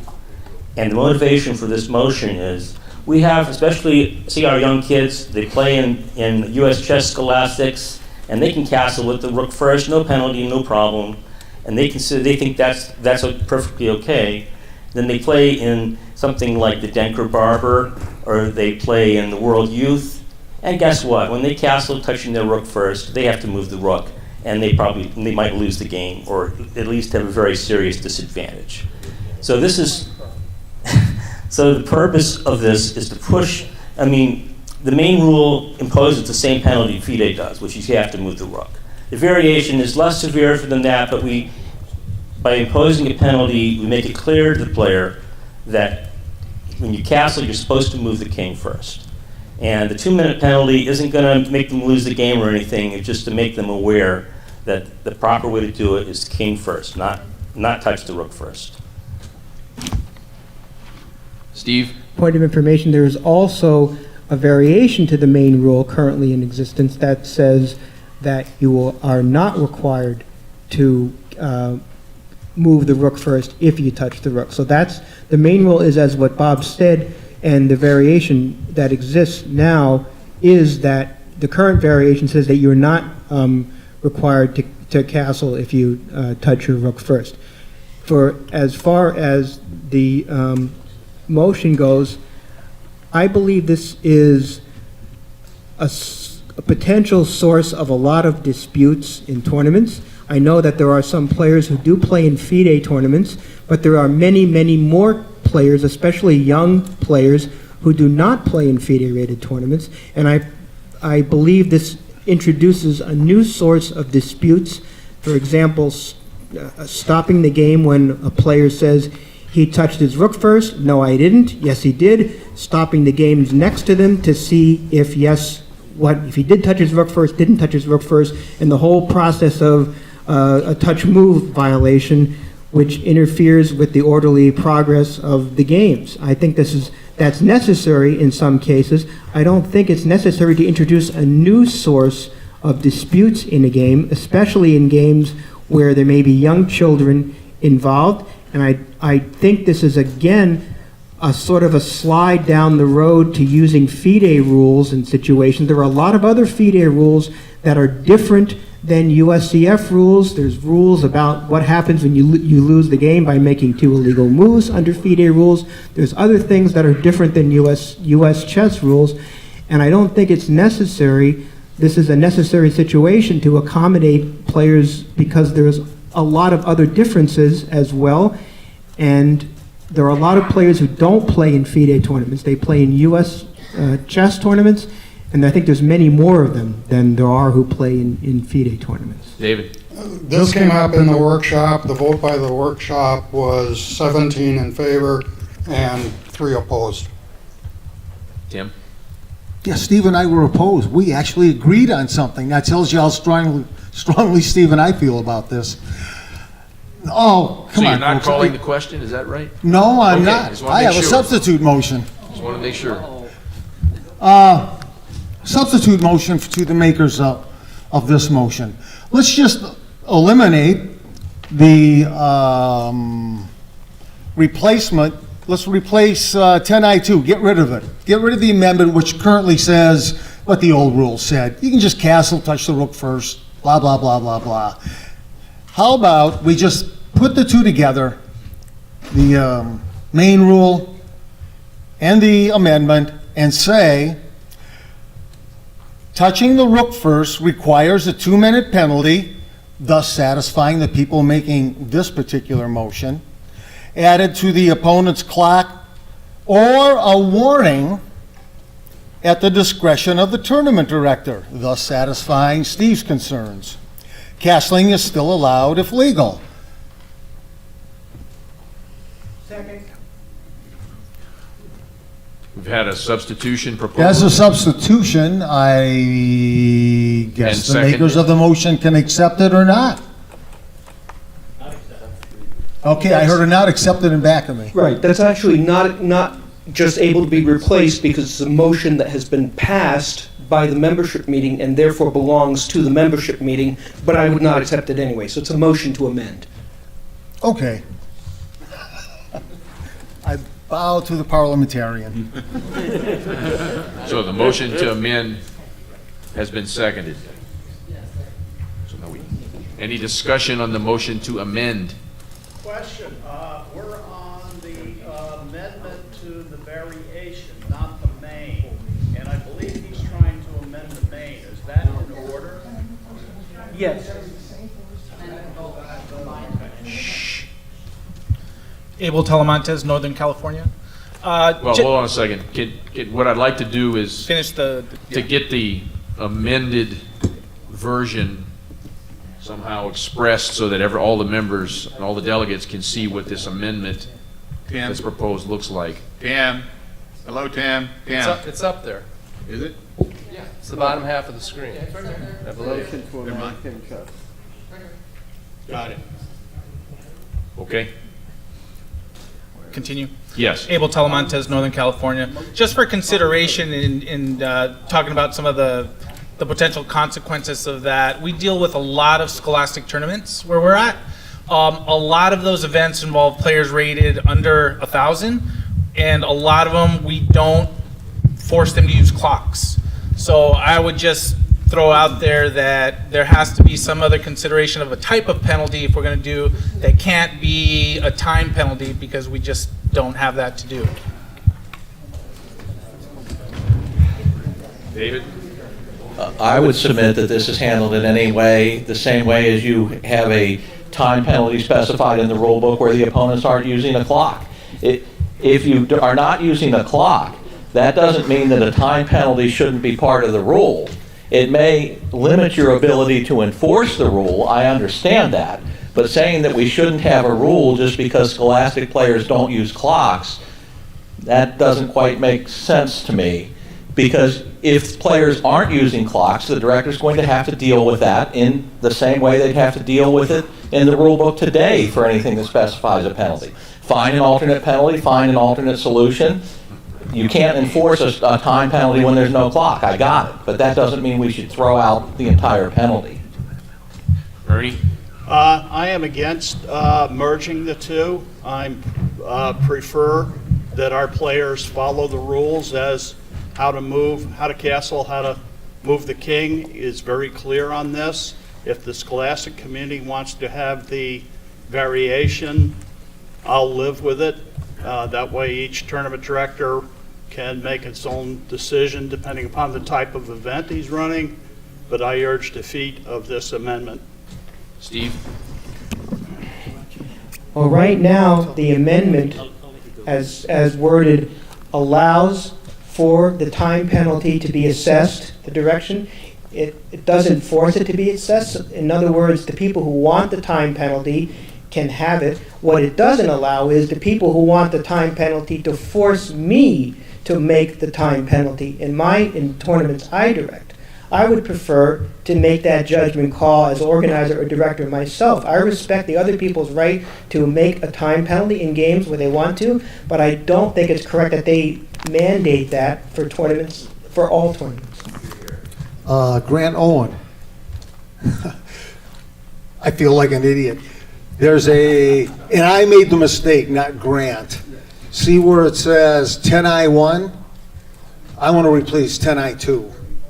It's just an error on my part naming something. Oh, okay. We're not eliminating 10I2, we're going to replace it. Okay, so This is the primary rule wouldn't. We're getting rid of the. We're combining what is currently the amendment and the main rule of 10I2, just dumping it all together.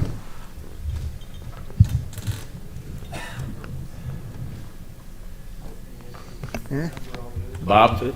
Yes, that's an improvement, but the other thing that Tim's amendment does is all my motion did was change the variation. The main rule currently is if you castle and touch the rook first, you have to move the rook. This amendment would throw that away and would say that you never have to move the rook. It's either a 2-minute penalty or a warning at the discretion of the director. So I'm not sure if that's what the delegates would want to do.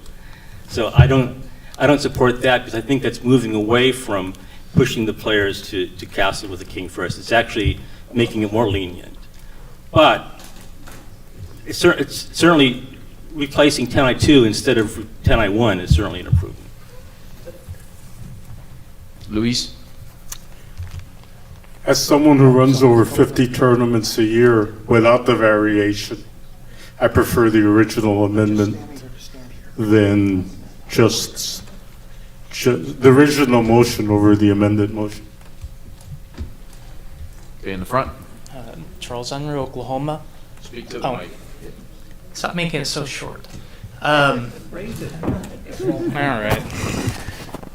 I think it's a good idea to go with the amendment here, because this allows discretionary to those who do work in scholastics and are working with beginning players. To me, this is kind of minor minutia. And really, to little kids, you tell them they have to move the rook, suddenly we probably go more into the retention aspect, to where we start increasing I should say decreasing the amount of retention. So maybe we go to 39% or so, because we tell a kid that he has to castle or not castle by moving the rook or whatnot. I'm sensitive to in our enrichment programs of not feeling punitive when we're teaching kids and encouraging them to play chess. We teach them that you have to touch the king first, and what I think happens is if these kids continue playing, if we teach them the proper way to do it again, according to the rules from the beginning, they learn it quick, they learn it fast, but then they're prepared for when they go on later on to play, they know the rules rather than having the ambiguity of having to switch later on when it comes up.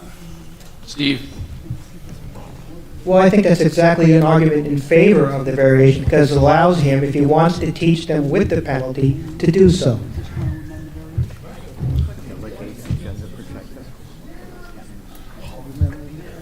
Is it Tim or Ken? Who's talking in the back? Anyone? John Miller from Ohio. Okay, John. That's right. Point of privilege. Someone earlier said that this would not require somebody to move a rook if they touched it. But we are chess players. Touch move means that if you touch it, you have to move it.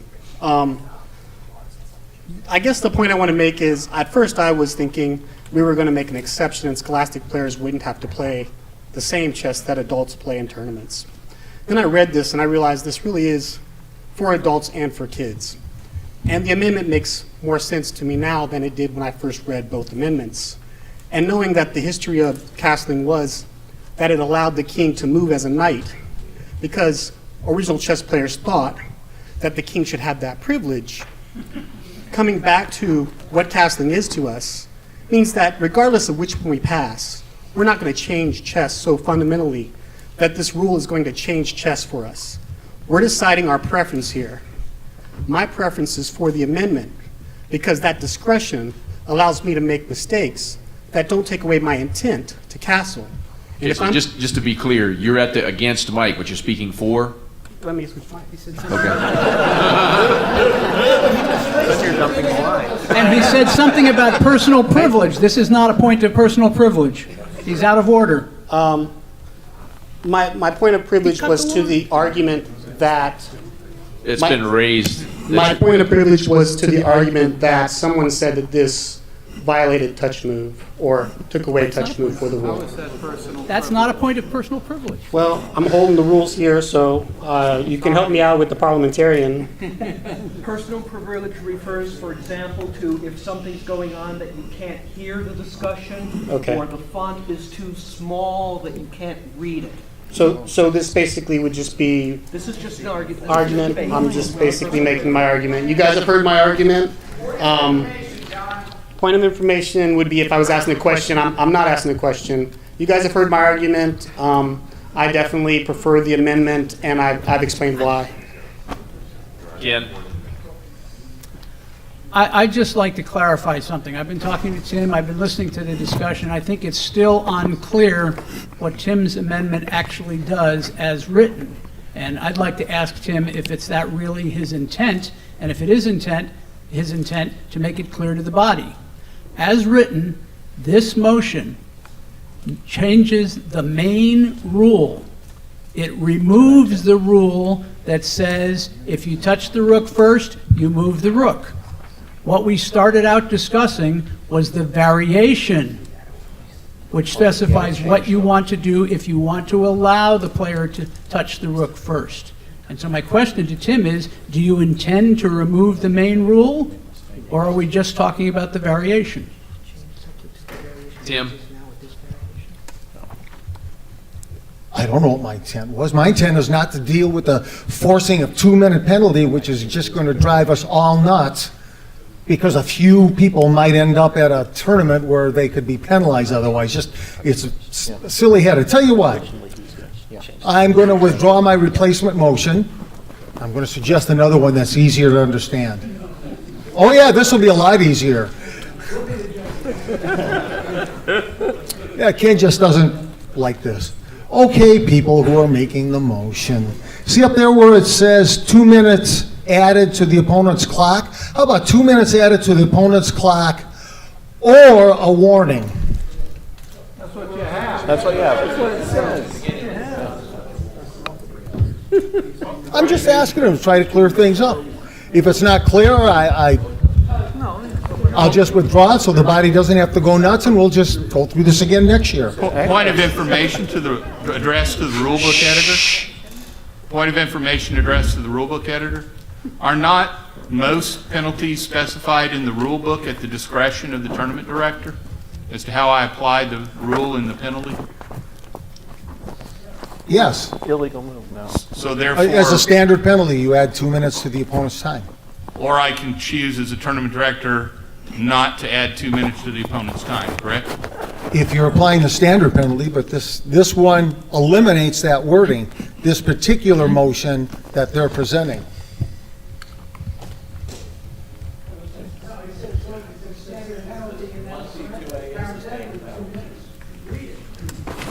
Jeff? Jeff Whewell, Illinois. It's currently set so that the organizers that do want to make a king move castling can still use 10I1, 10I2 works well.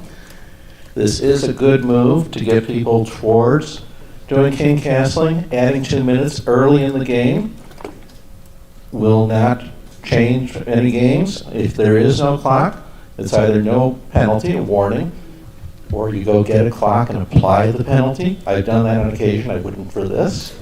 I think this actually works well. Back of the room. In the words of the surprisingly verbose Tim Just we just heard, I call the question. The question has been called. Point of order, the amendment has been withdrawn. Right. That's right. Point of information, Mr. I'm President. speaking to the original motion. I just want to know what we're talking about. Point of information, Mr. President, what exactly is the motion on the floor that we are discussing? The amendment has been withdrawn. The original motion as That is originally correct. put It's forth. the original Thank you. motion that is on the floor. All right, I object to calling the question. Okay, so now we will vote on the objection to calling the question. All those in favor of the objection to calling the question? No, in favor of calling the question. Okay, all those in favor of calling the question? Raise your credentials. All those opposed to calling the question? The question is called. Now we're back to discussion of the original motion. No. Okay, we're going to vote. Good. That's good. I'm glad. So now we will vote on the original motion. Point of information for this body, this is a rules change and it requires a 2/3 vote. You need to count, yes. Mike,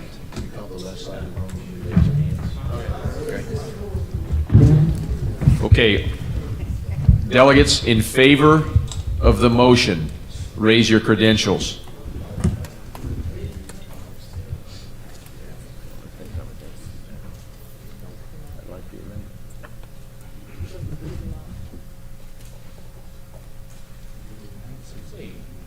Point of information. Are we voting on the amendment? No, it's dead. It was withdrawn in that, in that case, I'm voting on the motion. In that case, yes. Let me count again. Okay, credentials high, please. I'm counting credentials.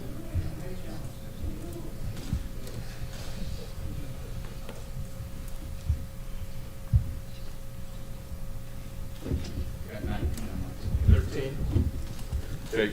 Those opposed to the motion?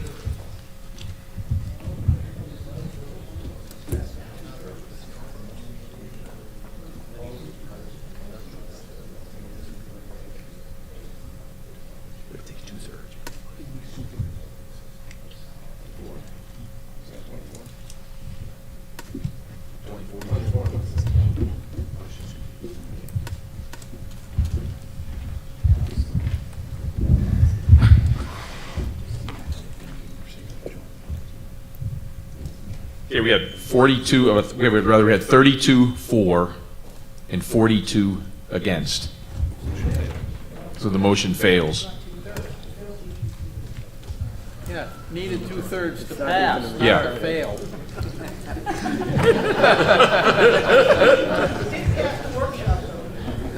Well, this isn't the workshop. Get him hard. Get him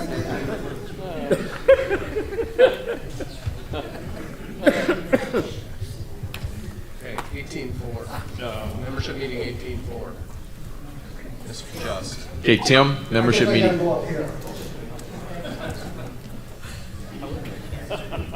I don't know, are you for it? Here, we're going to confuse you some more.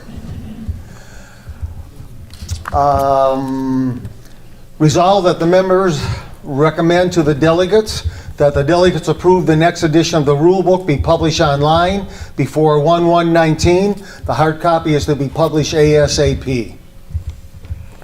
Frank Guadalupe, let's applaud him, but you're going to after this. He got a hold of the publisher, Random House, or whatever they call themselves now, Penguin Books, and they're not interested in the rights to publish the 7th edition.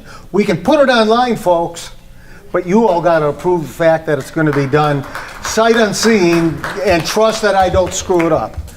Now, you trusted me. You trusted me for the 6th edition. This will be the 7th. The format and a lot of stuff is being discussed. You should be able to, if I do it right or have the technology to do it right, download various sections. If all you want are the rules and not the rest of the book, you should be able to do that. You want the whole book? You should be able to do that too. We're working on it. You just got to trust that something's going to be up there you can use. I also predict that whatever it is will probably change format once or twice when all of you put your eyes on it and say, hey, what's that? Well, we'll fix it. It's online. We can do that instantly. So that's all I'm asking you to do. Say we can put it online. You get to approve it, sight unseen. And it's got to be up by no later than the 1st of next year.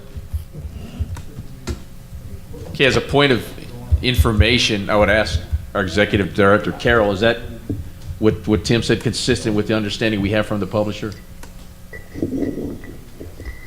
In what we received from Random House, they have no claim to future full releases of the rules of chess that was published. So if we were to go to version 6 point something, they would still have rights to that edition. But if we move to 7 or beyond, they are not claiming any rights to those future editions. And if we get it up at 7.0, for instance, and we pass some motions at next year's meeting, we can put 7.1 up. We don't have to sit around and look for that long amendment document that I got to do every year and have to be humble about because I always trip on myself. Any discussion? Second? Second. Yeah, any discussion? For point of, I guess, information, the rule book that Tim is talking about would be what's otherwise known as the 7th edition. It includes changes made, all changes made by the delegates since the 6th edition. And if there are any changes made at this meeting, it would include them with the proviso that it states they are effective January 1st. That's what you were talking about. Yep. So what's the question? No, that's, I just, in answer, I said it was a point of information. And that means you're asking a question. Yeah, people are not using point of information correctly. Point of Am I information. correct in that understanding, Mr. You're correct in your understanding. That's a question. Call the question. Thank you. The question has been called. Are there any objections to calling the question? A point of information. Is this a rules change? Does this require 2/3 majority? No.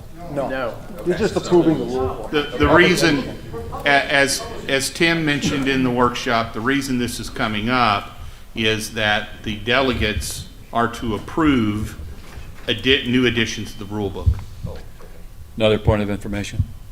You mentioned that we would do a hardcover. I mean, my concern would be the lack of promotion of having the book on the bookshelves in the store. I mean, that's a factor as well, right? My question was, are we going to do a hardback or any kind of a book as well? Carol?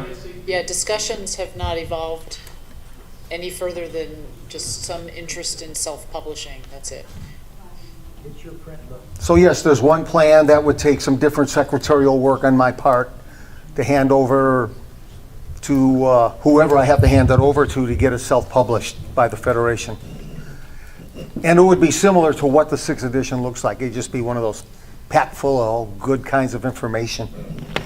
The publishing world has changed significantly. The ability to self-publish and print very small runs is there, and I think Carol brought that to us as an alternative to dealing with Random House and getting a little better control over what we're doing. So that is the thought that we're headed down. I know that several of us believe very firmly we really need to have a printed rule book as well.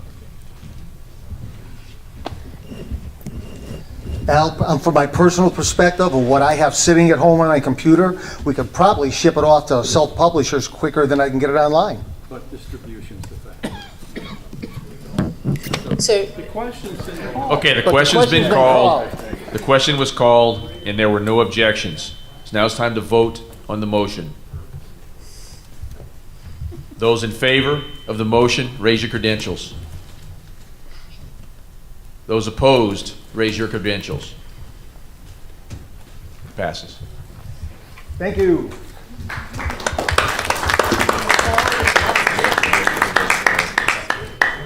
All right, at the awards luncheon, we just recognized the contributions of Gary Walters by giving him the Distinguished Service Award.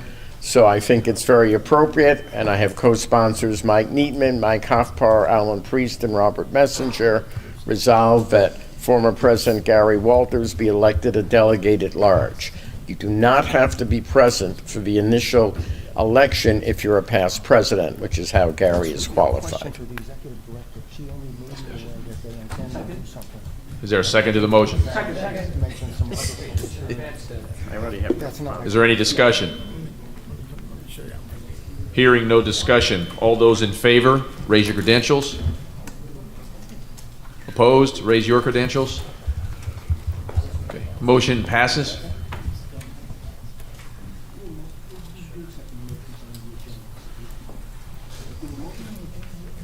David, 1815. 1815 was discussed by the Rules Committee, and we came to a consensus in the affirmative, and it was discussed in the workshop, and the vote was unanimous in favor.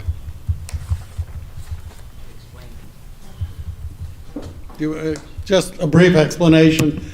This is just, in one case, clarifying, and in one case, adding a rule to the duties of the assistant of a blind or visually impaired player. We chose not to change the wording, blind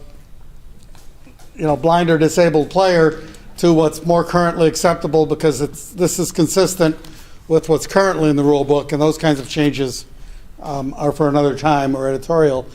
What this does is it allows the player, as different from FIDE rules. FIDE rules say that the assistant can claim time forfeit or can claim touch move. The USCF rules, a player has to claim touch move. So all we're saying is, in order to give the blind player that ability, you have to tell them that a piece was touched without being moved, which is allowing for a little bit of time lag. Under FIDE rules, it's perfectly acceptable for the assistant to claim the time forfeit, or the touch move, because the arbiter would claim it in FIDE. But in USCF rules, we want to give the blind player the option of claiming touch move, but we don't want to force him to claim it if he thinks that the move that the player actually made was worse than the one that he would have to make if we enforced touch move. That's an option that we as USCF players have. We don't want to take it away from a visually impaired player. And then the other thing that is not explicitly in our rule, and obviously makes sense, is that if at any time the disabled player wants a tournament director to make a ruling, he can tell the assistant, stop the clock, get a director. So we thought this was a pretty straightforward change, and the Rules Committee and we did run it by the Accessibility and Special Needs Committee. Since I share a domicile with the chair of that committee, it was easy. And so this is our recommendation. And as I said, it doesn't change it keeps the wording consistent with the rest of 35F. Discussion? Is the doghouse now part of the domicile? Out of order.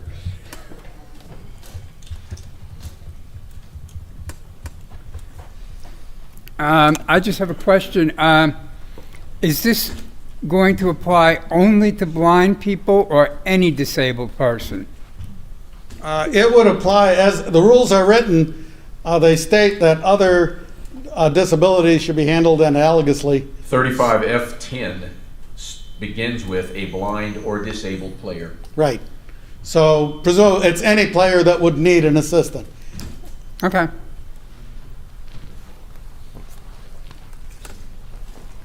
Any other discussion? Seeing none, call vote. All those in favor of the motion, raise your credentials.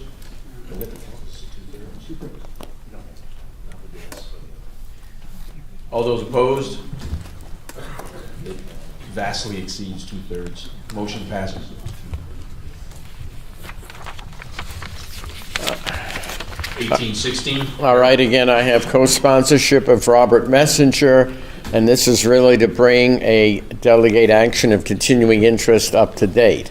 If you look in the current list of the DACIs on page 11, you see that committee reports are not published in the annual report. Well, there are no committee reports in the annual report. And there's also something about giving them a certain amount of minutes at the delegates meeting. We don't do that. So this is meant to conform to our practice. Now, at the workshop, we made a slight wording change. We're going to eliminate the words "as handouts." And I think that was President Hofpour's suggestion. So simply it should say, all annual committee reports not published in the delegates call will be distributed at the delegates meeting. And that was adopted 20-0 at the workshop, and the committee also had been in favor of it 12-1. Any discussion? Hearing none, call the vote. All those in favor, raise your credentials. Opposed, raise your credentials. Passes. Well, this is the place for a point of personal privilege. Carol, can we check with the audio people? We've got some feedback and whistling that I know is disturbing some folks because I can see it on their faces. I was wondering if it was just my tinnitus No, it's not, acting up it's again. not yours. Nobody's hearing aid. There's some echo going on. Go ahead. Go ahead, David. I don't know if you wish to have me speak to this, or you want the executive board to do it first and then have me talk about it, what came out of the committee. I just seek guidance from the chair there. This is an executive board motion, but it is amending the code of ethics. So I'm here as the chair of the ethics The committee. executive board's going to talk to it. Well, You're next, I think. Sorry, got distracted with that. Got distracted with the buzzing. We've had a couple of cases in the last year where in the performance of their regular duties, our national events director and then even our executive director filing or someone else in the office rather, filing an ethics complaint. Our current code of ethics requires the filing of a filing fee. In the case of our events coordinator, he ended up writing a personal check. In the case of the other team member, our executive director ended up writing a personal check. It just seemed to us as an executive board, when we have team members in the performance of their official duties who have a need to file a complaint, that the fee should not be required of them. For anyone who's concerned about an employee going rogue on us, that's why we have a personnel review process. If somebody goes nuts, then I'm sure our executive director is going to solve that problem. And the question did come up, it would not apply to a team member who would be filing a complaint that was not directly related to their official duties. So if you had a person in the office working and they were out directing a tournament that they were just doing as they were tournament director, and they wanted to file a complaint based on something that happened at that tournament or in a tournament they were playing in, then it would not apply to that. They would have to file the fee because it was not in accordance with their official duties. Go ahead, David. And the only thing I wanted to say here is that the Ethics Committee was unanimous in its support of this motion, and this also came up at the Ethics Committee workshop, and we were unanimous in the support of that motion, and that vote was 27-0. A point of information, Alan, either for you or David. My question is, with the fact that a employee in the exercising of his or her duties finds that it is necessary to file a claim, would it create a perception by not having to file the $50 fee that the office employee has the right to, file frivolous complaints or file more complaints, or it doesn't cause a problem, the fact that the members have to file a fee, but yet the office employee doesn't? I can't particularly speak to what someone's perception might be, but if we have a problem with our national events director, for example, filing a whole series of frivolous complaints, I have confidence that our personnel process will resolve that problem right promptly. I agree. There is another way to solve that potential concern, because entities can now either be the subject or the complainant in an ethics complaint. If it's as a result of their official duties, they could file it as US Chess versus whoever, and then that makes even less sense for us to write a check. Oh, correct. We're still, and to the filing fee right now is $50, and that can be waived by the ethics committee, by the committee in question. It could be ethics, could be rules, could be TDCC. So if somebody says, I need to file this complaint, but I can't afford the $50, the committee can waive the fee, and in fact has done so in the past. So I don't think there's too much of a concern in that regard. I'm Jim Mead from Northern California. I have a question to ask. And what happens if an executive board member goes nuts? Sorry. It's happened. Never happened. Out of order. Mr. President. Alex, go ahead. Mr. President. Let me address that issue. Executive board members are not employees. So this wouldn't pertain to executive board members filing complaints.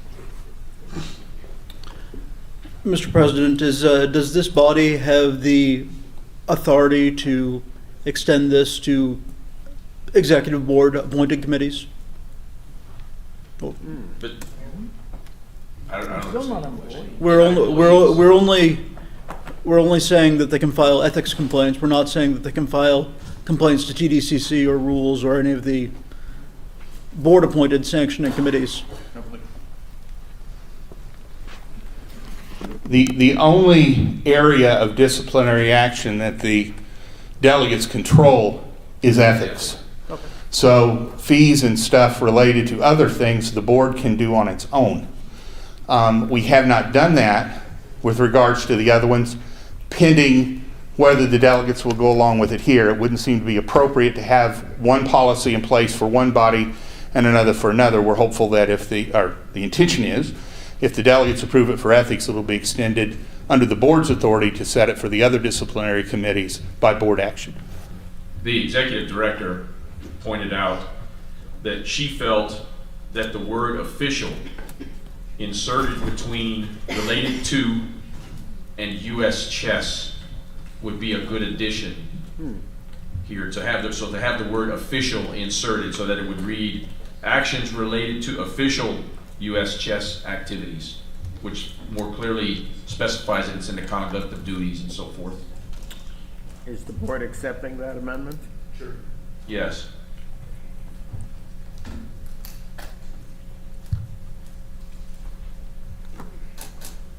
I'd like to call the question. Tim?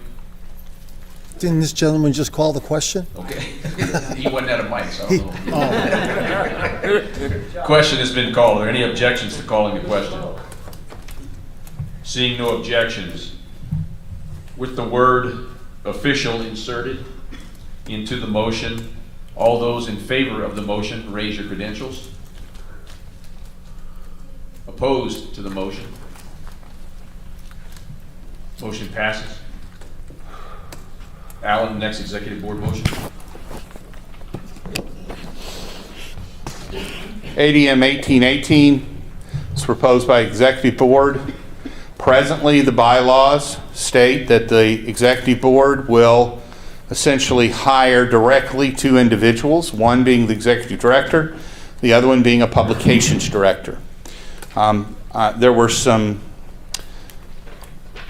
as I understand it, some political reasons in the long distant past now, although it may seem like the recent past to some people here, that don't exist today. As a practical matter, so we're requesting the delegates to change the bylaws to provide for the executive director to be able to hire a director of communications, and that the treatment of that will be done just like we have with the hiring of a chief financial officer. That will be done with the approval of the executive board.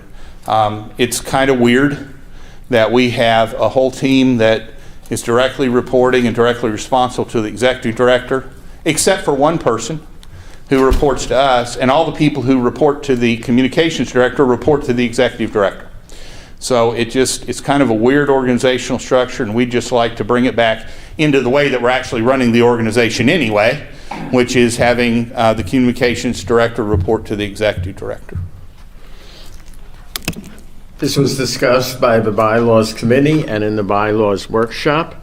The committee voted in favor, 9-1, with 2 abstentions, and the workshop voted 21 yes, 0 no, and 0 abstentions. So a strong endorsement. Any discussion? Hearing none, all those in favor of the motion, raise your credentials. Opposed? Raise your credentials. Passes. 1819.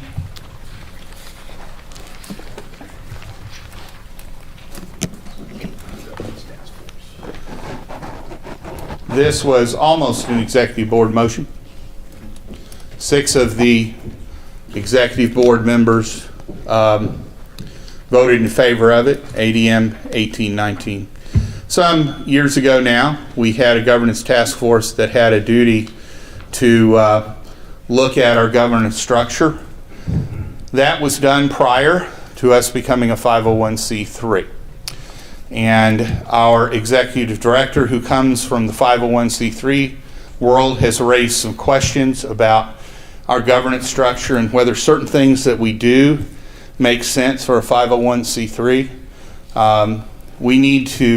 We would like to have the delegates appoint the governance task force and put it back into action just to take a look at things and see if there's some difference in the way we ought to do things. Most 501c3s provide that their boards, you're looking at my behind, it's ugly enough to do, call for their boards to be self-perpetuating, and many of them have a donation requirement to belong to them. That's not our culture. And that's never going to work in our culture. But how do we bring the ability of maybe significant donors to have some level of participation in helping us do that? I don't know what that looks like. I don't even know if it's possible. So it's time to look at that. There may also be some other provisions within our bylaws that need to be adjusted in the world for 501c3. So the idea, for those of y'all who were around with the prior governance task force, of which I had the privilege to be a co-chair with Joe Lux on, we put a whole series of proposals together. We brought them to y'all, we explained them, and we immediately re-referred it to committee because they had some substantive changes. We studied it for a whole nother year. We put stuff on the forums. We had discussions about them. We talked about them in workshops. We changed them around in the whole shooting match, and then we brought them back the second year. The only thing we're talking about doing, we're talking about following the same playbook. So we're not talking about this coming back with a whole series of wholesale changes for this body to vote on next year.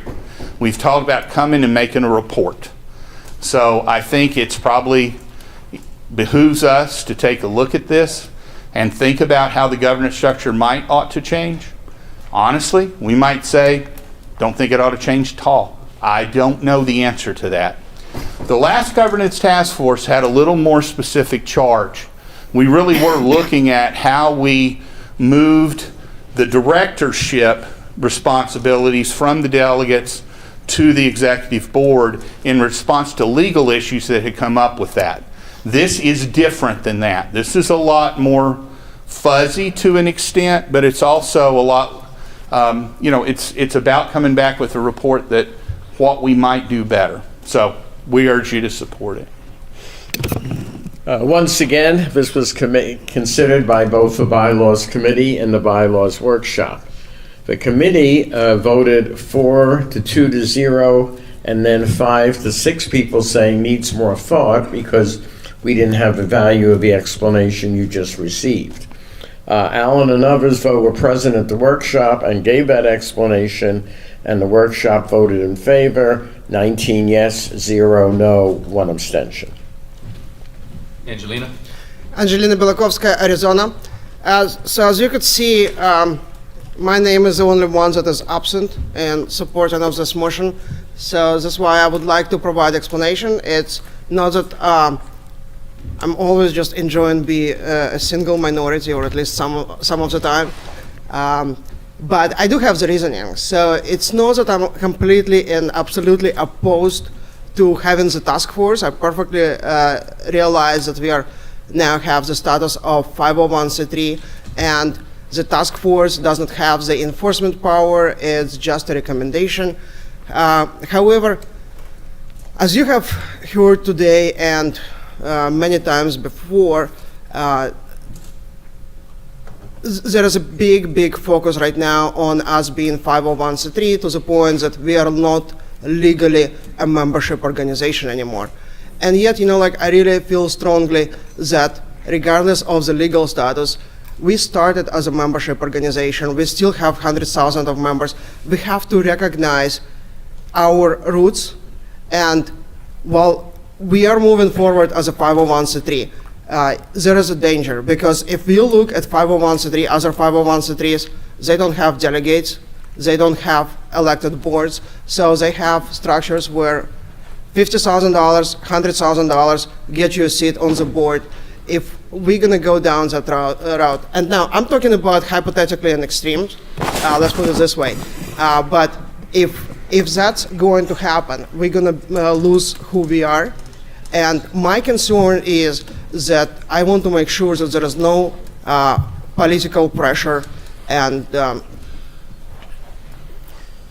so let me ask a question for you, Angelina. Are you against the motion to have a task force look at it, or are you for the motion to have the task force look at it? I'm providing a warning that I want the process to be transparent. I want the process to be not politically influenced.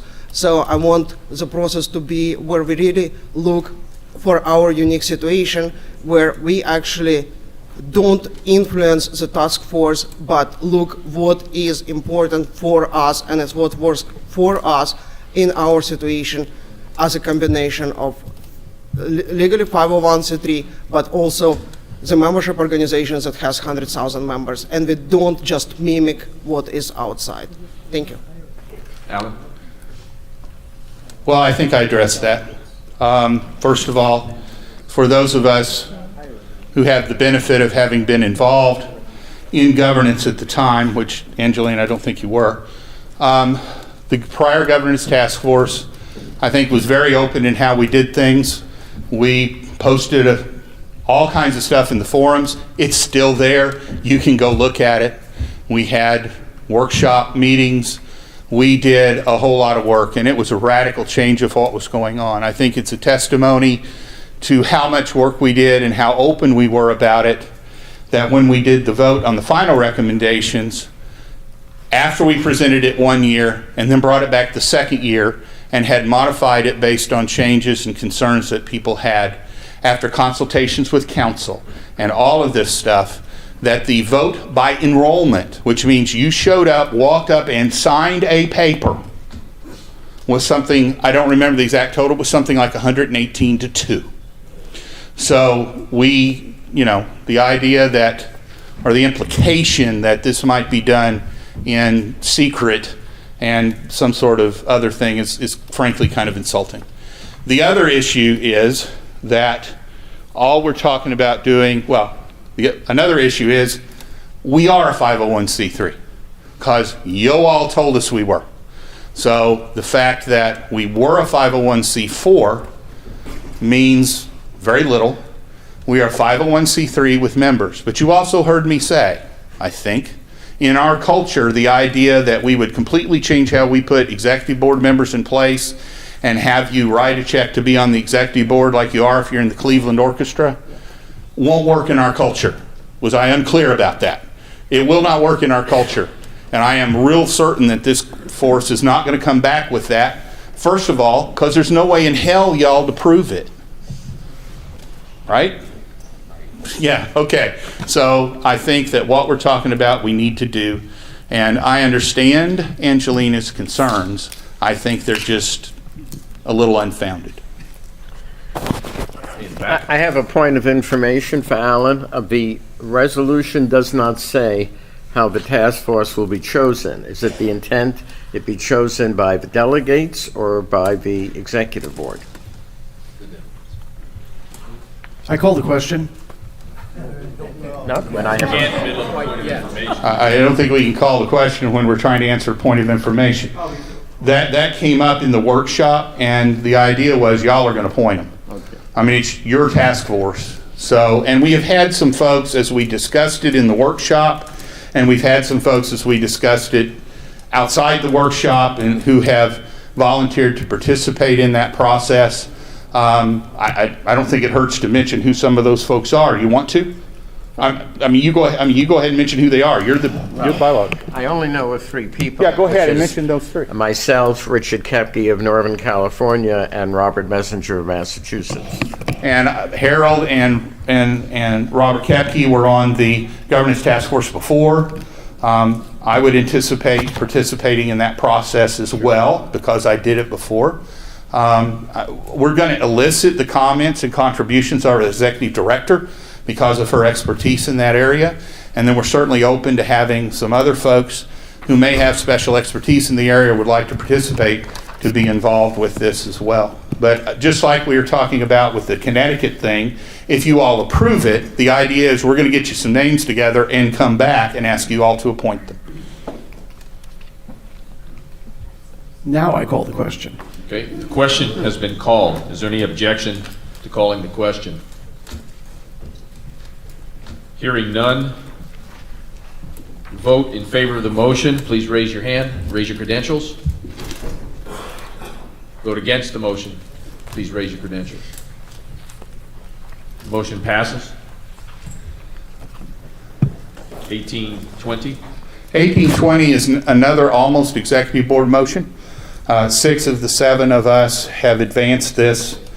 We have a concern that we're churning the rules every single year for one issue, which has made getting people on board as to what the rules are, it's made it complex and complicated. The other concern is that we frequently have a situation where we pass a rule and the next year we're trying, and sometimes that's done in haste, and sometimes that's done with floor substitutions, etc., sort of like what we saw earlier today, although it didn't pass. And then we come back to try to undo the mess. This got down to the rules workshop. They talked about it, and they came back with some other proposals that I think address some of these issues. And so I would like to yield the floor to our Rules Committee Chair, David Coons, and let him take it from here. The Rules Workshop moves to substitute for this motion. Let's see. all rules changes must be approved at 2 consecutive delegates meetings. No amendments may be made at the second meeting, or if an amendment is made at the second meeting, it's a new motion, so which will delay it another year. Okay. The 1-year waiting period can be overridden by an 85% vote. Okay, the purpose of this is that we get the rule approved, a 2/3 majority of this body. We look at it for a year. Does it work? It's not a rules change yet. We publish it. Okay, so everybody can take a look at it and on our additional rule changes beyond the 7th edition of the rule book. Okay, so everybody gets a chance to try it out or to look at it or to work on wording or whatever. But the point is that then it comes up for a second 2/3 majority vote, and it should work. Okay, the Rules Workshop voted, I believe it was, oh boy, I don't know, what was it? 19-3-0. Okay, thank you. Okay, in the back. First, I have a question. Would this apply to the rules changes we just made? No. Okay. It does not. Okay. The idea is this would be a... Uh-oh. Excuse me. Get the chair out of there. Get out of here. Do we have a pastor? Yeah. Excuse me. Excuse me. Excuse me. Give him space, please. Come to the doctor. Can I move the chair? No. The chair, I'll move it. Your doctor, come here. Who needs that? Okay.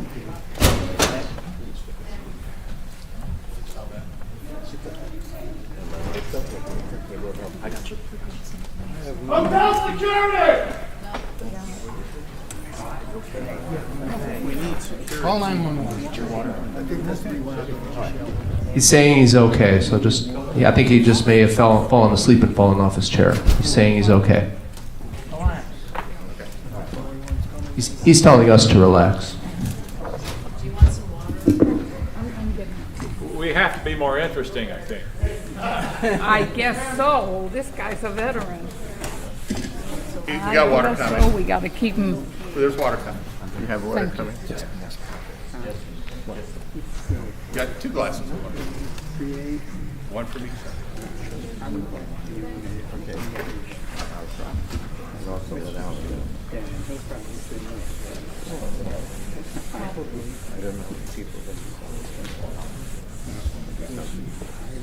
Relax, boys.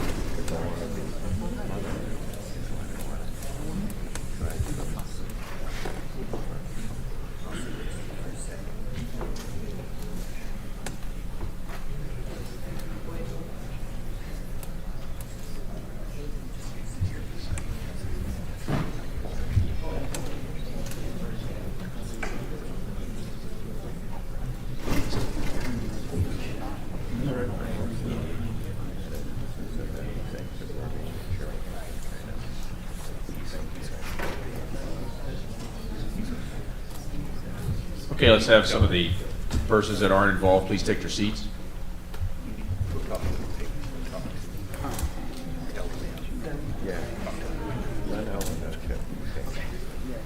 were asking a question, yes.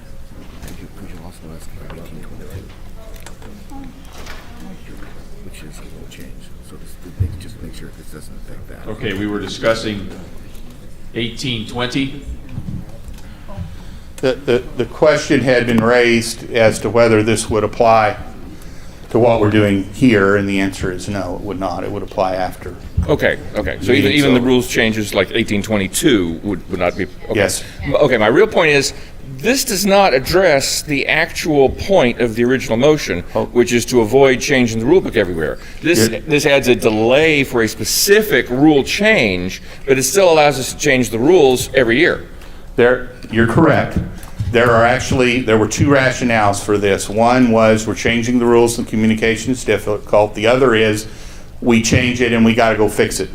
This only addresses the second part, which point everyone in the rules workshop acknowledged. One thing that solves a little bit of the other problem is moving the rule book online.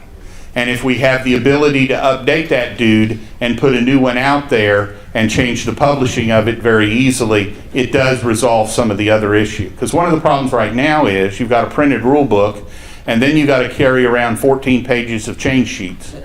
And that makes it just doggone difficult. So not everybody who was a maker of this motion was at that workshop, but on your behalf, I sort of thought it got addressed. Particularly once we got to talking about the changes in the printing of the rules. So y'all think we're there? Okay. So I think the people who are making the motion think that we've sort of solved the other problem with the other situation. Are you all accepting it as an amendment? Which one? Accepting the amendment, the substitution. The committee has made the substitution, so from my perfection, has proposed the substitution, so it is my sense from you all that it's okay to accept the substitution. Are we all right? Yes, I am. Okay. Yes, we're accepting that as a substitute. Mr. President, may I have a point of information from the Rules Chair? Yes. It was stated that possibly there could be wordsmithing at the second meeting after we've had a year to think about it, but it clearly says no amendments may be made, which is correct? Our feeling was that a word change or an editorial change that is so insignificant as to not affect it would gather an 85% approval. If more than 15% of the delegates present say this change is too big, then it is.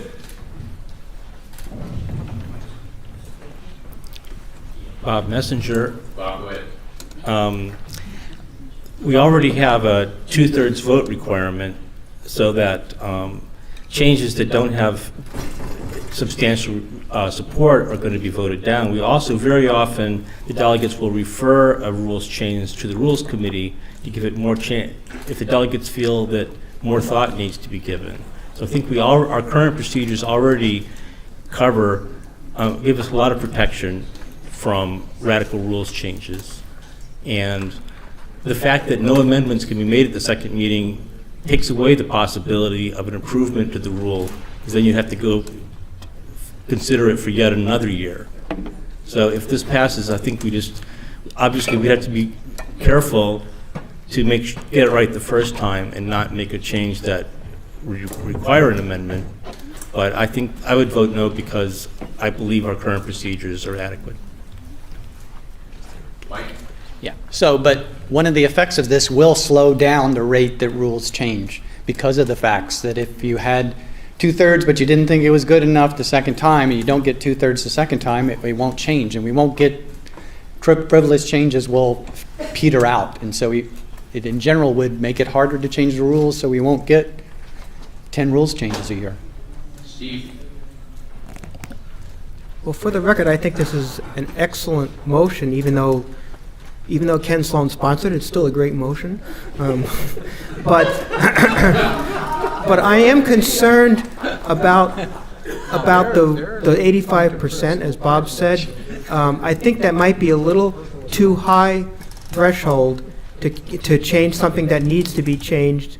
And sometimes it's not always easy to get the 85%. And even though I don't think that justifies or that should define a rule needing in change, whether a rule needing to be changed is defined as one that can garner 85% or more support. I disagree with that definition. I think it's a little too high, and I think the threshold should be lowered a bit so that it's still not easy to achieve, but not as insurmountable or as less likely to be surmounted as 85%. I apologize, Ken. I would propose 80%. Steve, but it's just to be clear, it's making changes to the change. It's not the final vote on the overall. No, I understand. In other words, as I understand it, the 85% rule is invoked if the effective date needs to be made sooner than a year. And I think that, or 2 years, I should say. I think that's possibly a too high a threshold. So I would propose 80% as a substitute. My apologies once again to Council. Okay, it's been seconded to propose 80% to substitute 85% in the motion as listed. Discussion on the 80% of the amendment. 85. Jeffrey Will, Illinois. 85% seems right. Looking at the rules changes just at this meeting, it looks like the ones that we're seeing will either be 85% and there will be no additional year waiting period, or they won't pass at all. I don't want to see another 15A bouncing back and forth about writing down the move first. That's something that two years in a row would have worked out better. So Al, are you speaking for 80% now? Speaking against it. He spoke against it. That's correct. I'm not speaking until it's. Oh, okay. Is there any further discussion on 80% amendment as opposed to 85% as originally stated?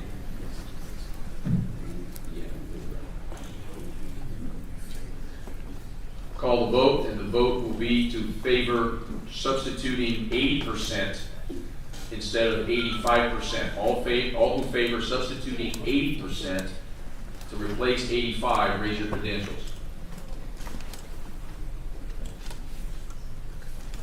Opposed to replacing. Opposed clearly wins. 85 remains the percentage. Now, so now we're discussing the original motion. And I'm speaking for it.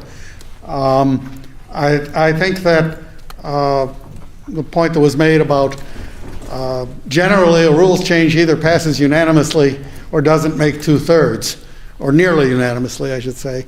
And again, the kind of thing we envisioned for needing the 85% also, in addition to editorial type changes, something like a change of rule that's necessary to allow us to run a FIDE-rated tournament. If FIDE comes up with a change that just isn't allowable in one of our variations, we would want to add that as a variation rather quickly. And things like that. And it would require it being a variation in order to get 85%. So that was our thinking, and again, we thought that slowing the process down like this, plus the online publication, the combination of the two addresses the point that the board was making, and it addresses it better. So just as a point of information, does in the interlude between the first and the second year, does that mean that the matter is automatically in the Rules Committee further consideration, or is it just when it's happening? It's published, and there can be comments, and it's the fact that it was passed is published. It's not published as a rule. It'll be published as part of the minutes of the meeting. Right, and possibly as an addendum to the rule book, there would be an appendix pending rules changes. Because the whole idea of this is to have is to get comments, but again, if we can't get 2/3 twice in a row, then we probably shouldn't have gotten it the first time. Bob? Just in reference to what Al said, I would think it's definitely a good idea in the rule book changes to have an appendix to talk about pending rules so that the delegates become aware, especially the delegates who are tournament directors, would be aware of what's coming up at the meeting. Because if it's just the minutes are something you don't generally see until the start of the meeting, whereas the rule book changes is there the whole year. So I would think that's a very good idea. Al, Ernie?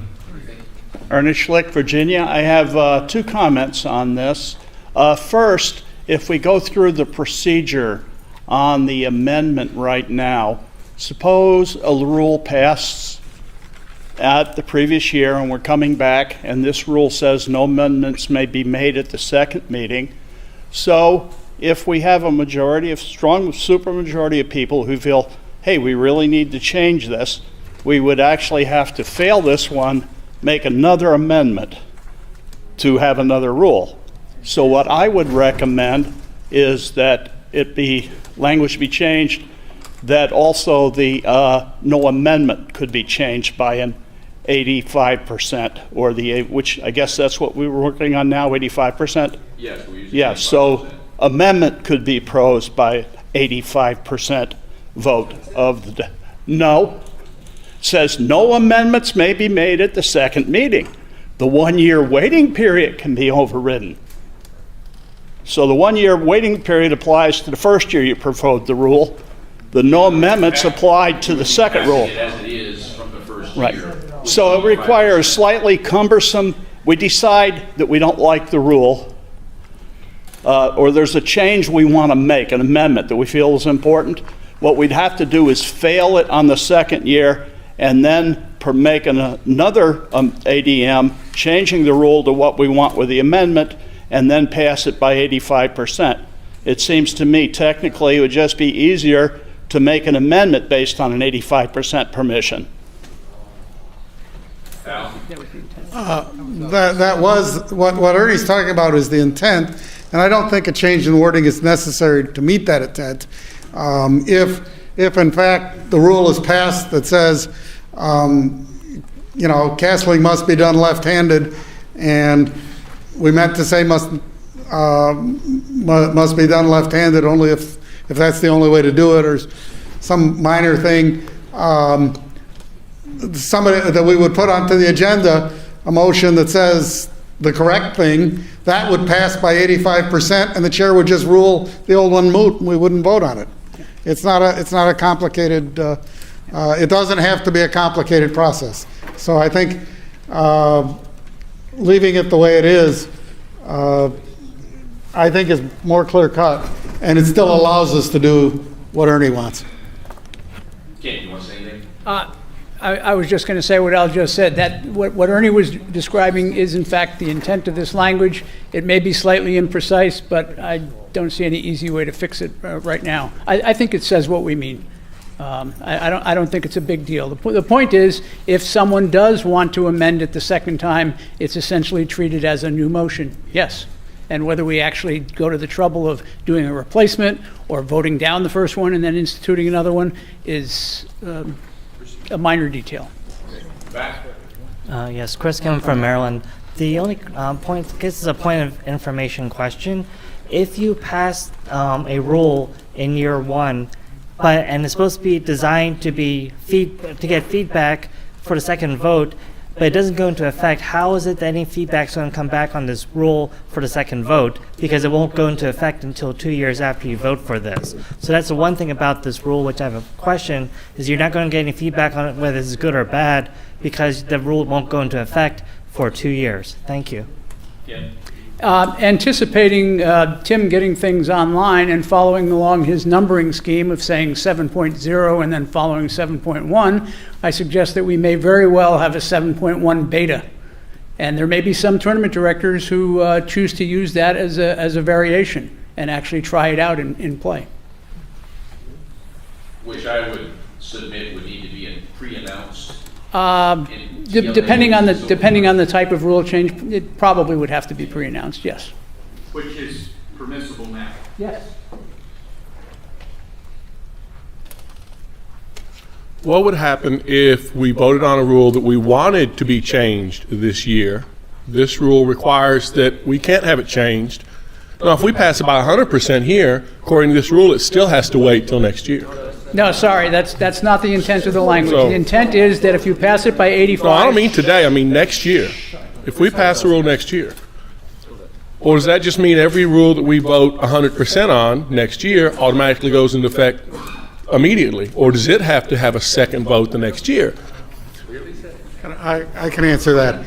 Number one, very clearly the last one says the waiting period can be overridden. So that would mean that even if we pass a rule change by 100% vote, if part of the motion does not say it becomes effective January 1st of this year, then it's the same as though it passed by 2/3. So we just make part of our rule change that it has to take effect this year for every rule change we do, and then it just makes this kind of silly. We could do that, and we would be derelict in our duty were we to do that. Okay? is, yes, we can certainly do that. We can also, by a simple majority, throw that rule out anytime we want.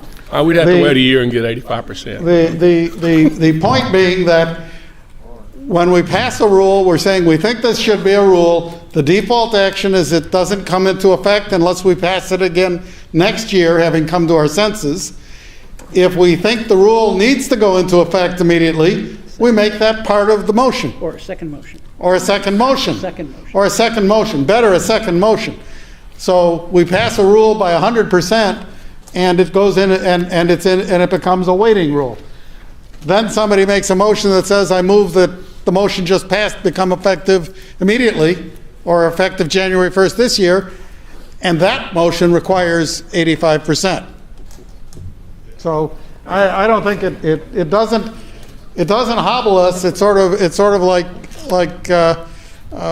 putting a combination lock on your refrigerator. It doesn't stop you from snacking, but it makes you think about it before you do it. Yeah.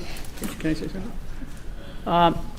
I can certainly imagine situations where you would get 100% vote to change a rule, but not get 85% to implement it immediately. Because there may well be people who are in favor of the rule, but would prefer to wait a year and make sure we've got it right. So that means I think there really should be two motions, one to pass the rule change, and if desired, another one to say override the waiting period. Is there any further discussion? Hearing none, call the vote. All in favor of 1820 as stated, raise your credentials. Point of information, as stated or as amended? From the rule, as amended by the Rules Committee. This is a substitute motion. It's been accepted. It's not an amendment. It's not an amendment. Oh, yeah, that's right. Sorry, it's on the screen. Yeah. It's a substitute. All opposed? Motion passes. Mike Heatman will speak to 1821.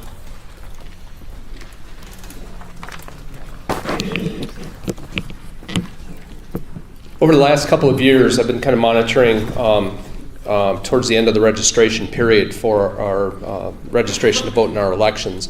And it seemed that the office was putting out emails a couple of days prior to the deadline. And I think that's a disservice to our members because a couple of days is just not enough time if you're away for a weekend or something. I would prefer to see that a month in advance. So this particular motion just basically, it's a bylaws change. I think that's okay. I don't think that's a problem. Some people at one of the bylaws, I think, workshop had a problem with it, but I think I had a problem with it being a bylaws change, but be that as it may. I think the concept is that we need to ask the office to send that email out reminding people to vote a little earlier in the month. We've got April 1 here, and that's just the meaning of that. Just have the office do it earlier in the month to give us all of our members more time to register to vote other than a couple of days. Now, of course, this month we had a problem with the website being down, so we were actually granted an extra day. But the interesting part is that was the email sent to people, I believe 2 days before the registration deadline, saying that it was going to be extended for a day. So that's my idea. All right, this was discussed both by the Bylaws Committee and the Bylaws Workshop. Now, the committee was fine with this and voted 12-0 in favor. And the workshop agreed with the principle fully and voted 21-0 in favor. But the question is, should it be in the bylaws or not? And that caused a lot of heated debate at the bylaws workshop. And the vote on whether it should be a bylaw was 9 saying yes, it should, but 10 saying no, it shouldn't. So that was almost an even split.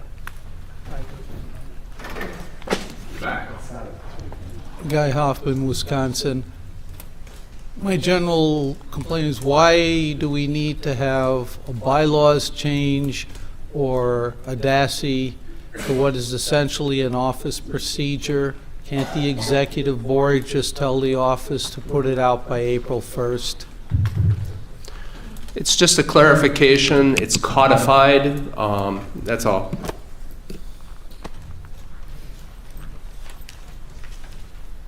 Randy? Randy Bauer, Iowa. Along the same lines as Guy, from my perspective, these are kind of management issues that should be addressed in that way, and for us to be putting this kind of stuff in the bylaws, which is kind of like the same thing as what I see in a lot of the prior delegate actions, that really the executive board can deal with it through the through our executive director, and we just don't need to clutter up the bylaws with this kind of stuff. Any other discussion? Hearing none, call a vote. Those in favor of the motion, raise your credentials. Do it count? You got it, guys. All right.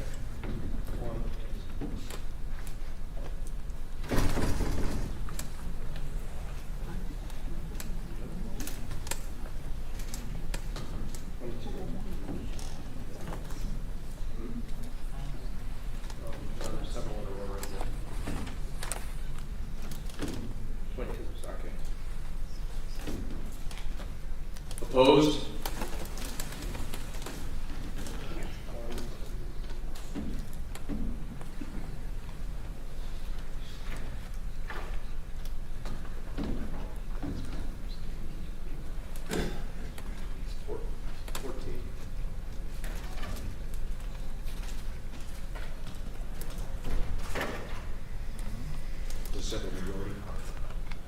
Okay, the noes have it, 41 to 34. The motion fails.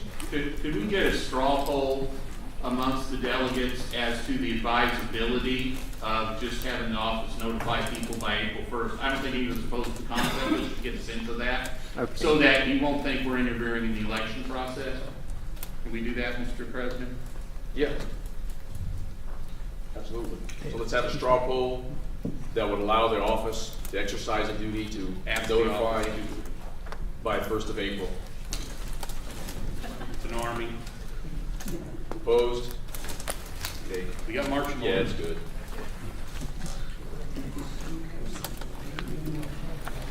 (1822) was discussed by the Rules Committee and the workshop. The wording was arrived at by consensus of the Rules Committee, and the workshop was unanimously in favor. Discussion. Seeing none. Sorry, Bob.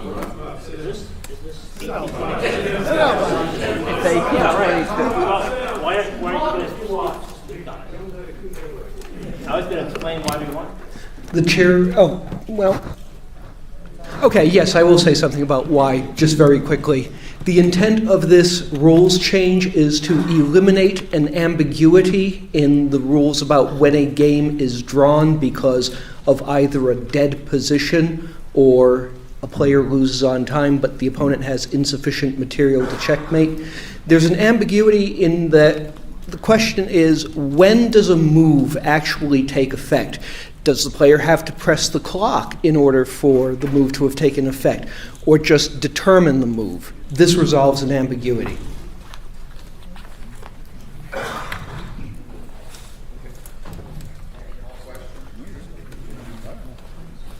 There is no discussion. We'll call the vote. All those in favor of the motion, raise your credentials. All those opposed? The motion passes.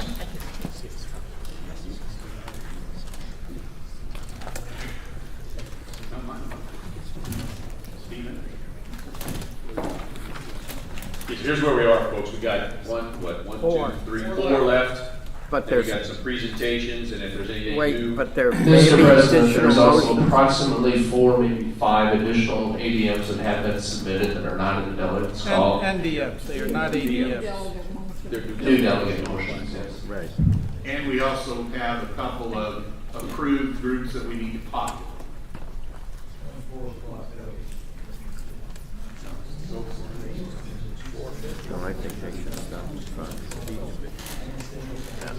Okay, hold on a second. Here's, maybe we'll do another one of Alan's straw polls. We can do this one. I guarantee it'll be quick. Well, yeah. Okay, You're gonna we'll withdraw see. it? We see. Well, we got to stop pretty soon for y'all who are playing to get ready to go because it's 10 minutes to 5. Yeah. I don't think we can get this whole agenda done today if we go to 5:30 or something. No. So, pretty quickly we're going to stop. Is that okay with everybody? Yes. Yep. I guess this is going to go fairly quickly, as Steve says, and then maybe we'll call it a day after that, pick up in the morning. Okay, if more than 3 people get up to the mic, they're at least the 3 people on the Connecticut committee. Wait a minute. Steve, go ahead. I would like to move that this motion be referred to the executive board in the hopes they might also consult the Women's Committee. All right. Second. This did come up at the committee in the workshop. The committee was divided. A lot of them thought it needed more thought. It needed to be deferred to either council or the executive board, but the workshop voted 22-0-1 to refer it to the executive board. I second the motion to refer. Okay.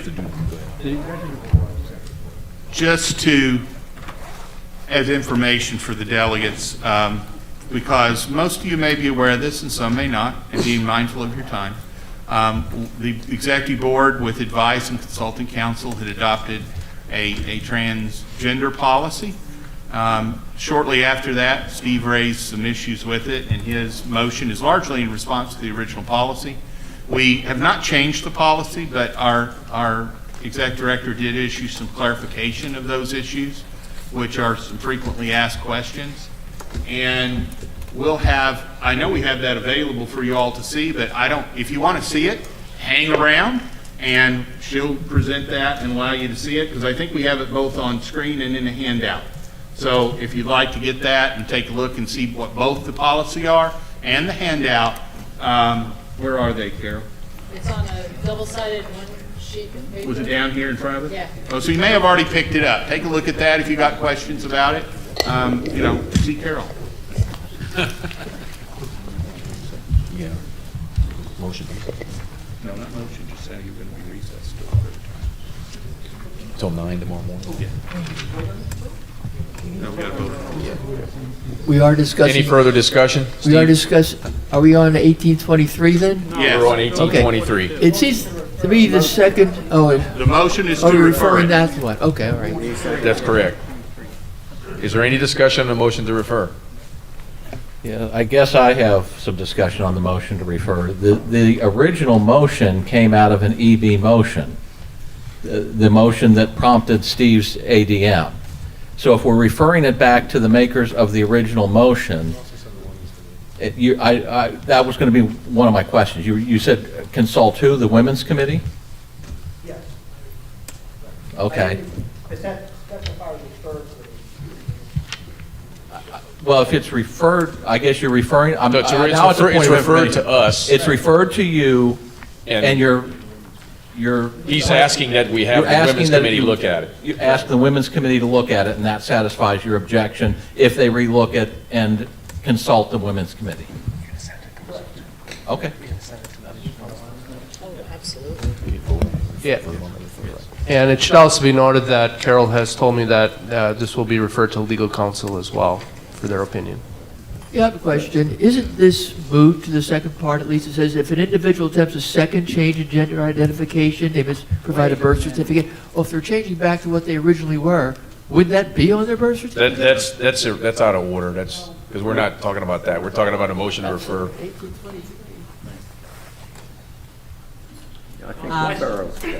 Maureen Gramau, South Carolina, Chair of the Women's Committee. I agree that it should be referred in discussion with the EB and out of the Women's Committee. Any recommendations? We should also note this is not simply a women's issue. Exactly. Right. And that's my point. Danny? It should also be referred to the Accessibility Committee as well. What basis? Doesn't matter, we'll figure it out. We'll figure it out. Okay, we call the vote on referral. All those in favor of referral, raise your credentials. Opposed? This body is in recess. The motion passes to refer. This body is in recess until tomorrow morning at 9 a.m. local time.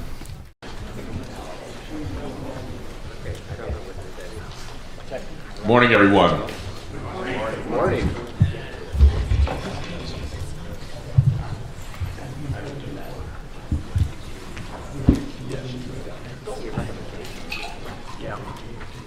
Call the meeting back to order.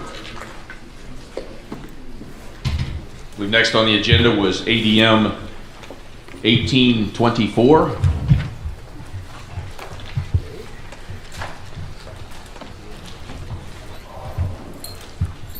As we proceed into our discussions for the remainder of today, I'd like to remind the delegates, let's keep the discussion civil and professional so we can proceed through these things in a good and orderly manner. Thank you.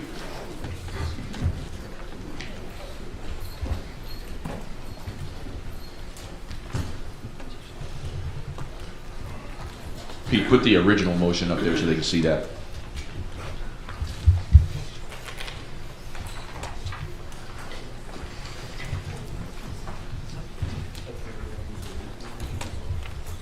Yeah, the original 1824 before the substitute comes up. Oh, I see it. Okay. Thanks. The original motion was made as a response or a way of dealing with, I don't know if outliers is the correct term, because there seems to be an increasing number of these incidences, at least in my experience. Parents and coaches who actively interfere with the running of the tournament, in effect bullying not just the staff, but other players, other coaches, parents.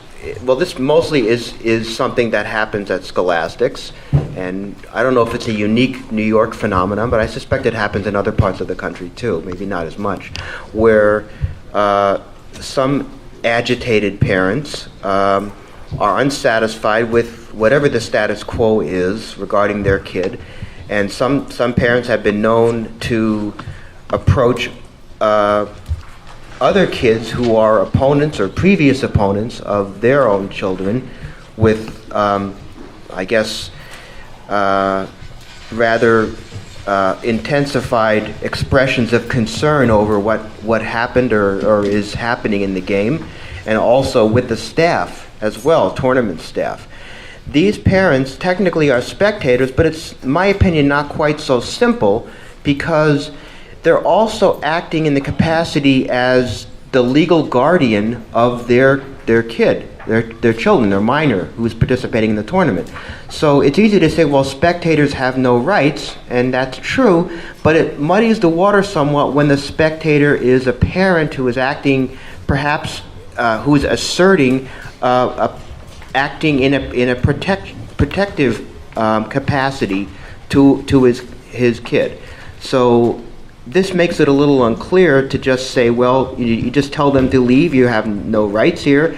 And the counter argument is, there's an issue with my kid that needs my presence, my intervention. Something wrong, something very wrong is happening. And when the issue is not resolved to their satisfaction, then it really does become a case of the parent actually bullying, engaging in bullying of maybe the other player, of the staff, or of other parents or coaches. So perhaps this is more of an anti-bullying issue specifically than a jurisdictional issue of keeping records of improper behavior. So Jeff Weevil proposed a substitute motion, which I would like to propose be considered at this time. The substitute for ADM 24 that he wrote up and proposed, and I would like to move that this be substituted instead of ADM 24, in place of ADM 24. Second. Second.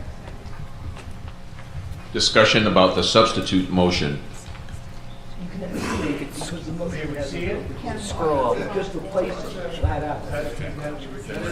So what Steve has agreed to is a replacement for his motion, a substitute. So let's have the substitute motion up on the screen so the delegates can see it.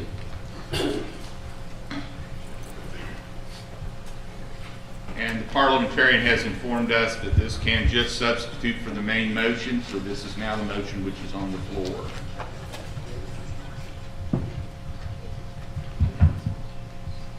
The floor is open for discussion of this motion.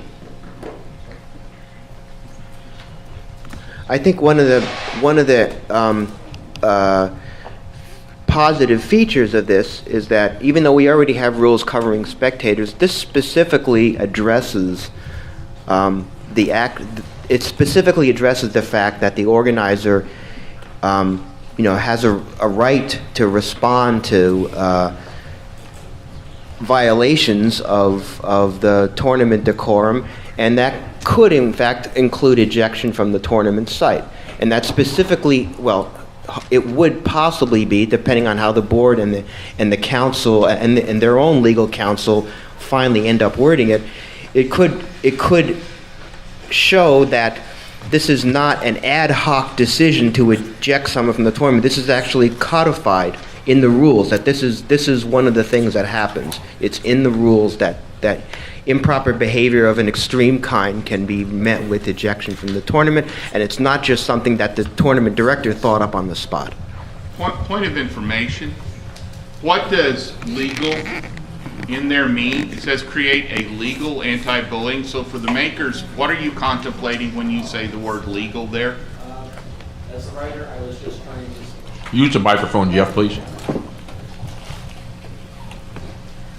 I was just trying to make it so that it would be one that would withstand a legal challenge. So with legal counsel, come up with one that can withhold a legal challenge, a reasonable legal challenge. I know that bullying is used a lot, Jeff, here, but maybe we can just change this to code of conduct, because to me this is code of conduct rather than saying anti-bullying, that we need to educate parents as to how to behave at tournaments, and usually code of conduct is part of the problem. How long have parents been a problem at tournaments, especially those who aren't aware of some of the things that are going on? And it's time that we educate them, at least to a certain extent, as best as we can. So I would say code of conduct every time it says anti-bullying here. As a motion to amend the substitute motion, I would like to change some of the wording here to create a code of conduct that can be presented at the 2019 US Open Delegates Meeting and take action against violators of the code of conduct and explicitly allow such actions to include ejection from the tournament site. We just want a way to be able to help tournament directors, help staff, find a way to help deal with parents who are being unruly, and some of these parents are actually the paying members, because in theory they're paying for their children to be members, and it's a difficult situation because if you have a parent who is disillusioned with what goes on at the tournament, their child is no longer going to come to the tournament at some point, and they're no longer going to be paying for their child's membership. So we have issues there as well, and I think that it's something that we need to educate first. So that's the whole point of this entire thing, is that we have a way at US chess events, it helps organizers deal with the problem, which is that some parents are unaware. It helps coaches tell their parents, hey, let's go to this. Let's show people, how do we educate them to behave at a tournament? I can't tell you how many times I've dealt with parents who are causing problems right before the game starts, during the games, and after the games, all three situations. And that's usually one of the major issues in running a scholastic tournament. Second. I second it too. Does anyone want to speak at that mic? Ken? In the back, Ken. So there's a motion to amend on the floor right now? Yes. Yes, it was seconded. All right, So can we clarify what specific portions of the motion that's up there, what words are going to be amended? Yeah. If we can change any anti-bullying to code of conduct, and you may not even need the word legal in there, some So anti-bullying code should be code of conduct. Is that acceptable? Yes. By the maker? Yeah. I'm one of the makers as well. Is that acceptable by the maker of the motion? Yes, with the added provision to remove the word legal, because we're assuming that the document that comes out of the board is in fact. Okay. And is it fair to assume that what you're talking about is a spectator code of conduct? Yes, I mean, Because we already have a member code of conduct, and so Yeah. maybe insert the word spectator as well? yes, spectator, and we can even put this in the scholastic regulations, because the code of conduct inside this, there is a spectator conduct in the scholastic regs, and it doesn't address this. Why don't you say tournament code of conduct? Or a tournament code of conduct. How about Covers that? everybody. Does a tournament code of conduct work here? Rule 20A, conduct of players and spectators. Yeah, we know about Rule 28, and it doesn't address the issues that I already stated before, and I think it should specify spectator code of conduct so that it's not confused with situations that we already have remedies for. We have remedies for members in tournaments who are doing things that we don't want them to do, but we don't really have a good remedy or a way to address this situation, which I don't believe Rule 28 does address. Ken, are you speaking against in the back of the room? I am speaking against the main motion, yes. Okay. Well, I must say I'm Since confused. the amended motion on, then No, there is a substitute motion which has replaced the ADM that was printed. So the main motion is now this one. Okay. Right, Mr. Parliamentarian? That is correct. Go ahead. Ken, go ahead. It was accepted as friendly by the maker. Ken, are you going to say something, or While I'm waiting for issues to be resolved. what? There are no more issues to be resolved. You may speak Thank for you. or against. Well, I must say I'm confused. The code should include giving the tournament director and/or organizers empowerment to take action against violators of this code of conduct, and explicitly allow such actions to include ejection from the tournament site. Golly gee willikers, I kind of remember reading that already in the official rules of chess. The solution to the problem, that's yes, but a tournament director may deal with unruly spectators already. They have the empowerment to do so. Kick them out. If an organizer wants to set a particular set of rules for spectators at events that the organizer runs, that's perfectly fine. The solution to the problem is not to publish more words.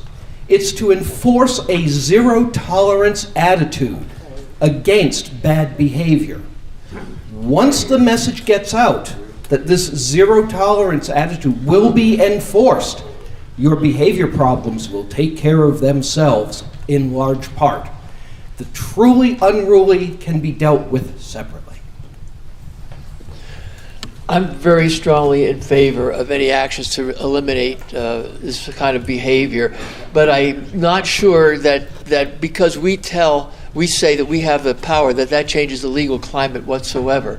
I think parents still could sue us if the issues came up. I don't think we create any superior legal environment by passing this, although I still would support passing it just because it makes a statement that I think should be made. I feel that parents can say, I have the right to be there with my child. That's true. And we could say, we could put you out, and in so doing, we're putting out the child too, which I think we have the right if they violate our rules. I think that's pretty clear. So I don't think it needs to be muddied that much. Either we let them stay or we kick them and their child out. So I don't think that legal guardianship should interfere. What I would suggest is that we set a policy, and it may not necessarily be an ADM, that I agree here that we need to educate parents. And we used to do that. We used to have meetings in which we would tell the parents exactly what is expected of them. And I would be happy when any nationals I go to help conduct such meetings, and I think if we do that, it'll eliminate a lot of the problems. And this may not be a problem in open carry states, I don't know. Open carry state. We still do those seminars for This Is Your First Tournament at most of our national scholastics, so we are trying to do that. Mr. President, I just wanted to report, and I apologize. Harold, you got to get right I in that apologize. language. Okay. I apologize for being late. I was trying to retrieve my hat, which I'm not sure where it is. The workshop considered only the original motion, but the thought of a workshop was to refer it to the executive board. The vote was 23 to 5 to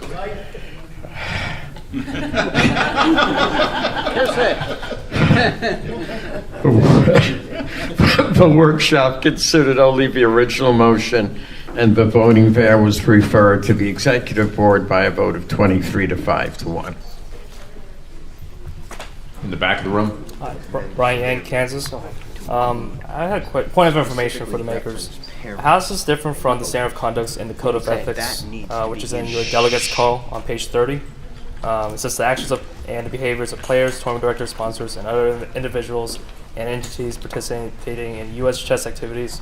It goes on. How's this different from other individuals and entities? Actually, I'll take that question to answer it. The code of conduct the code of ethics can, by definition, only apply to members of this organization, violation of which basically can only be punished by deriving said member from the rights of membership with this organization. I think from the original motion, not to speak to it, but I think the original motion is very clear that Steve's concern is with people who are not members of the organization, and I think that's the fundamental difference. Steve? Yeah, considering some of the issues. Just a second. Does that clarify your point of information? What's the define other individual entities? I couldn't understand what you just said. I'm sorry. Could you define other individuals and entities for me? Affiliates. Other Like- individuals, entities. Yeah. Sorry. Right. Okay. Sorry. Apologies. Other individuals and entities. What are those? Members or non-members? Or I thought Code other. of conduct, the code of ethics can only apply to members. And remember, we have members and members who are individuals, plus we have entities who are members. We call them affiliates. I understand. Thank you. I think it also is designed to encompass if I'm incorporated in some way. Steve? In response to some of the issues raised during this discussion, I'd like to propose an additional amendment to this motion to, after the word non-playing spectators, I'd like to insert specifically including parents and coaches of players in the tournament. Okay, what about aunts and uncles and cousins and nephews and Parents, specifically including parents and guardians and coaches of players in the tournament. I think that those words do not exist anywhere, and that addresses the one of the main concerns, which is that the parent is using the pretext, presumably, of his paying the entry fee for his minor player to justify overriding the rule, or at least a challenge to the spectating rule. I would think that the scope of this would be something that the EB would discuss as it works to develop the motion or the product. So I don't think we need to have the delegates specify to that level of detail in the motion. No, I think this is just a directive. We're here to help organizers. Hang on a second, Dan. Steve has properly made an amendment. So do we have a second to his amendment? I withdraw it. It's withdrawn. So I think this is a matter of helping the board and helping us be able to figure out a way to educate. And this is an objective. We want to help new parents. We want to help parents who already are existing. We want to help organizers here who have a difficult time of dealing with this sort of problem. And I think somehow we have to figure out a way. They're not members, but at the same time, they have a lot of power over members, okay? And I think that this is part of it. So both the executive board and the Scholastic Council need to take this into account.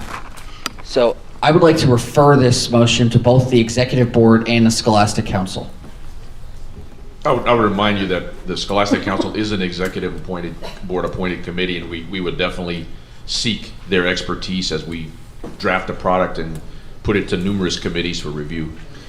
Mr. Chairman, I'm not sure that referral to the executive committee of a motion that asks to the executive board of a motion that asks the executive board to do something is particularly effective for any purpose. So I'm not sure that that makes much sense. I mean, All right, withdrawn. Ernie? I move to call the question to have the EB consider the subject. Is there any objection to calling the question? The question is called. And we're voting on the referral, is that correct? We are voting on the motion as written on the screen. Oh, okay. Which is a referral. Yes. All in favor of the motion, raise your credentials. Opposed, raise your credentials. Motion passes.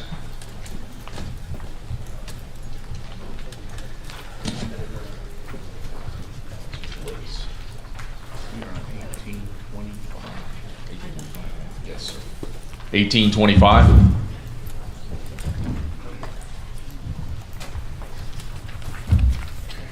Mr. Emmett.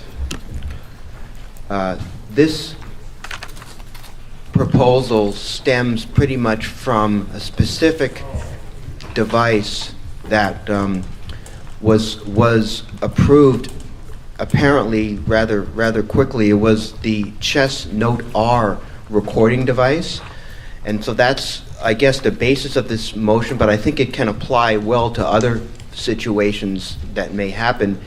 And I don't know the circumstances for how this device got approved. It was apparently approved by US Chess. I asked one member of the executive board who did not know how it was approved. Somebody said it was approved by the Rules Committee, which I'm a member of, and I wasn't aware of anything from the Rules Committee that had approved it.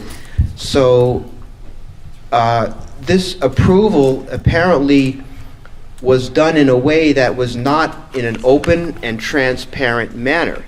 Now, I understand that there may be pressures to influence evaluators by manufacturers of devices, and that may provide a basis for keeping the process secret, because it's possible that the manufacturer could attempt to influence an individual, if he knew who it was, that were in the process of approving his device.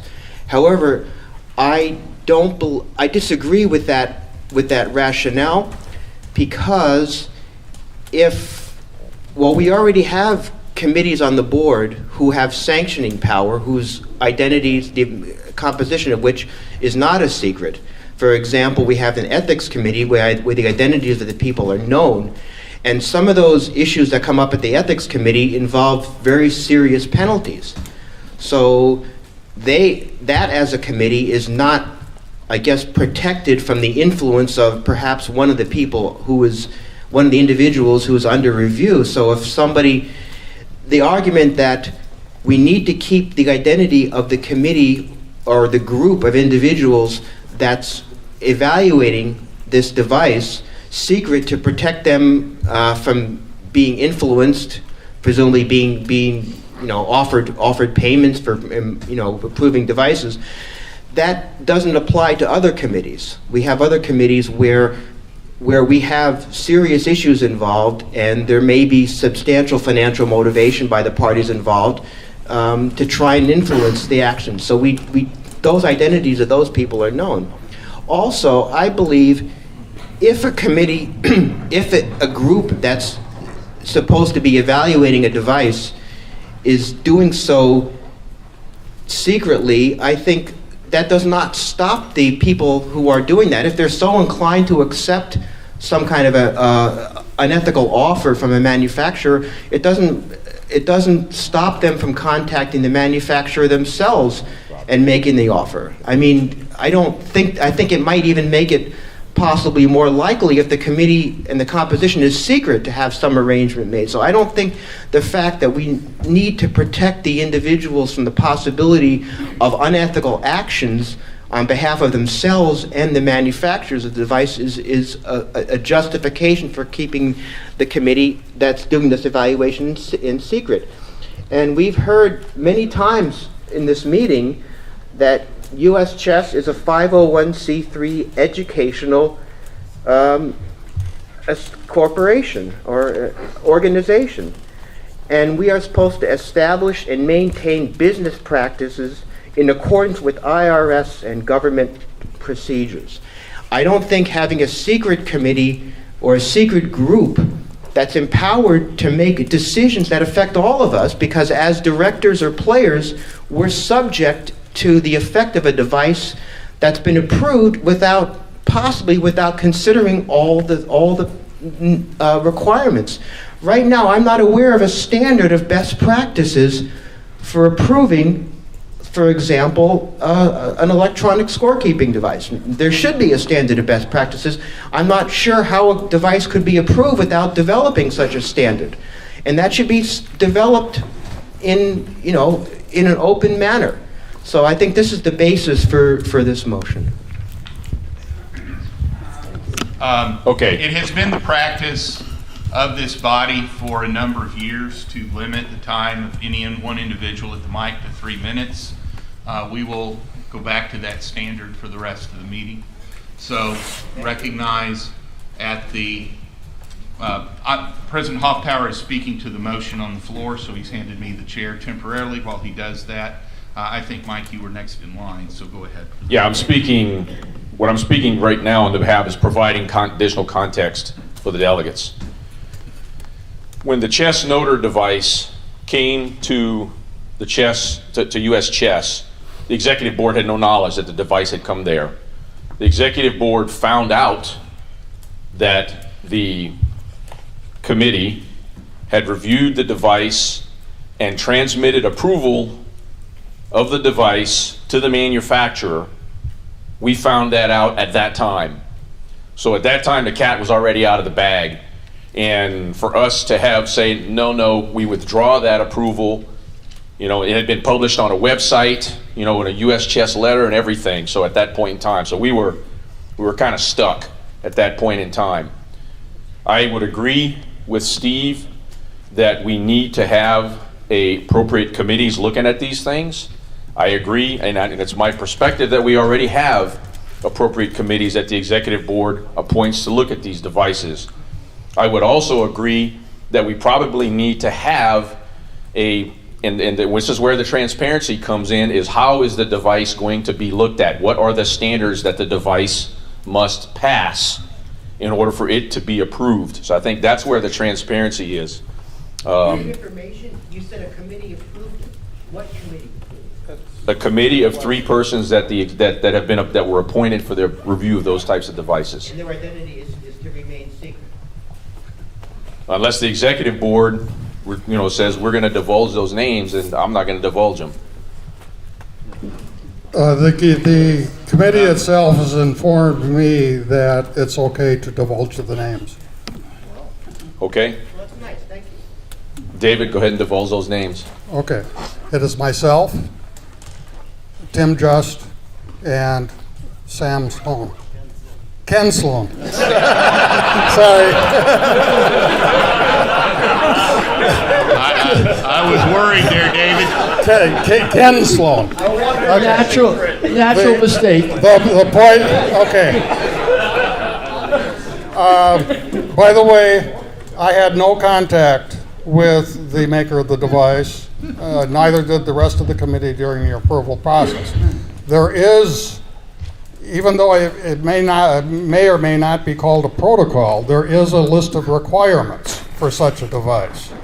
It is online at the US Chess site. We do indeed follow that guideline step by step when we're evaluating that device. And in our opinion, it passed those requirements. Okay.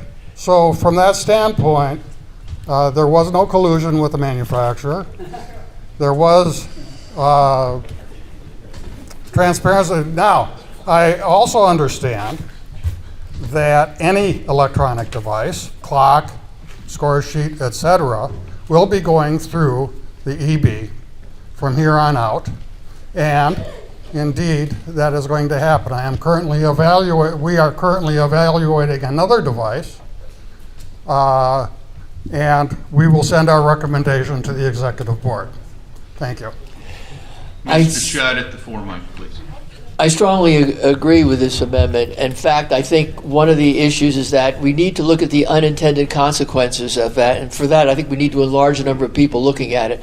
I certainly feel the Scholastic Committee should be involved because we've had so many issues that come up. It's impossible to stop cheating altogether. However, I think we can minimize it. The more devices we get in without looking at how they will be used. I was on one of the original ones that had to approve the Monroy when it came out. And we were told by the makers of the Monroy that there would be a program on a chess computer that the TD would have that would let him know every single step that was being used on a Monroy. Anytime the Monroy was touched, anything that was done to it, he would know. Well, so with that in mind, we approved it. However, the USCF decided it was too expensive to have a TD there, so that was never done. So we had no way of telling. Now, on a different device, which was being used, I know with one of my students, one of the parents saw from a balcony with binoculars that whenever he left, the kid was tapping on it and using it in an illegal way. Later, it was found that there was a strong chess playing program on it. And TDs do not like to kick kids out of tournaments. Let's face it, they spend a lot of money to get there. So the TD said, well, the kid only had 1 point, so I don't think he was cheating with it. I said, well, let's not arrest any poor person for stealing then. So it's just something that we need to keep on top of, and I think the more people that look at it, I would even approve it conditionally with a period of review on its use before giving it complete approval. So I strongly support this motion. Time's up. By the way, all communications with the manufacturer of any device go through the office. Thank you. Mr. Rowe. So I know what Chess.R has done since the approval, and US Chess as an organization has to be careful with what they're doing because on the Chess.R website there is a logo, and I'm looking at it right now, and it says it's a logo. It says US Chess Federation Electronic Score Sheet Certified. So I've never seen that logo before. I only see that it's approved at certain events, but they're using the logo. I've seen them at nationals go around and tell people inside team rooms that this occurred, okay? They're also emailing clients, and they're having their clients send the organizers of tournaments emails before the tournament saying, my son, my daughter, I will be using this electronic score sheet. It is approved and certified by US Chess, linking us to the exact email or the exact US Chess document, allowing them to use it, and it puts the organizer in a very tough position. Because yes, you can ban them as a separate organizer. However, you also don't want to ban them from playing the tournament if that's what's going to decide if they're playing the tournament or not. So the approval process for this, we have to be really careful, in my opinion, about how we let these outside organizations, because the manufacturer, in my opinion, has taken complete advantage of this certification to cause a lot of issues for organizers. And we're also dealing with the secondary factor, which many people up here have mentioned, which is the idea that there's more people who are using cell phones who are cheating at tournaments, and it's a constant issue for organizers and tournament directors. So we have to be really careful as to how we approve electronic scorekeeping when the technology is getting faster than the tournaments. I would like, I can, point of privilege, not point of privilege. The chair will address one issue that did come up there. We are aware that certainly at the elementary tournament in Nashville, that the manufacturer of the device was there and was going to team rooms. And I am also aware that the national events director, once he caught wind of that, stopped that practice emphatically. And when our national events director stops something emphatically, he's usually fairly effective. At the rear mic, Mr. Hoffpower. Yeah, speaking against this in its current format, my concern is the last sentence, the committee shall adopt a protocol. So there are going to be multiple committees all adopting different protocols every time a device gets looked at. And I have a problem with that. The manufacturer of device needs standards. And I think that we need to have language in this that causes this organization to produce what are the standards for manufacture of your device, so that when it comes to US Chess, it has a reasonable chance of not only passing those standards, but then being approved. Otherwise, we're going to have Committee X says the standard for a clock is this. Committee Y says the standard for a clock is that. And if there are any differences, that will open us up for some legal action that I don't think we want to get involved with. So what I would recommend is that the makers of this motion consider some language that changes this to, instead of adopting a protocol for evaluating, that gets this into the right hands so that we develop actual standards that that can be publicized for manufacturers of these different types of devices, so they know what they're trying to make.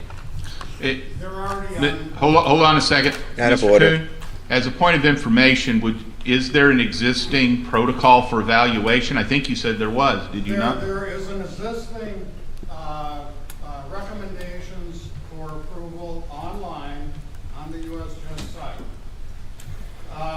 Does it apply to all types of devices? It only applies to score sheets. There is none for clocks. Okay. Which is part of the rationale in this document here. So that's my point. There are guidelines for electronic score sheeting, which we evaluate step by step of those guidelines for the device. Thank you, sir. Front mic, Steve. Yes, I'd like to address what Mike said, but before I do that, I just want to point out a couple things. Apparently, approval, whatever that constituted, was given to the manufacturer without knowledge of the executive board until after the fact. And that is extremely improper, in my opinion, to say the least. Also, the selection of the individuals I don't want to make a personal aspersions against the individuals involved, but the process to select them, I'm a member of the Rules Committee. I had no knowledge that this was going on. Maybe there was some kind of a notification sent out to the Rules Committee that there was going to be a subcommittee formed and I missed it. But I certainly had no knowledge that this was being done. No one here seems to have, I don't know how the committee was actually formed, but it seemed like it was not formed in an open fashion. It was formed in a rather non-open fashion. So I think that those two things at least need to be addressed, because that was not done properly. As to Mike's recommendation, I'm wondering if he would be satisfied, and if he thinks correctly, I would like to so move to amend the motion to substitute the word substitute the word committee with executive board. So go down to this motion and it says the committee shall adopt the protocol. Would he be satisfied if it said the executive board shall adopt the protocol for approving these devices? With input from committees? Does the executive board want to do that? That's what committees are. You address it.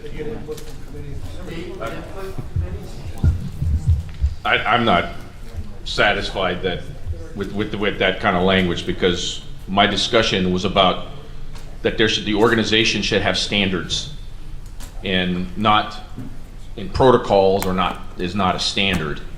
So I think we need to have clear standards that are published for clocks, chess boards, chess sets, electronic devices, because if somebody comes to us and wants to get a chess board approved, technically all we have is the rule book to refer to. Now I would argue that's enough, but we may want to have specific standards that are published by the organization, so that device manufacturers can make something that they have a reasonable chance of getting through the approval process. All right, well, I don't want to run that far on my time, but I would like to amend the motion if I can do so within the time limits then. The committee, in consultation with the executive board, shall adopt a process for determining standards and best practices for evaluating equipment. So From a procedural standpoint, Mike addressed this issue. From a procedural standpoint, in the instant case, changes have been made in the procedure already. And I think you addressed that a little bit, but you might address that further. Yes. So when the office knows, as part of a change to the procedure that has been enforced by our executive director, that when any type of device comes in and there is a request for it to be certified, then the executive board is notified that a device has been put forth. Here's the name of the device, here's the manufacturer, etc. And then the executive board is asked to go ahead and approve that the device enter the certification process. So I think, the whole first half of what you're writing up there about requests are to be made to the executive board, that's a matter of procedure that's already been adopted in the office. Rear mic, Mr. Velez. Ryan Velez, Louisville, Kentucky. I'm also chair of the best committee ever, the Clocks Committee. And I wanted to speak, I'm not necessarily sure I'm against or for this yet, but essentially what I'm wanting to tell everybody is, in the Clock Committee, we did not want to rank clocks because of legal potential. Say like, oh, that clock's terrible and this clock's great, because then the person we say is terrible might, file a lawsuit because we're disenfranchising their product. But regardless, with this specific concept, I think that it makes sense to potentially have some kind of committee or the EB or something, evaluate things and create standards, which is exactly what we're doing in the Clock Committee. But I do think, even in the campaign when I was running, I basically stated numerous times everywhere on the internet that creating guides and things for manufacturers and sellers is an important part of communicating with them. Because we get tons and tons of clocks out there that don't have time delay, for example. So putting out, our standards in a concise way somewhere on the website is useful. And so, I may not be for this language up here, but that's kind of what I would recommend to the original makers of the motion. Thank you. The front mic. I would like to echo that a clear set of requirements is a really good idea, and I would also like to argue that Mr. Schutz's suggestion that that approval be conditional based on a probationary period is a really good idea. Back mic. Maureen from Mount South Carolina. I echo those same sentiments in that I think there should be a clear evaluation of any new products. As you say, these technology is moving faster than the speed of light. Any new products coming in should have that time period where they can be evaluated.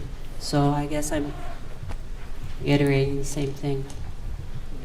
Remember that people speaking for the motion come to the front mic. Oh. People speaking against the Sorry. motion go to the rear mic. Thank you. I'll go up to the first one here. Mike. All right, so people know me, I'm anything but a Luddite, but except when it comes to electronic scorekeeping devices. And I think the idea that if you meet these requirements, you pass no matter what, implies we have thought of everything and we've written everything down. And what people didn't think about was the innovation. The guy who came up with this method of repurposing obsolete smartphones is a very smart way. You don't have to get unique hardware. You can possibly bring the cost down. The problem is it's chaos if it works. If we have a floor where 80% of the people have repurposed smartphones, I can't tell one from a real smartphone. And I have this right now. I said, why is that smartphone? We have published a major variation that Chess Notator is not allowed at our events, and we will stay with that. It is a really fine idea if 2% of the people have them, and once it hits 20, guys can. I got to go every round, go around and check, because if there are unique ones out there, someone could switch it in round 2, and we got to go back again. And he could switch it on move 10, because in a large tournament you would have no idea, just chaos. And that's the problem with that checklist. They checked all the boxes, but there are boxes that people didn't think about.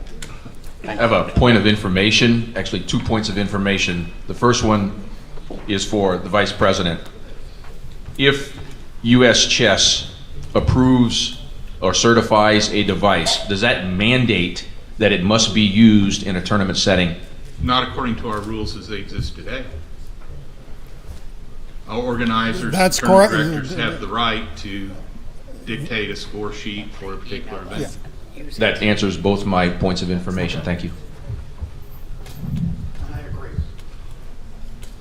In the back, Mike? Bob Messenger, representing Massachusetts. I'd like to move to refer this motion to the Executive Board. Second. Motion has been made and seconded to refer this motion to the Executive Board for further consideration. Discussion of the motion to refer. Seeing none. I have a question. Point of information. Do we have the ability, sorry. Do we have the ability to uncertify a device?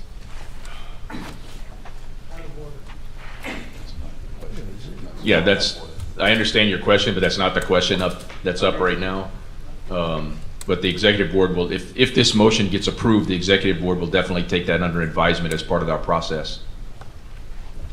Okay, I'll call the vote on the motion to refer to the Executive Board.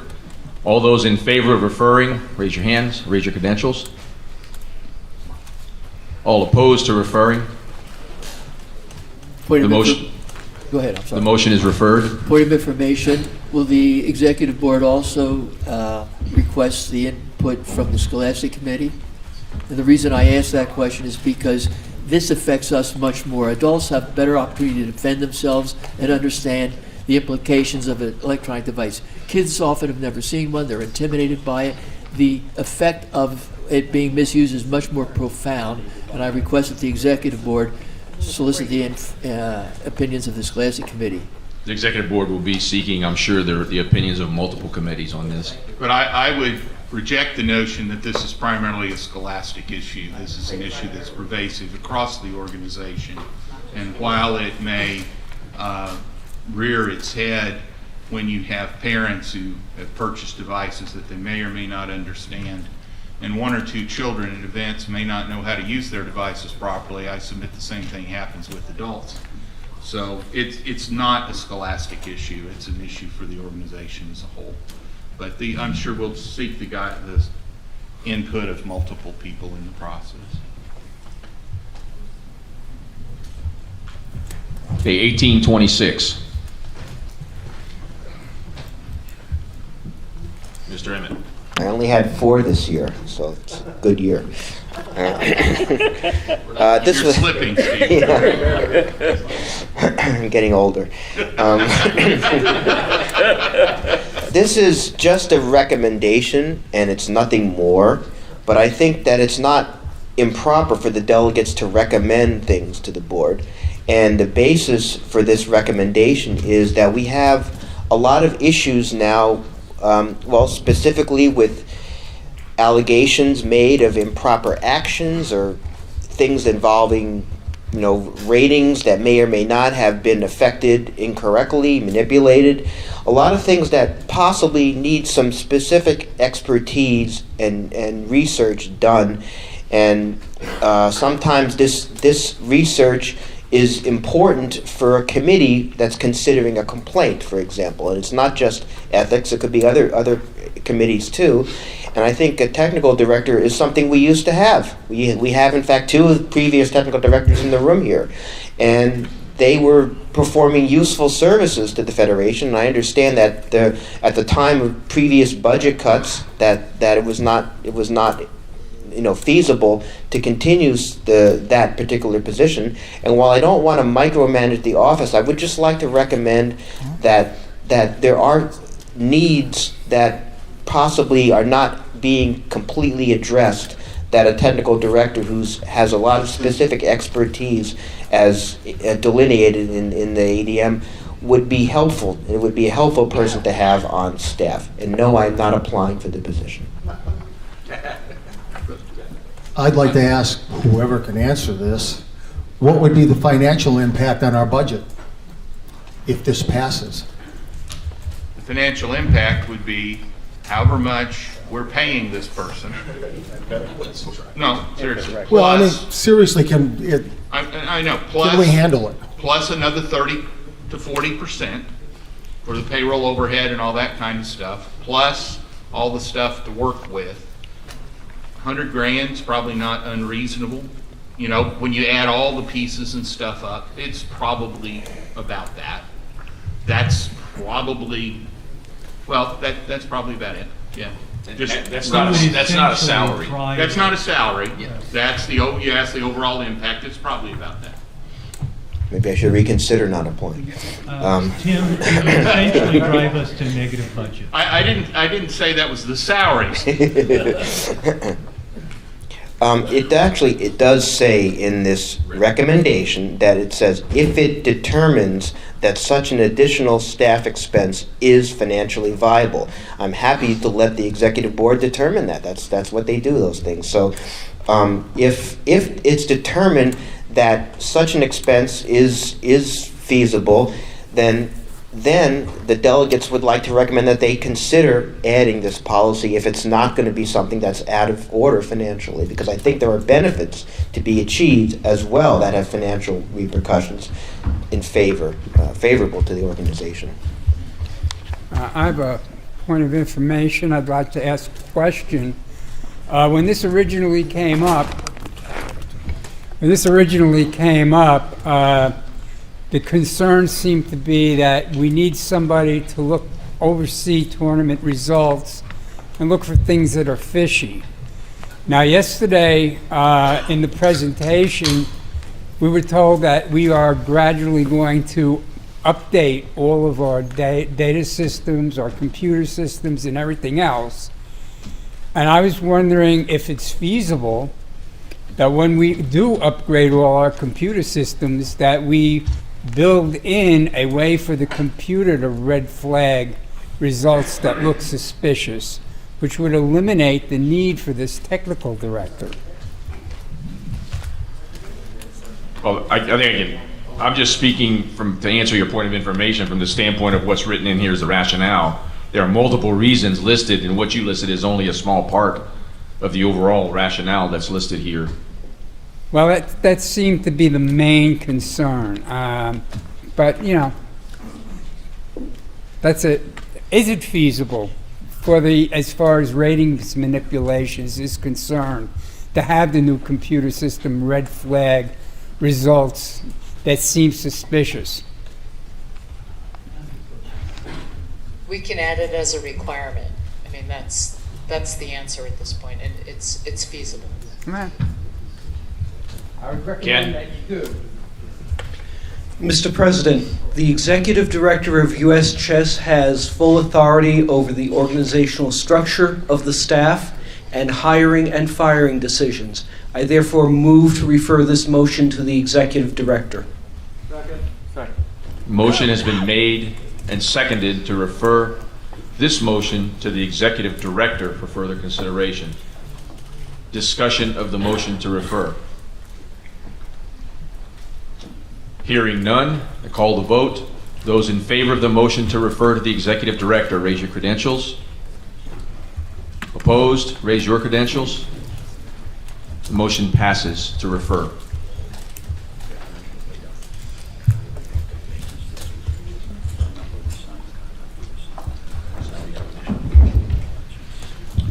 All right, there are just a small handful of additional motions. Hopefully we have them all typed in. If we forgot one, please let us know as we get to these. I think we got them all though.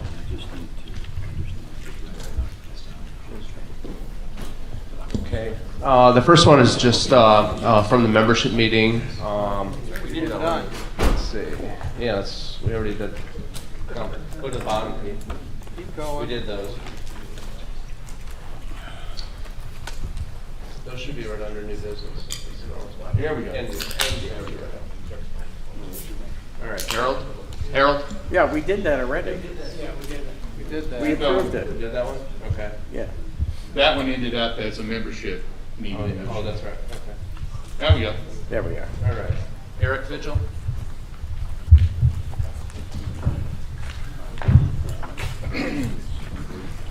Hello, I'm Eric Behill. I know everybody says Vigil, but I don't correct them. Anyway, the rationale for this is I run a prison chess program in the state of Iowa, where I go into a prison and I run rated tournaments behind bars. I'm not allowed to use a computer. I have to use pairing cards and wall charts. It's kind of basic. Grandmaster Gary has come out to see my prisoners. Did a blindfold simul there. Anyway, I think it's a very unique and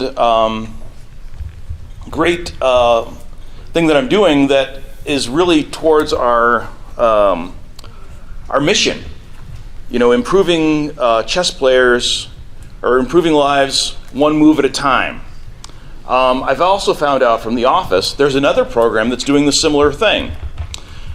The history of this is that I asked the US Chess Trust for memberships, and they provided me with a number of memberships when I first started. And from what I found out, that the way that they were providing the memberships is not legit. Hey, well, technically, asked for was not legit. Not really. Well, we got memberships. I should say I don't know how they arrived. They were pennies from heaven. And I started running rated tournaments, and I've been doing it for 3 years. What I found out is that we're not able to procure those memberships in the same way we have been in the past. So what I would like to do is make this a formal part of US Chess. Section 6 in the bylaws, Article 3, in memberships, a blind person, on page 34, a blind person or any person who is incarcerated in a penal institution in the United States may become a special member of US Chess for $18 a year. But this is also including a magazine. What I would like to do is add a regular special membership available for $7 for the purpose of playing over-the-board tournaments. And I think this is something as far as the financial cost to the institution, being that there's only 2 programs that do this, if it really takes off, we might want to reconsider it. But I think it doesn't make money for our organization, but it doesn't lose money either. And it improves the lives of the prisoners. Thank you. Chairman Hoffpower has yielded the mic to me as he works on a motion to be presented here in a minute. As information, what was happening is that stuff under the voucher program, which is limited to scholastics, was being used for non-scholastic adults, and that practice needed to be stopped in the spirit of the voucher, the group membership program. So that's just the information. Harold, make sure the mic's in front of your mouth, please. Okay. All right, I'm in favor of this motion. I think encouraging chess in prisons played by prisoners is a positive thing that might help them adjust better when they get out of prison. And I think the $7 is a lot more reasonable for what is proposed, and we could assist with more prison memberships if this motion passes. At the rear mic. I don't think this is a bad idea, and I could probably think of about 12 or 24 other groups other than prisoners that I might like to do something nice for. This is certainly within the authority of the executive board to make a promotional membership, and personally I strongly recommend that they do so. But I don't think putting this into our bylaws is an appropriate,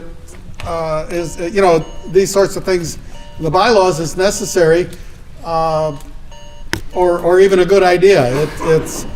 This is a promotional type of membership and a good one, so let's just do it. Let's just suggest, I would move to amend it that the delegates recommend to the executive board that they create a promotional membership for prisoners.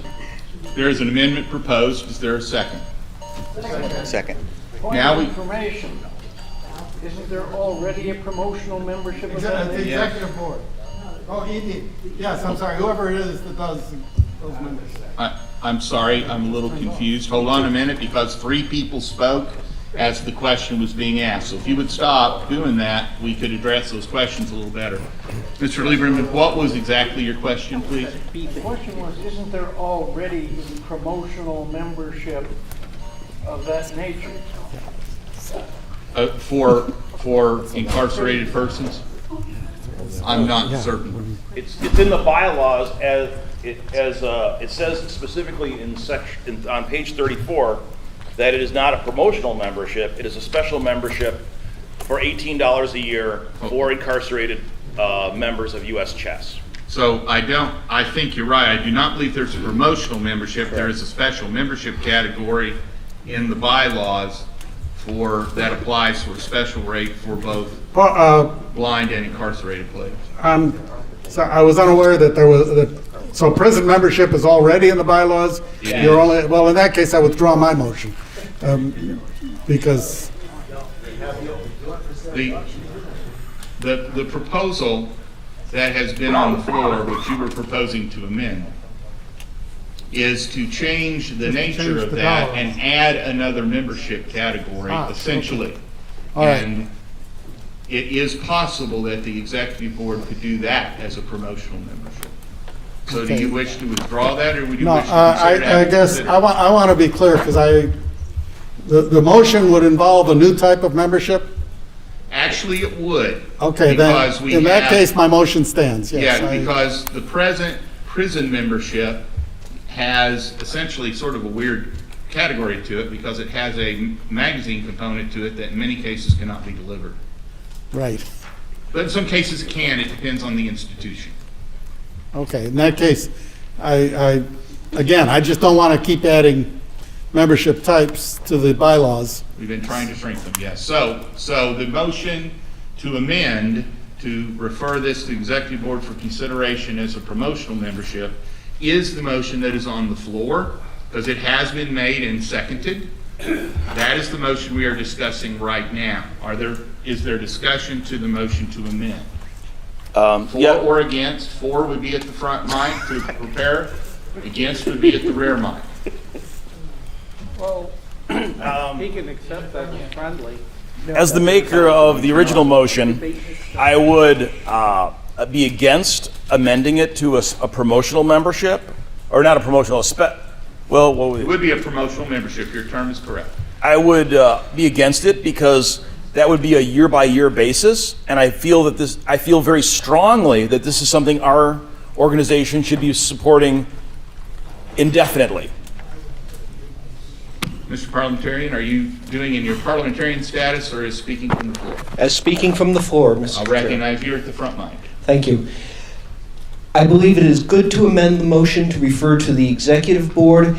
To implement this would otherwise require a bylaws change. Correct. This is not written in the form of a bylaws change. I believe that if the executive board believes this is a good idea, the executive board can immediately implement it as a promotional membership and also place a motion on next year's agenda to make a bylaws amendment if this is going to be a permanent membership. Point of information. Does the executive board believe that this is a good thing and is willing to implement it? Harold, please get to the mic. No one can hear you but me. Point of information. Does the executive board, in fact, believe this is a good thing and willing to implement it immediately as a promotional membership? We have not really discussed it because it hasn't been presented. However, the argument, speaking as a member of the executive board, which is dangerous when you're chairing the thing at the moment, the argument that this is consistent with our 501c3 mission is certainly a valid one. The number of prison memberships that we have is relatively small. The impact, arguably, of prison chess programs can be great.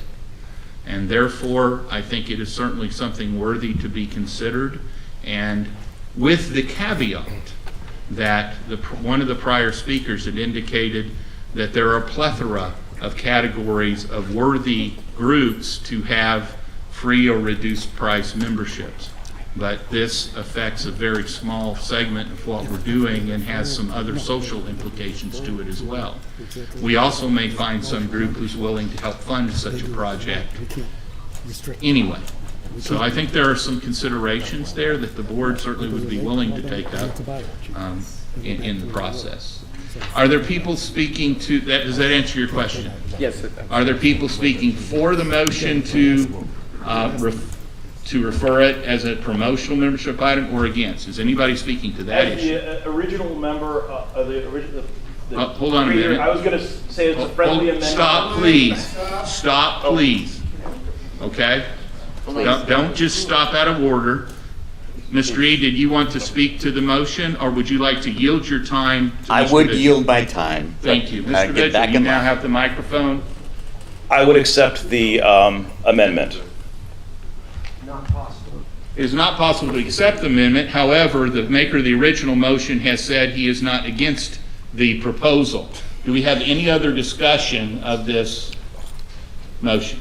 Seeing none, vote on the motion to refer to the executive board as to consider as a promotional membership. All in favor? All opposed? The motion is hereby referred.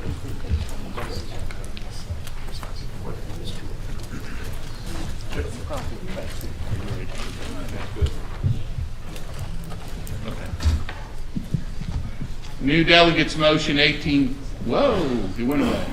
18-3 from Mr. Hartman. Mr. Hartman, would you like to present your motion? Yes, sir.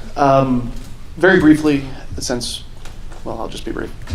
So this year I received a number of mailers for different candidates, the provenance of which was not always fully transparent. It was mostly transparent, but not fully.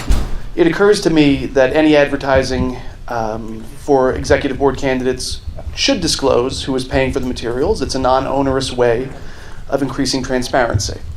In bylaws, there was a question as to whether or not this should go to bylaws or elections. But in bylaws, we took this up. A number of difficulties were noted with this version of the motion. And so it was suggested that we refer this to bylaws, elections, and the executive board. And as this is a friendly suggestion, I would move that we do so. So I move that we refer to bylaws, elections, and the EB. I second that motion. So we have a motion to refer this new delegates motion to whom again? The Executive Board, Bylaws Committee, and the Elections The Committee. Executive Board, the Bylaws Committee, and the Elections Committee. Make it be noted that the Elections Committee and the Bylaws Committee are both delegate-appointed committees, and essentially we'll be looking at this sort of separate from the Executive Board to some extent. And the vote at the... Microphone. I'm In sorry. the mic closer, please. The vote at the Bylaws Workshop favoring referral was 22 in favor, 2 against, 2 abstentions. At the rear mic, Mr. Blue.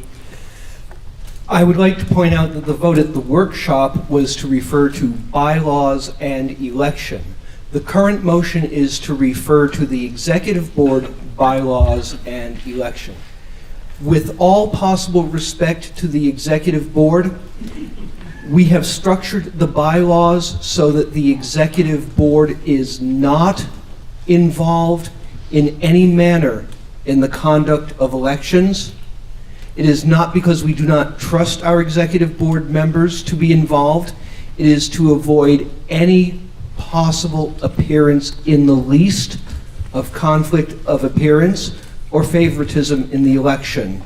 I'm opposed to referring to the executive board, again, with great respect for the executive board. I move to amend the motion to refer to the bylaws and elections committee only. Second. We have an amendment to the motion to refer, to strike the referral to the executive board. As the chair's privilege, it has been very clear as we have structured the bylaws and indeed the articles of incorporation of this entity that the election process is clearly, totally under the purview of the delegates. Any discussion of striking the referral to the executive board? All in favor of removing the referral to the executive board, please indicate. All opposed? That was pretty clear. And appreciated by the executive board. So the motion on the floor right now is to refer this motion for consideration by the debt bylaws and elections committees. They are not empowered under that to do anything, to impose anything. They would be bringing a report back or recommendations back to this body next year. Any further discussion? Seeing none. All in favor of that referral? All opposed? Wonderful. Let's move on. Are you ready? I will yield the chair back to President Hoffpower. Thanks, Mr. Vice President. New motion 18.5, Steve Emmett. Go back up. Okay, 18.4. I'm much better looking. Sorry. We won't refer that to a committee or anything. The Standards Committee. The specific JTP that I'm referring to here as a Scholastic affiliate, if I have students in my school that I know aren't going to go to tournaments, but I want them playing in my school tournament, as a Scholastic affiliate, I can fill out a JTP form. They can play in my tournament. That assigns them a number. They can get a rating, but they don't have to join the USCF because they're part of my Scholastic club. It is unclear right now whether that privilege extends to a homeschool affiliate. And I have a couple of homeschool affiliates in my area who have asked me to bring this up, so I'm bringing this up. I think they should have the same privilege as a homeschool affiliate if it's a member of their homeschool. With that, this would be a great thing. I would ask to be referred to the Scholastic Committee, and at least I think we have an affiliate committee now. Or do it? I think that would be a good thing for this, but the request is that the privilege of having the JTP form for people in your affiliate Scholastic program be extended to homeschool affiliates as well. I would think that since the Scholastic regulations already fully embrace and provide specifications for virtual schools and homeschools, that they are already embraced as part of Scholastic. But it's not in the JTP forms and membership. When I called the USCF office, I was told that's not clear. Okay. So, just so folks will know who you are. Right. Chris is from Tennessee and is basically the Scholastic coordinator, very much involved in the Scholastic Championship Series in the great state of Tennessee. Yeah, from Tennessee. So Yeah. you're moving to refer? Yeah, moving to refer to the appropriate committees. I would second You have to be a little more specific. Scholastic Committee? Scholastic, I would say Scholastic Committee, Scholastic Council, if they oversee things other than the Scholastic. This will have very little to do with the national tournaments, except this kid now will come with a rating, possibly. And from our own numbers from the sheet I looked at, a third of the kids that take advantage of this end up joining the USCF. So this would increase our membership in the long run also. It just extends the privilege to homeschool affiliates in the record. Right now, that privilege is not extended in the record to homeschool affiliates. Point of information. Yeah, step up to the mic. Is it now possible for any affiliate to use the JTP if they are sponsoring a Scholastic tournament? Well, only for K to 3. Yes, but any affiliate can use it. No. See, any affiliate can do K to 3. K3, yes. But for higher grades. Hold on, stop please. Bob, would you please come to the mic? All right. Because I think you have an answer to that question, but I no do one have can an hear you if you're All right, I apologize. The answer is that any affiliate can submit JTP for grades K to 3, but only a Scholastic affiliate can submit for the higher grades. So that you will know what we're talking about. Anybody who, when we throw out the term JTP, it's a junior tournament program, and what it allows is for, as has been alluded to, you can register those players with the office, get an ID number. They do not have to join. They can have rated games. It is limited to players within that particular educational institution. So if you want to have a tournament within your school, your affiliate at the school, and I say that broadly, can have that with only members of the school, or, as has been stated, any other affiliate can do that, limiting those players to K3 players only. Why that is the rationale, don't ask me, I just know how to program it. A point of order, I believe there's a motion to refer that has not yet been seconded so that it can be discussed. Second. Discussion on the motion to refer. Yes. The JTP membership is a promotional membership which is under the purview of the executive board. I would amend the motion to refer to the executive board, being confident that they will consult whichever committees are appropriate for their input. Second. Motion has been made and seconded to refer this to the executive board. I have a point of information. Currently, the rule says that the JTP is available to public school institutions only. That's why I brought that up, because it does say in our thing only public schools. I would just like to extend that to homeschool affiliate groups. What was your question? So it wasn't a question, it was a point of information. That's why I said point of information. Point of information is a request for information. I just want to make clear that the Scholastic Council and the Scholastic Committee have done a lot of work with fixing some of the problems. And not all of them are fixed. It's going to take time to fix all of them. But with the process of homeschools and how to deal with this whole thing. So we're trying to help homeschools get more access. So I believe that the committee would be in full support of this process.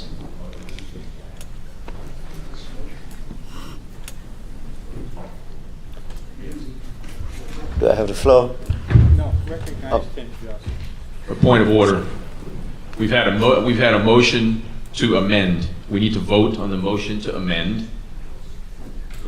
Well, that To depends. I refer to didn't the hear- executive board. If Chris approves of it, It's a friendly amendment. it's a friendly amendment, we don't have to vote. You cannot do it that way. Without objection, you can't. There's no objection, it's a friendly amendment. Take the vote then. Take the vote on the motion to refer, correct? If they've got a motion to amend. The original motion was to refer to Scholastic. Yes. There's an amendment to refer to the executive board. So there's two votes needed, one for the amendment and one for the referral. Speaking on the vote to amend. Go ahead. Sunil Virmantri, co-chair Scholastic Council. Given the super scholastic friendly executive board that we now have, council would have no objection with referring it to the board. Okay, I call the vote to on the motion to amend. All those in favor, raise your credentials. Opposed, raise your credentials. The motion to amend has passed.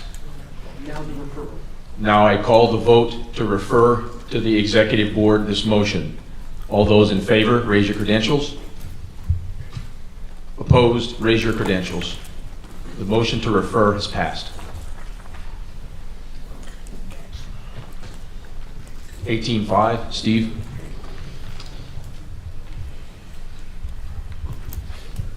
Eighth edition? This motion refers to not the one that's coming out right now, which includes the changes from all the changes made by the delegates since the 6th edition. It includes a future edition coming up, and I would like to yield my spot to Dave Cooks. First of all, I wish to eat some crow. Okay? I had talked to the previous executive director and the previous, I think he was called events coordinator, Frank Guadalupe, last year about editing the next edition of the rule book. I sought their help to gain a contract to that effect. That contract never happened. I have been acting like it did. And for that, I sincerely apologize to this body and to anybody who has attended or thought that I was going to be that editor. So therefore, I'm speaking in favor of this motion, and I support the competitive bidding. That being said, though, it may be moot, okay? With the rule book going online, it makes it far easier to edit the next edition. So therefore, it may not even be needed. When the 6th edition was published, if people in this body remember, it was with the caveat that a major rewrite of the rule book was necessary and that it should have been started immediately. It was not. Therefore, I stepped up and said, hey, nobody else is doing it. Why not me? And that's the way I approached last year with the executive director and the events coordinator. So therefore, I support this motion. Thank you. Mr. Blue? There is a problem with the motion as written. The problem is that while the delegates control changes to the rule book, the executive board controls the process of hiring and issuing a contract for the editor of the rule book. I therefore move amending this motion to insert the words, "The delegates recommend that," at the beginning of the motion. Second. Third. We have a motion been made to correct some language in the current motion. Any discussion on this amendment? Point of information. I just want to accept that as a friendly. You can't accept it as a friendly amendment. That's not your motion at this point. Okay.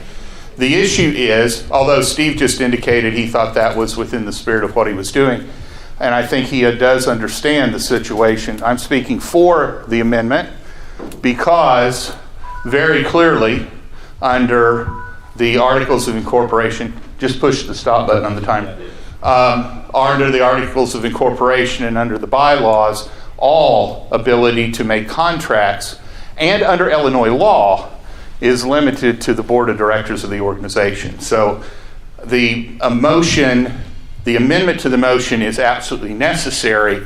Otherwise, this is a circular file motion without it. It can't even be legal. Point of information. Yesterday in the presentation, Executive Director mentioned that any contract in the future will go for open bidding process. Given that, do we even need this motion? What, did you have a question? Yeah, that's part of my question. Do we even need the motion given Executive Director already mentioned yesterday that every contract in the future will be going through an open bidding process? Hey, Carol? The intent would be to have an open bidding process on this. So, yeah, I don't know that the motion is necessary, but that's not for me to say. Alan? I don't know what mic I should stand at to make this comment. You can cover both. I probably can. Not every single contract that the executive board is going to execute in every single case is going to be the part of an open and competitive bidding process.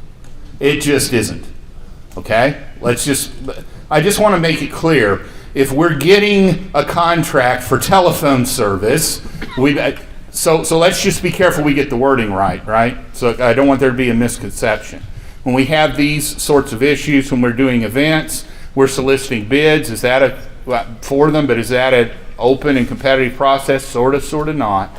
In particular, this case, how we do it may be different, but I just want to clarify that. Don't restrict how we're doing business for things that don't make sense to do it that way. Ken? Insofar as the motion without the amendment would in fact be beyond the authority of the delegates, I ask unanimous consent for the motion to amend. We are asking for unanimous consent to the motion to offend. Is there any objection? Motion is amended. I move to refer the motion to the executive board. Second. Motion has been made and seconded to refer this to the executive board. Is there any discussion? Yes, can I please ask to at least display the rationale to the motion? Oh, that's right. Okay, so there's the rationale. Right. At least it's brief. Yes. Can we vote? As a point of information, Ken will get on my case. To give you some information, this process that's being described in this motion is exactly how it happened when I got hired. So I don't get it. That's what we're already doing. Is there any further discussion on the motion to refer? Hearing none. All those in favor of the motion to refer, raise your hand or raise your credentials. Opposed? Motion to refer passes.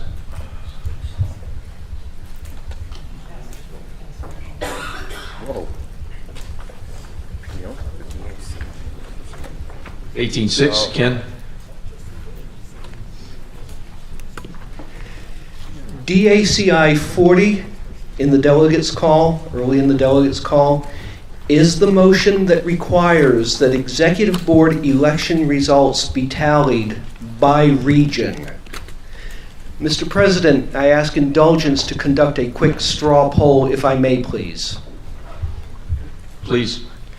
I'd like to ask the delegates, without looking at your call, please raise your hand if you know which region your state is in. Sorry, Ken. There's a number of, especially the younger delegates, that don't know. The regions are, in my opinion at least, at this point, a historical anachronism. The executive director has mentioned that she has some proposal for conducting elections by electronic means rather than by postal mail. One issue is that if we are to tabulate by region, for this system to work, we would need to run 12 separate elections at 12 times the cost. This information probably is not very useful to candidates at this point. We live in a very different environment from when the regions were an item of consideration.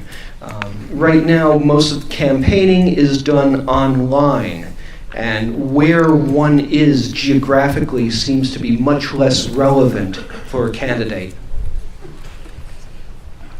The last time this came up at a delegates meeting, the delegates were strong on keeping the regions. Now things might have changed, therefore I move to refer this to both the Bylaws Committee and the Elections Committee for study and reporting back next year. Second. Motion has been made and seconded to refer this motion to the Bylaws and the Elections Committee for further study. Is there any discussion? Okay, we have discussion. Brian, are you for or against? I'm just going to make I guess I'm for it, I guess. I was going to recommend why not refer it to the new governance committee, because this seems like an antiquated thing that would be what we would be talking about potentially. Not relevant. This is because this is in the delegates' motion of continuing interest, and it does affect elections. Okay. The Women's Committee is, Ruth Herring, Northern California. The Women's Committee is talking about holding regional events, so we'd like to have a say on this also. So if you could refer to women's, that would be great. I'm willing to accept that if I can, to add women's. I am opposed to adding women's committee. It is not a sign of disrespect to women. It's just that I honestly don't see what having regional events has to do with tallying executive board election votes. Point of information, could you read the DHCI? At the mic, please.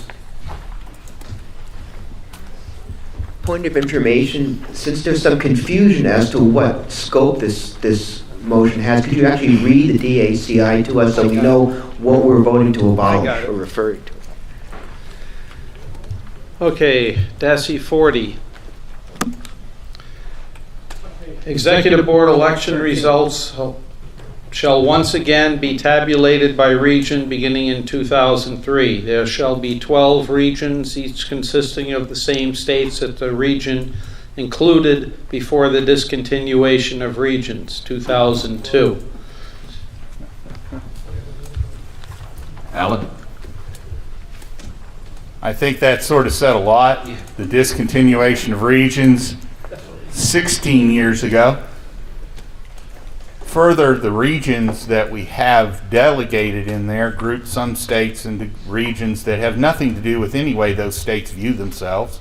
The great Commonwealth of Kentucky is grouped with a bunch of Yankee states that we don't have anything to do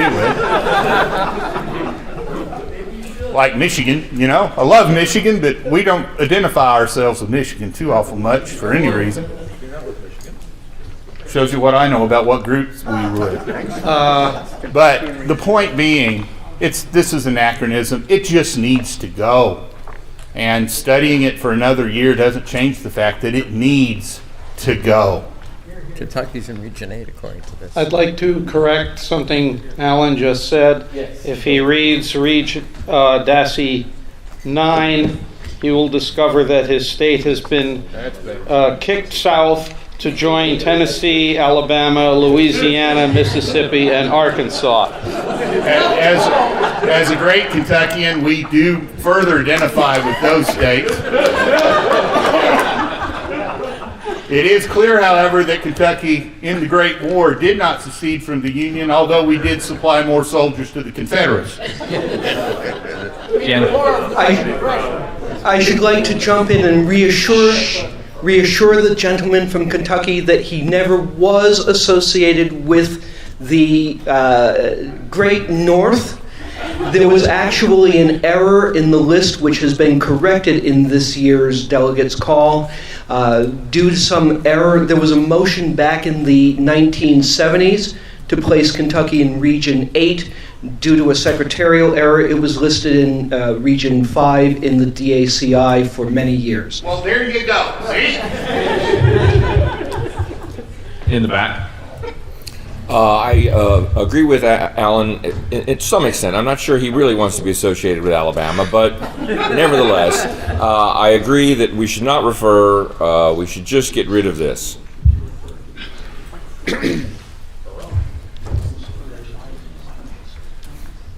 the front. Hi, John McCrary from South Carolina. There were arguments made in the past based on, I know people who are campaigning online, but they were based on the ability to look at campaign procedures. Plus, if the executive director is looking at making some changes, I think it would be premature to consider this, especially in view of the earlier motions about the timing of the notices and so on until that's been resolved. Am I incorrect? I don't see how the notice of registering to vote that the office would be sending out would have anything to do with the regional breakdown of these, the states, the way they're grouped together. I don't know that it plays any real role in governance any longer, and the tool we're looking at, even if we had to run 12 elections, it still may be cheaper than printing what we have to print and send out to the delegates. So it may be a wash in the end, but certainly for simplicity's sake, it would be a lot easier to run a single election. Is it in order for me to move to amend the motion to referral to include the Women's Committee? Yes. Okay. Yeah. So that is so moved. Second.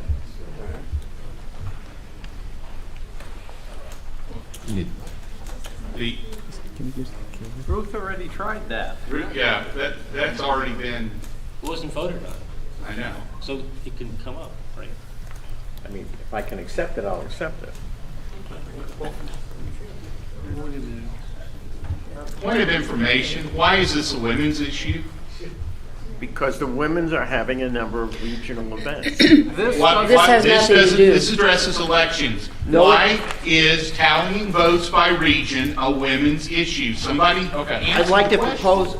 Can I answer that? I think I understand the problem here, okay? The women are concerned that we're getting rid of DASI 9. We're not getting rid of this DASI 9. The region definition will still exist. However, we're trying to, the motion here in front of us is to get rid of DASI 40 only. However, DASI 40 includes the sentence, there shall be 12 regions, each consisting of the same states that the region included before the discontinuation of regions. DASI 9. So, which are defined in number 9. I understand. This is about tallying votes under Alan, I have an amendment that'll solve. Alan, but there is that second sentence, and therefore taking that out weakens the support of regions. Read number 9. No, actually, it would increase it, because it would delete the sentence. To the mic, please. That I have a point. I'm in line next to speak. Well, actually, Maureen. Actually, I'm in. Actually, the person in the back is supposed to be next. Point of clarification. Maureen Gramont, South Carolina, chair of the Women's Committee. Point of clarification. Does these regions define, from what I understand, these regions define definition of elections, but does it also include invitationals, creations of tournaments of any kind? And if not, then there's no need for the Women's Committee to be in on this discussion. Is that my understanding? It doesn't address, DACI 40 doesn't address anything related to any tournament at all. It only addresses elections. So therefore, then our continuation of creating these regionals then has nothing to do with the definition of what's in front of us then, is that correct? That's right, because this is not an election issue. Thank you, that's what I needed to hear. Thank you. Ken? I move the question on the motion to amend to include the Women's Committee in the referral. Second. Okay, we have a second. I'm not going to repeat that mouthful. So we call the vote now on the motion to move to refer this, to add the women to the referral, which would have, if approved, would have elections, bylaws, and women's. And the motion was to not have women included in that. Vote on that motion. In favor of adding the women to the elections and bylaws, raise your credentials. Opposed? Motion fails. Now we're continuing to discuss the motion to refer to bylaws and elections. I'd like to suggest an amendment to the motion to refer. I would just like to strike the first sentence from DACI 40 so that the motion is to strike the first sentence, DACI 40. The first sentence. Out of order. That has nothing to do with referring to bylaws and elections. If you vote down the motion to refer, then you can make an amendment. Is there any further discussion on the motion to refer to bylaws and elections? Okay, in the back, Luis. Luis Salinas, Texas.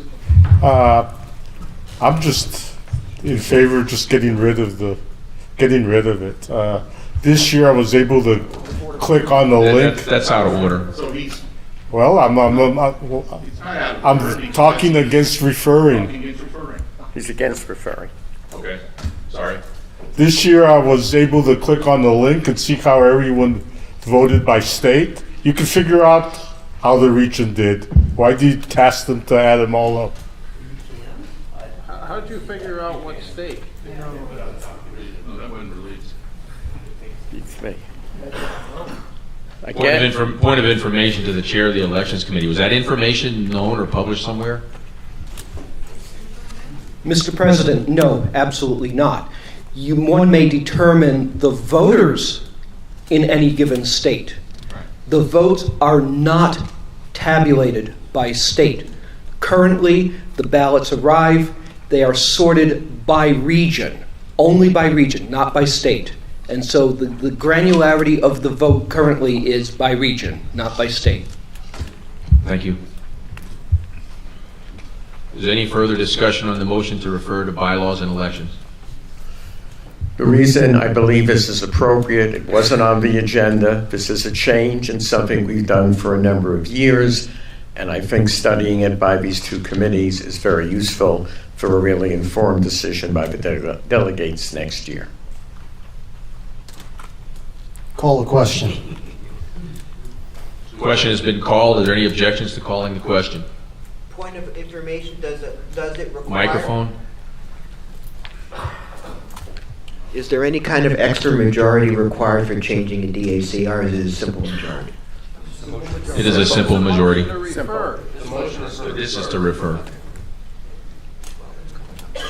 Hearing no further discussion, the question has been called, and hearing no objections, all those in favor of referring to bylaws and ethics, I'm sorry, bylaws and elections, raise your credentials. Ethics doesn't want this.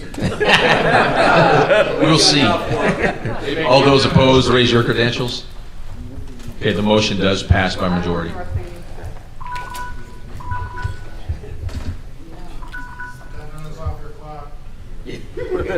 I'm timing the debate. That's his clock. It is.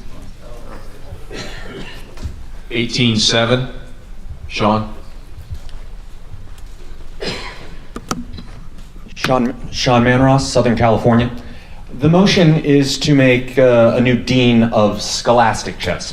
Many of you will be familiar with the term Dean of American Chess. We had Helms, Bisgeier, Denker, I know I'm forgetting one here. Koltanowski, indeed, yes. And these were Deans of American Chess, indeed. But this is a different title, Dean of Scholastic Chess.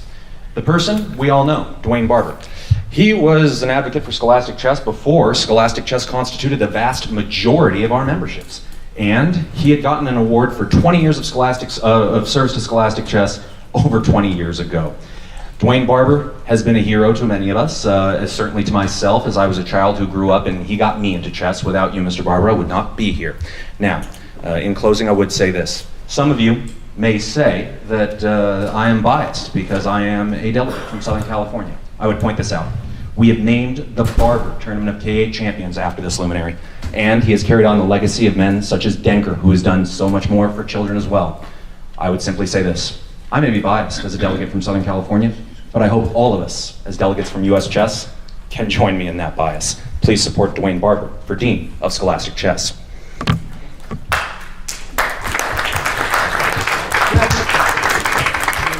I agree with everything Sean said, and I would like to add my name as a co-sponsor. Harold Winston, Illinois. Done.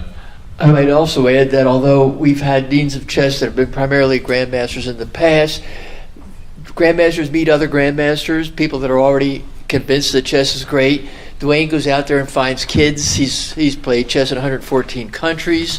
He finds kids out there, supports them. One of my players made the World Youth. Dwayne gave him 50 sets to go into a local township in South Africa and get chess started there. So he is reaching out in areas of chess that previous deans of chess have not had the ability to focus on. And for that reason alone, I think he deserves to be it. Thank you.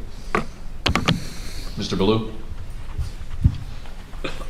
In light of Mr. Barber's distinguished career, I would ask the delegates to adopt this by unanimous acclamation. Second.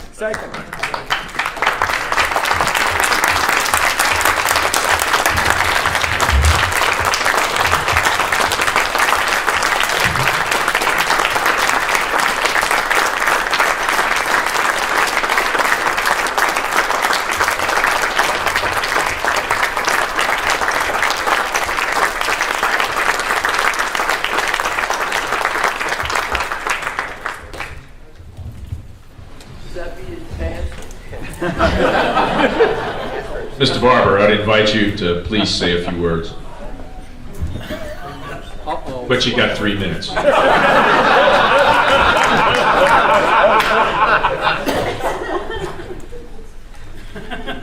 It doesn't matter. The mics are neutral in this case. You better go to the floor, Mike.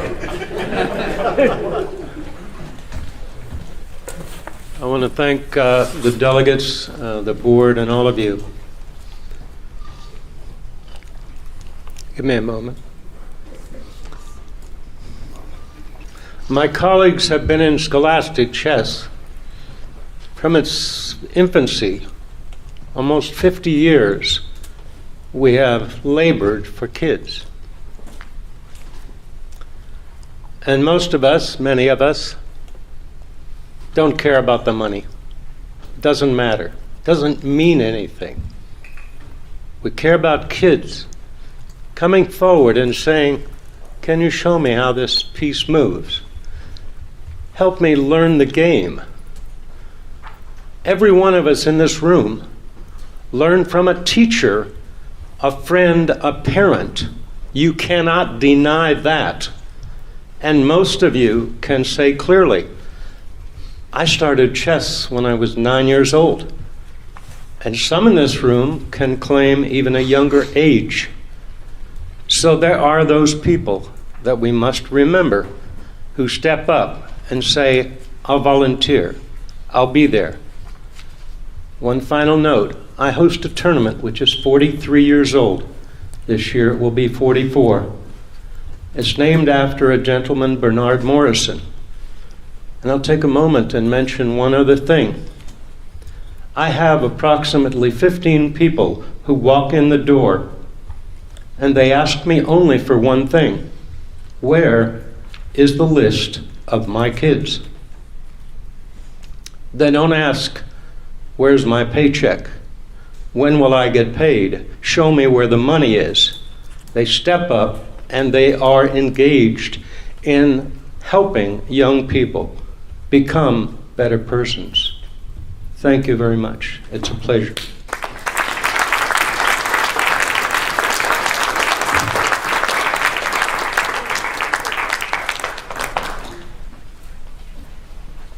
(18-8).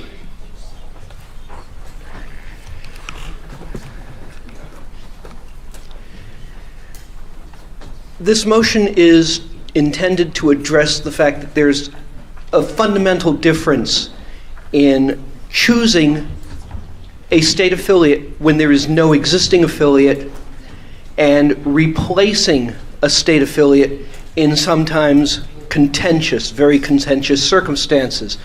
The motion is intended to allow the executive board more time to act in that case. However, even as I was writing the motion myself, I was struggling with some of the wording to make it say exactly what I wanted. That's a clear sign to me that this should be referred to bylaws, and therefore I move to refer to bylaws. Second that. Motion has been made and seconded to refer to bylaws. Any discussion on this motion? Hearing none, all those in favor of referring to bylaws, raise your credentials. Opposed? Motion to refer passes.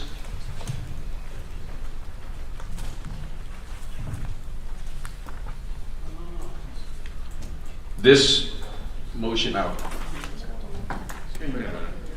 This particular motion, he's going to paste in the update. Hold on.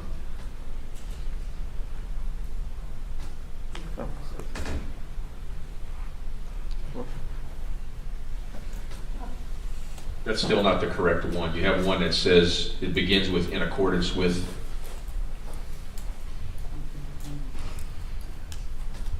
Okay, the task force. Yeah. Oh, yeah. Make it bigger. It's to the right. It's to the right. I see it. Yeah, yeah. If you can make it print bigger.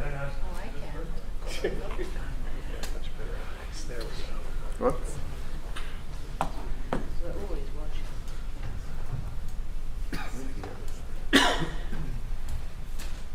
Okay, this gets at the Connecticut state chapter issue.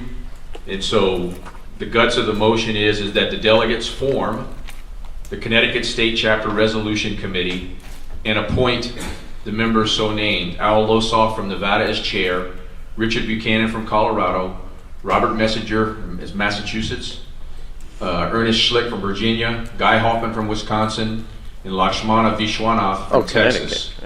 And should any of these members, as you may know from reading the executive board recommendation, Bob had offered his services as mediator. So if Bob is accepted as mediator by both parties, then in accordance with this particular motion, Bob would be removed from that committee so that he could perform his services solely as mediator. That's the motion. Discussion on the motion? Question? If Bob is removed as the mediator, does someone else take his place, or is just No. one less member? It's just one less member. Is there any further discussion? Hearing none, all who vote for the motion, raise your credentials. Opposed to the motion, raise your credentials. Motion passes.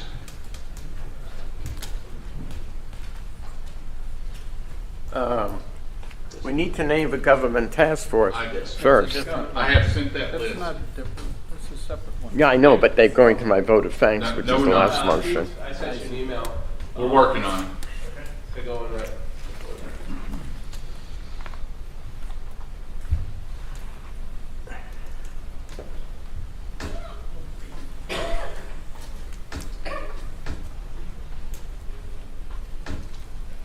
Actually, that's Alan Cruz.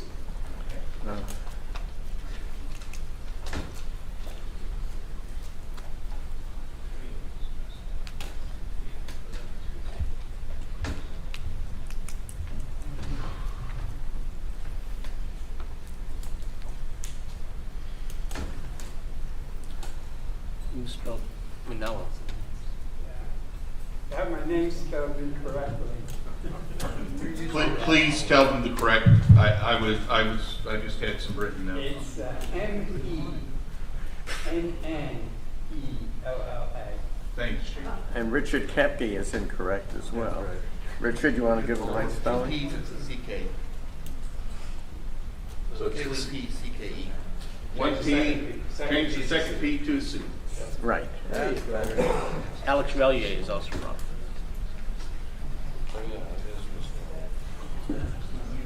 There were a pile of people in front of me after the meeting yesterday. I apologize. The motion is actually for the delegates to appoint this list of US Chess Federation members to the governance task force. Any discussion on the motion? Who's the chair of the task force? I think the task force will set its chair. I'll probably get the motion, the thing rolling, and then we'll let the group decide who's going to chair. Probably worth putting it in the motion. If you go back up to the language, the task force will select its own chair. There you go. There we go. Any further discussion on the motion? Call the vote. All those in favor of the motion, raise your credentials. Opposed, raise your credentials. I yield the floor to the Vice President.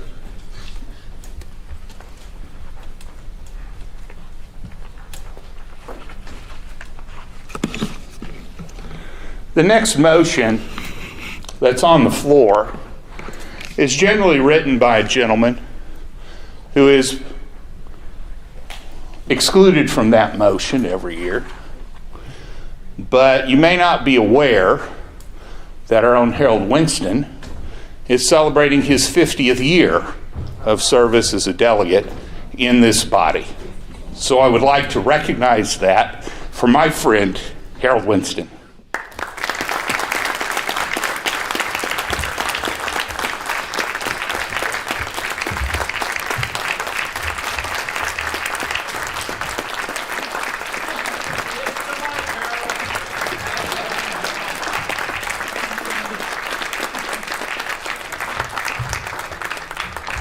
Thank you very much. I did start in 1969. I will add that in that year, I was not an Illinois delegate, but we had proxies, and I got a proxy from Ben Crate of Michigan. And every other year since, I've been a delegate from Illinois, or a delegate at large, or an executive board member. And it's really a pleasure because I think the delegates have shown through these years very good sense, even when they disagree with me. And I've always been proud to be part of this body. So thank you. And I have an explanation. Congratulations on finding your hat. Jimmy found my hat for me. All right, NDM 1810, our traditional vote of thanks. We give a vote of thanks to the following people: Mike Hoffbar for his able chairing of a delegates meeting, Ken Ballou for his service as parliamentarian, Carol Meyer for her fine first year as executive director, Carol Meyer, Chuck Unruh, Alan Priest, Mike Hoffbar, and the entire executive board for the successful financial year, Wayne Clark for service as chief TD of the US Open, John Haskell for service as TD of the Denker Barber National Girls Tournament of Champions and Senior Tournament of Champions, Maureen Grimaud for all her work on the Women's Committee and the NGTOC, Steve Shutt for his service as MC of the Denker Barber NGTOC opening and closing ceremonies, Jennifer Shahad and Leela Daquin for their service as MCs of the awards luncheon, which did finish on time, Awander Liang for doing the simul's for Denker Barber and GTOC players, Deborah Robeson, Kim Kramer, and Susan Cantor for their work on credentials, and Grant Owen for running the delegates agenda projector.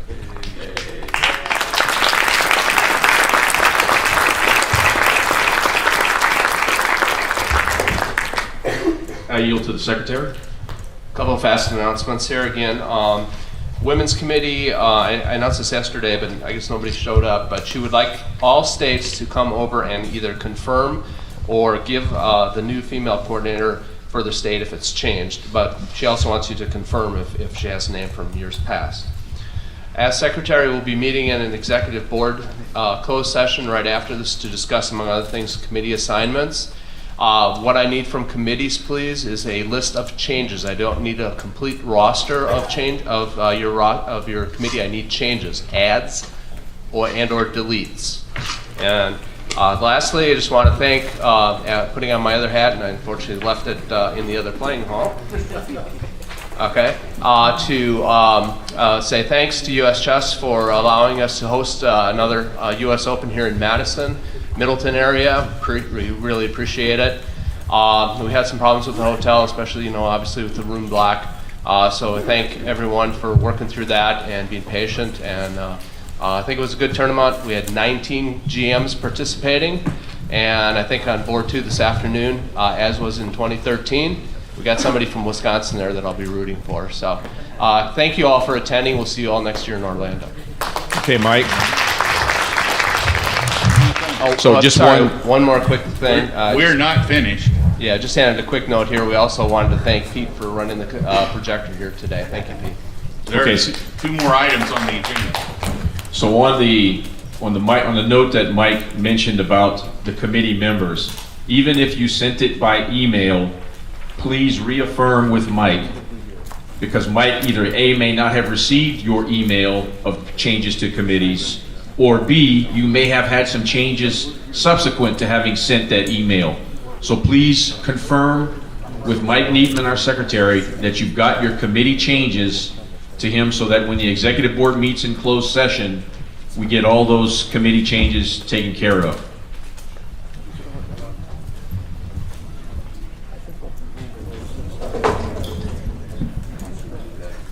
Okay, we have 2 items left on the agenda. First, what I'd like to do is call forward Lakshmana Vishwanath.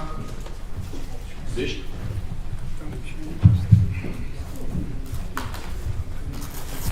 I'd like to present you with this plaque in commemoration of your 1 year on the executive board.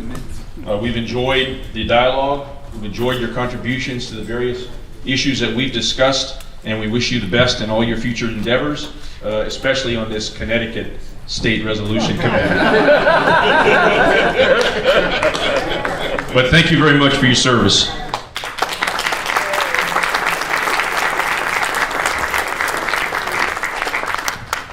I just want to say a few words. Thank you all for having me here, putting up with me for 1 full year. I know it was hard for the executive committee. Mike? Office? A little closer. Okay. I want to thank Carol and the ED office for providing a great service to me and the rest of the executive board. Thanks to the executive board. Alan, love you, Alan. That's very special because we always are talking. I know you will miss me, but I will miss you, even if you don't miss me. First of all, I'm an NTD, so I'm not going anywhere. I'll be around running tournaments. I have done that in the past, so I'll be around. Plus, I'm planned to be involved with some committees. As you can see, the Connecticut, which is the best one. Everybody will love me after that. I'm going to be around, but I'll miss you. For everybody who supported me and had faith in me in the last 2 years, electing me once, and the second time I didn't make it. Randy, good luck to you. Ryan, good luck to you in the new board. Thank you all.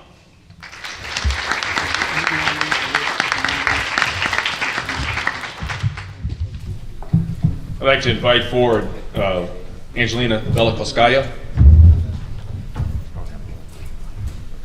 Angelina, I think as many of you know, Angelina for the past 3 years as a member of our executive board has been not only a voice of diversity on our board, but also a voice that consistently, sometimes I would even say constantly, challenged the threads of thinking. And this is important. I mean, we were about to approve a contract as an executive board that had serious mathematical errors. And because of Angelina's attention to the detail and digging into the nuts and bolts of what the contract numbers were, we would have awarded it to the wrong contractor. That's important. It keeps us not only out of legal problems, but it puts the Federation in better stead from a financial perspective.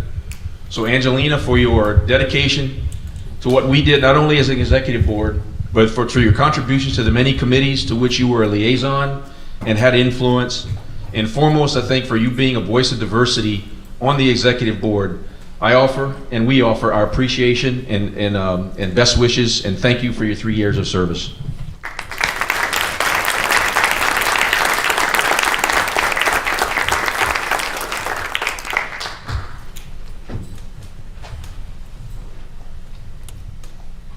Dear chess friends and US chess delegates. So first of all, I would like to thank you to all of you for this amazing experience of being elected and serving 3 years on the executive board. To have my voice, to try to contribute and improve the conditions for everybody, for the chess players, for the new chess players that are coming in, and because I'm sure that we're going to grow, and for everybody, for all of you, for our organization to move forward. So as you know, in 2015, I ran on the promise that I will provide independent voice, which I believe I delivered. So, but also the transparency, accountability, and integrity of the executive board and all of us. And this is what I tried to deliver.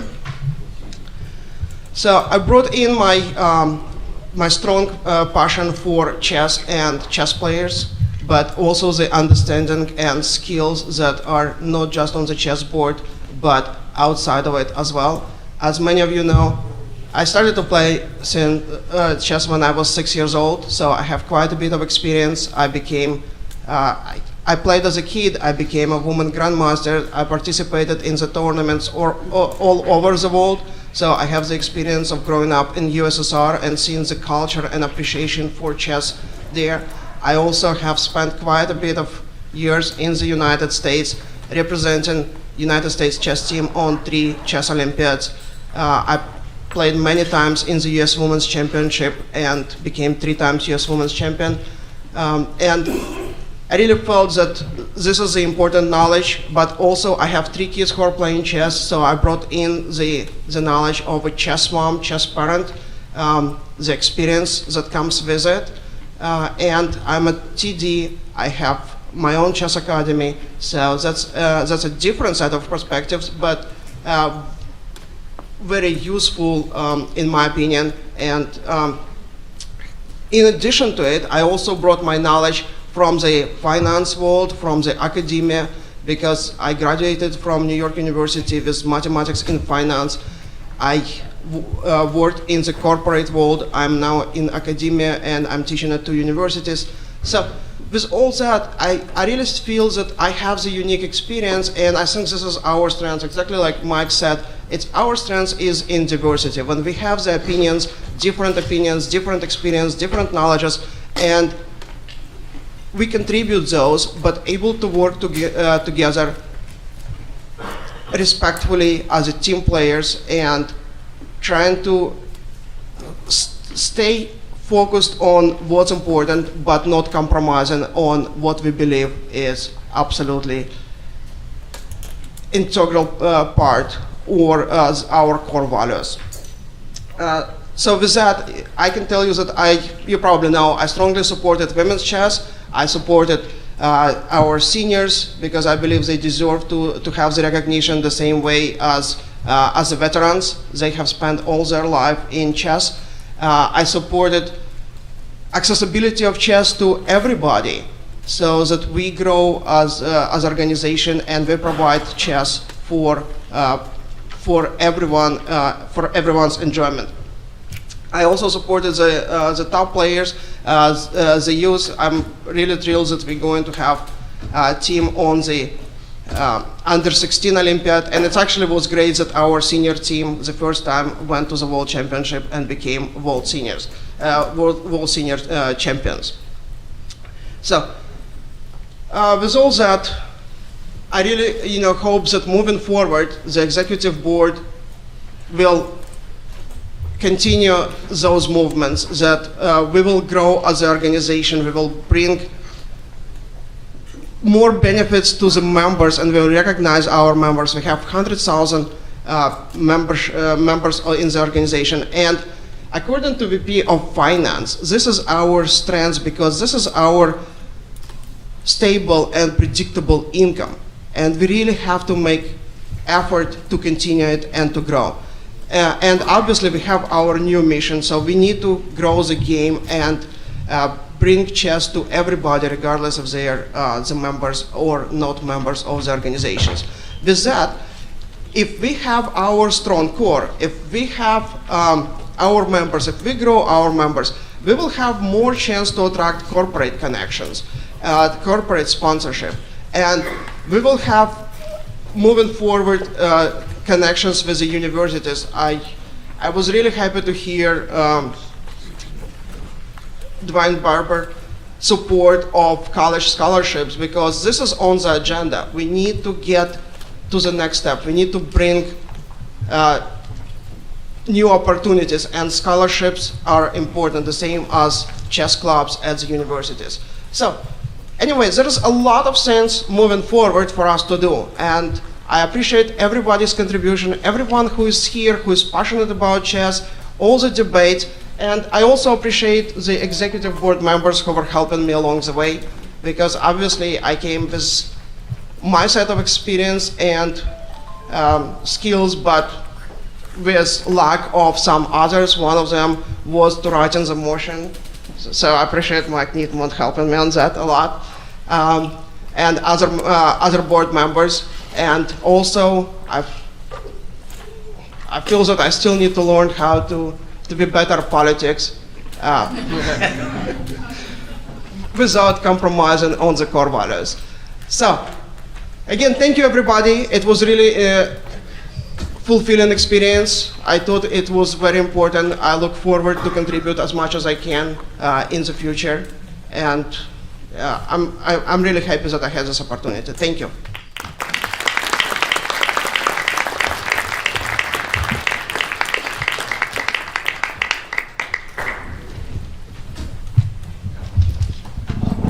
At this time, we'll have the outgoing board members please exit the stage, please. And I'd also like to invite forward the new members elected to the executive board. First, from the great state of Iowa, Mr. Randy Bauer. And second, from the great state of Kentucky, Mr. Ryan Velez.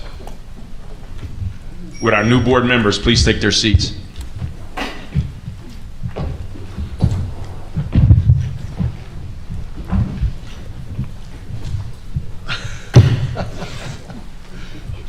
Is this the old one?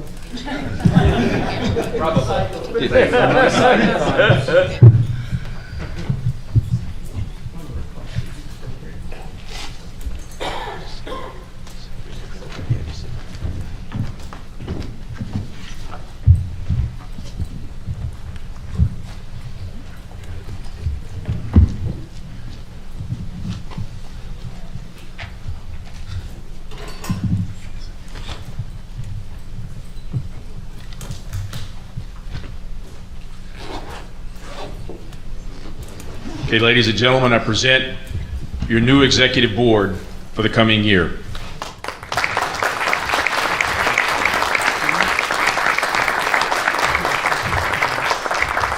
As a reminder, first off, to the executive board, our closed meeting is at 3 p.m. this afternoon. At least that's where it's scheduled. Alan may wish to modify that, or we may propose to modify that. Can we move that up to 1? It will help us. We have some things to Yeah. do in closed session, particularly with our international committee, and 1 would less interfere with playing in the final round, would it not? Okay, could we meet at 1, please? Okay, we'll meet at 1. Right. Yeah, and I would like to probably say a few words at the closing of the round at 3 o'clock. So if we could have a break around 3. That'd be perfect. A few minutes, yeah, just a few minutes. Okay. And also remind those that are still present, and we hope many of you are, is that at 6 p.m. this evening is when we will have the open executive board meeting. So 6 p.m. this evening. In this room. Yeah, in here. So I move that we adjourn. Second. Motion has been made and rapidly seconded that we adjourn. Is there any discussion? I didn't think so. We are adjourned. Thank you. Randy Bauer, it's 11:12.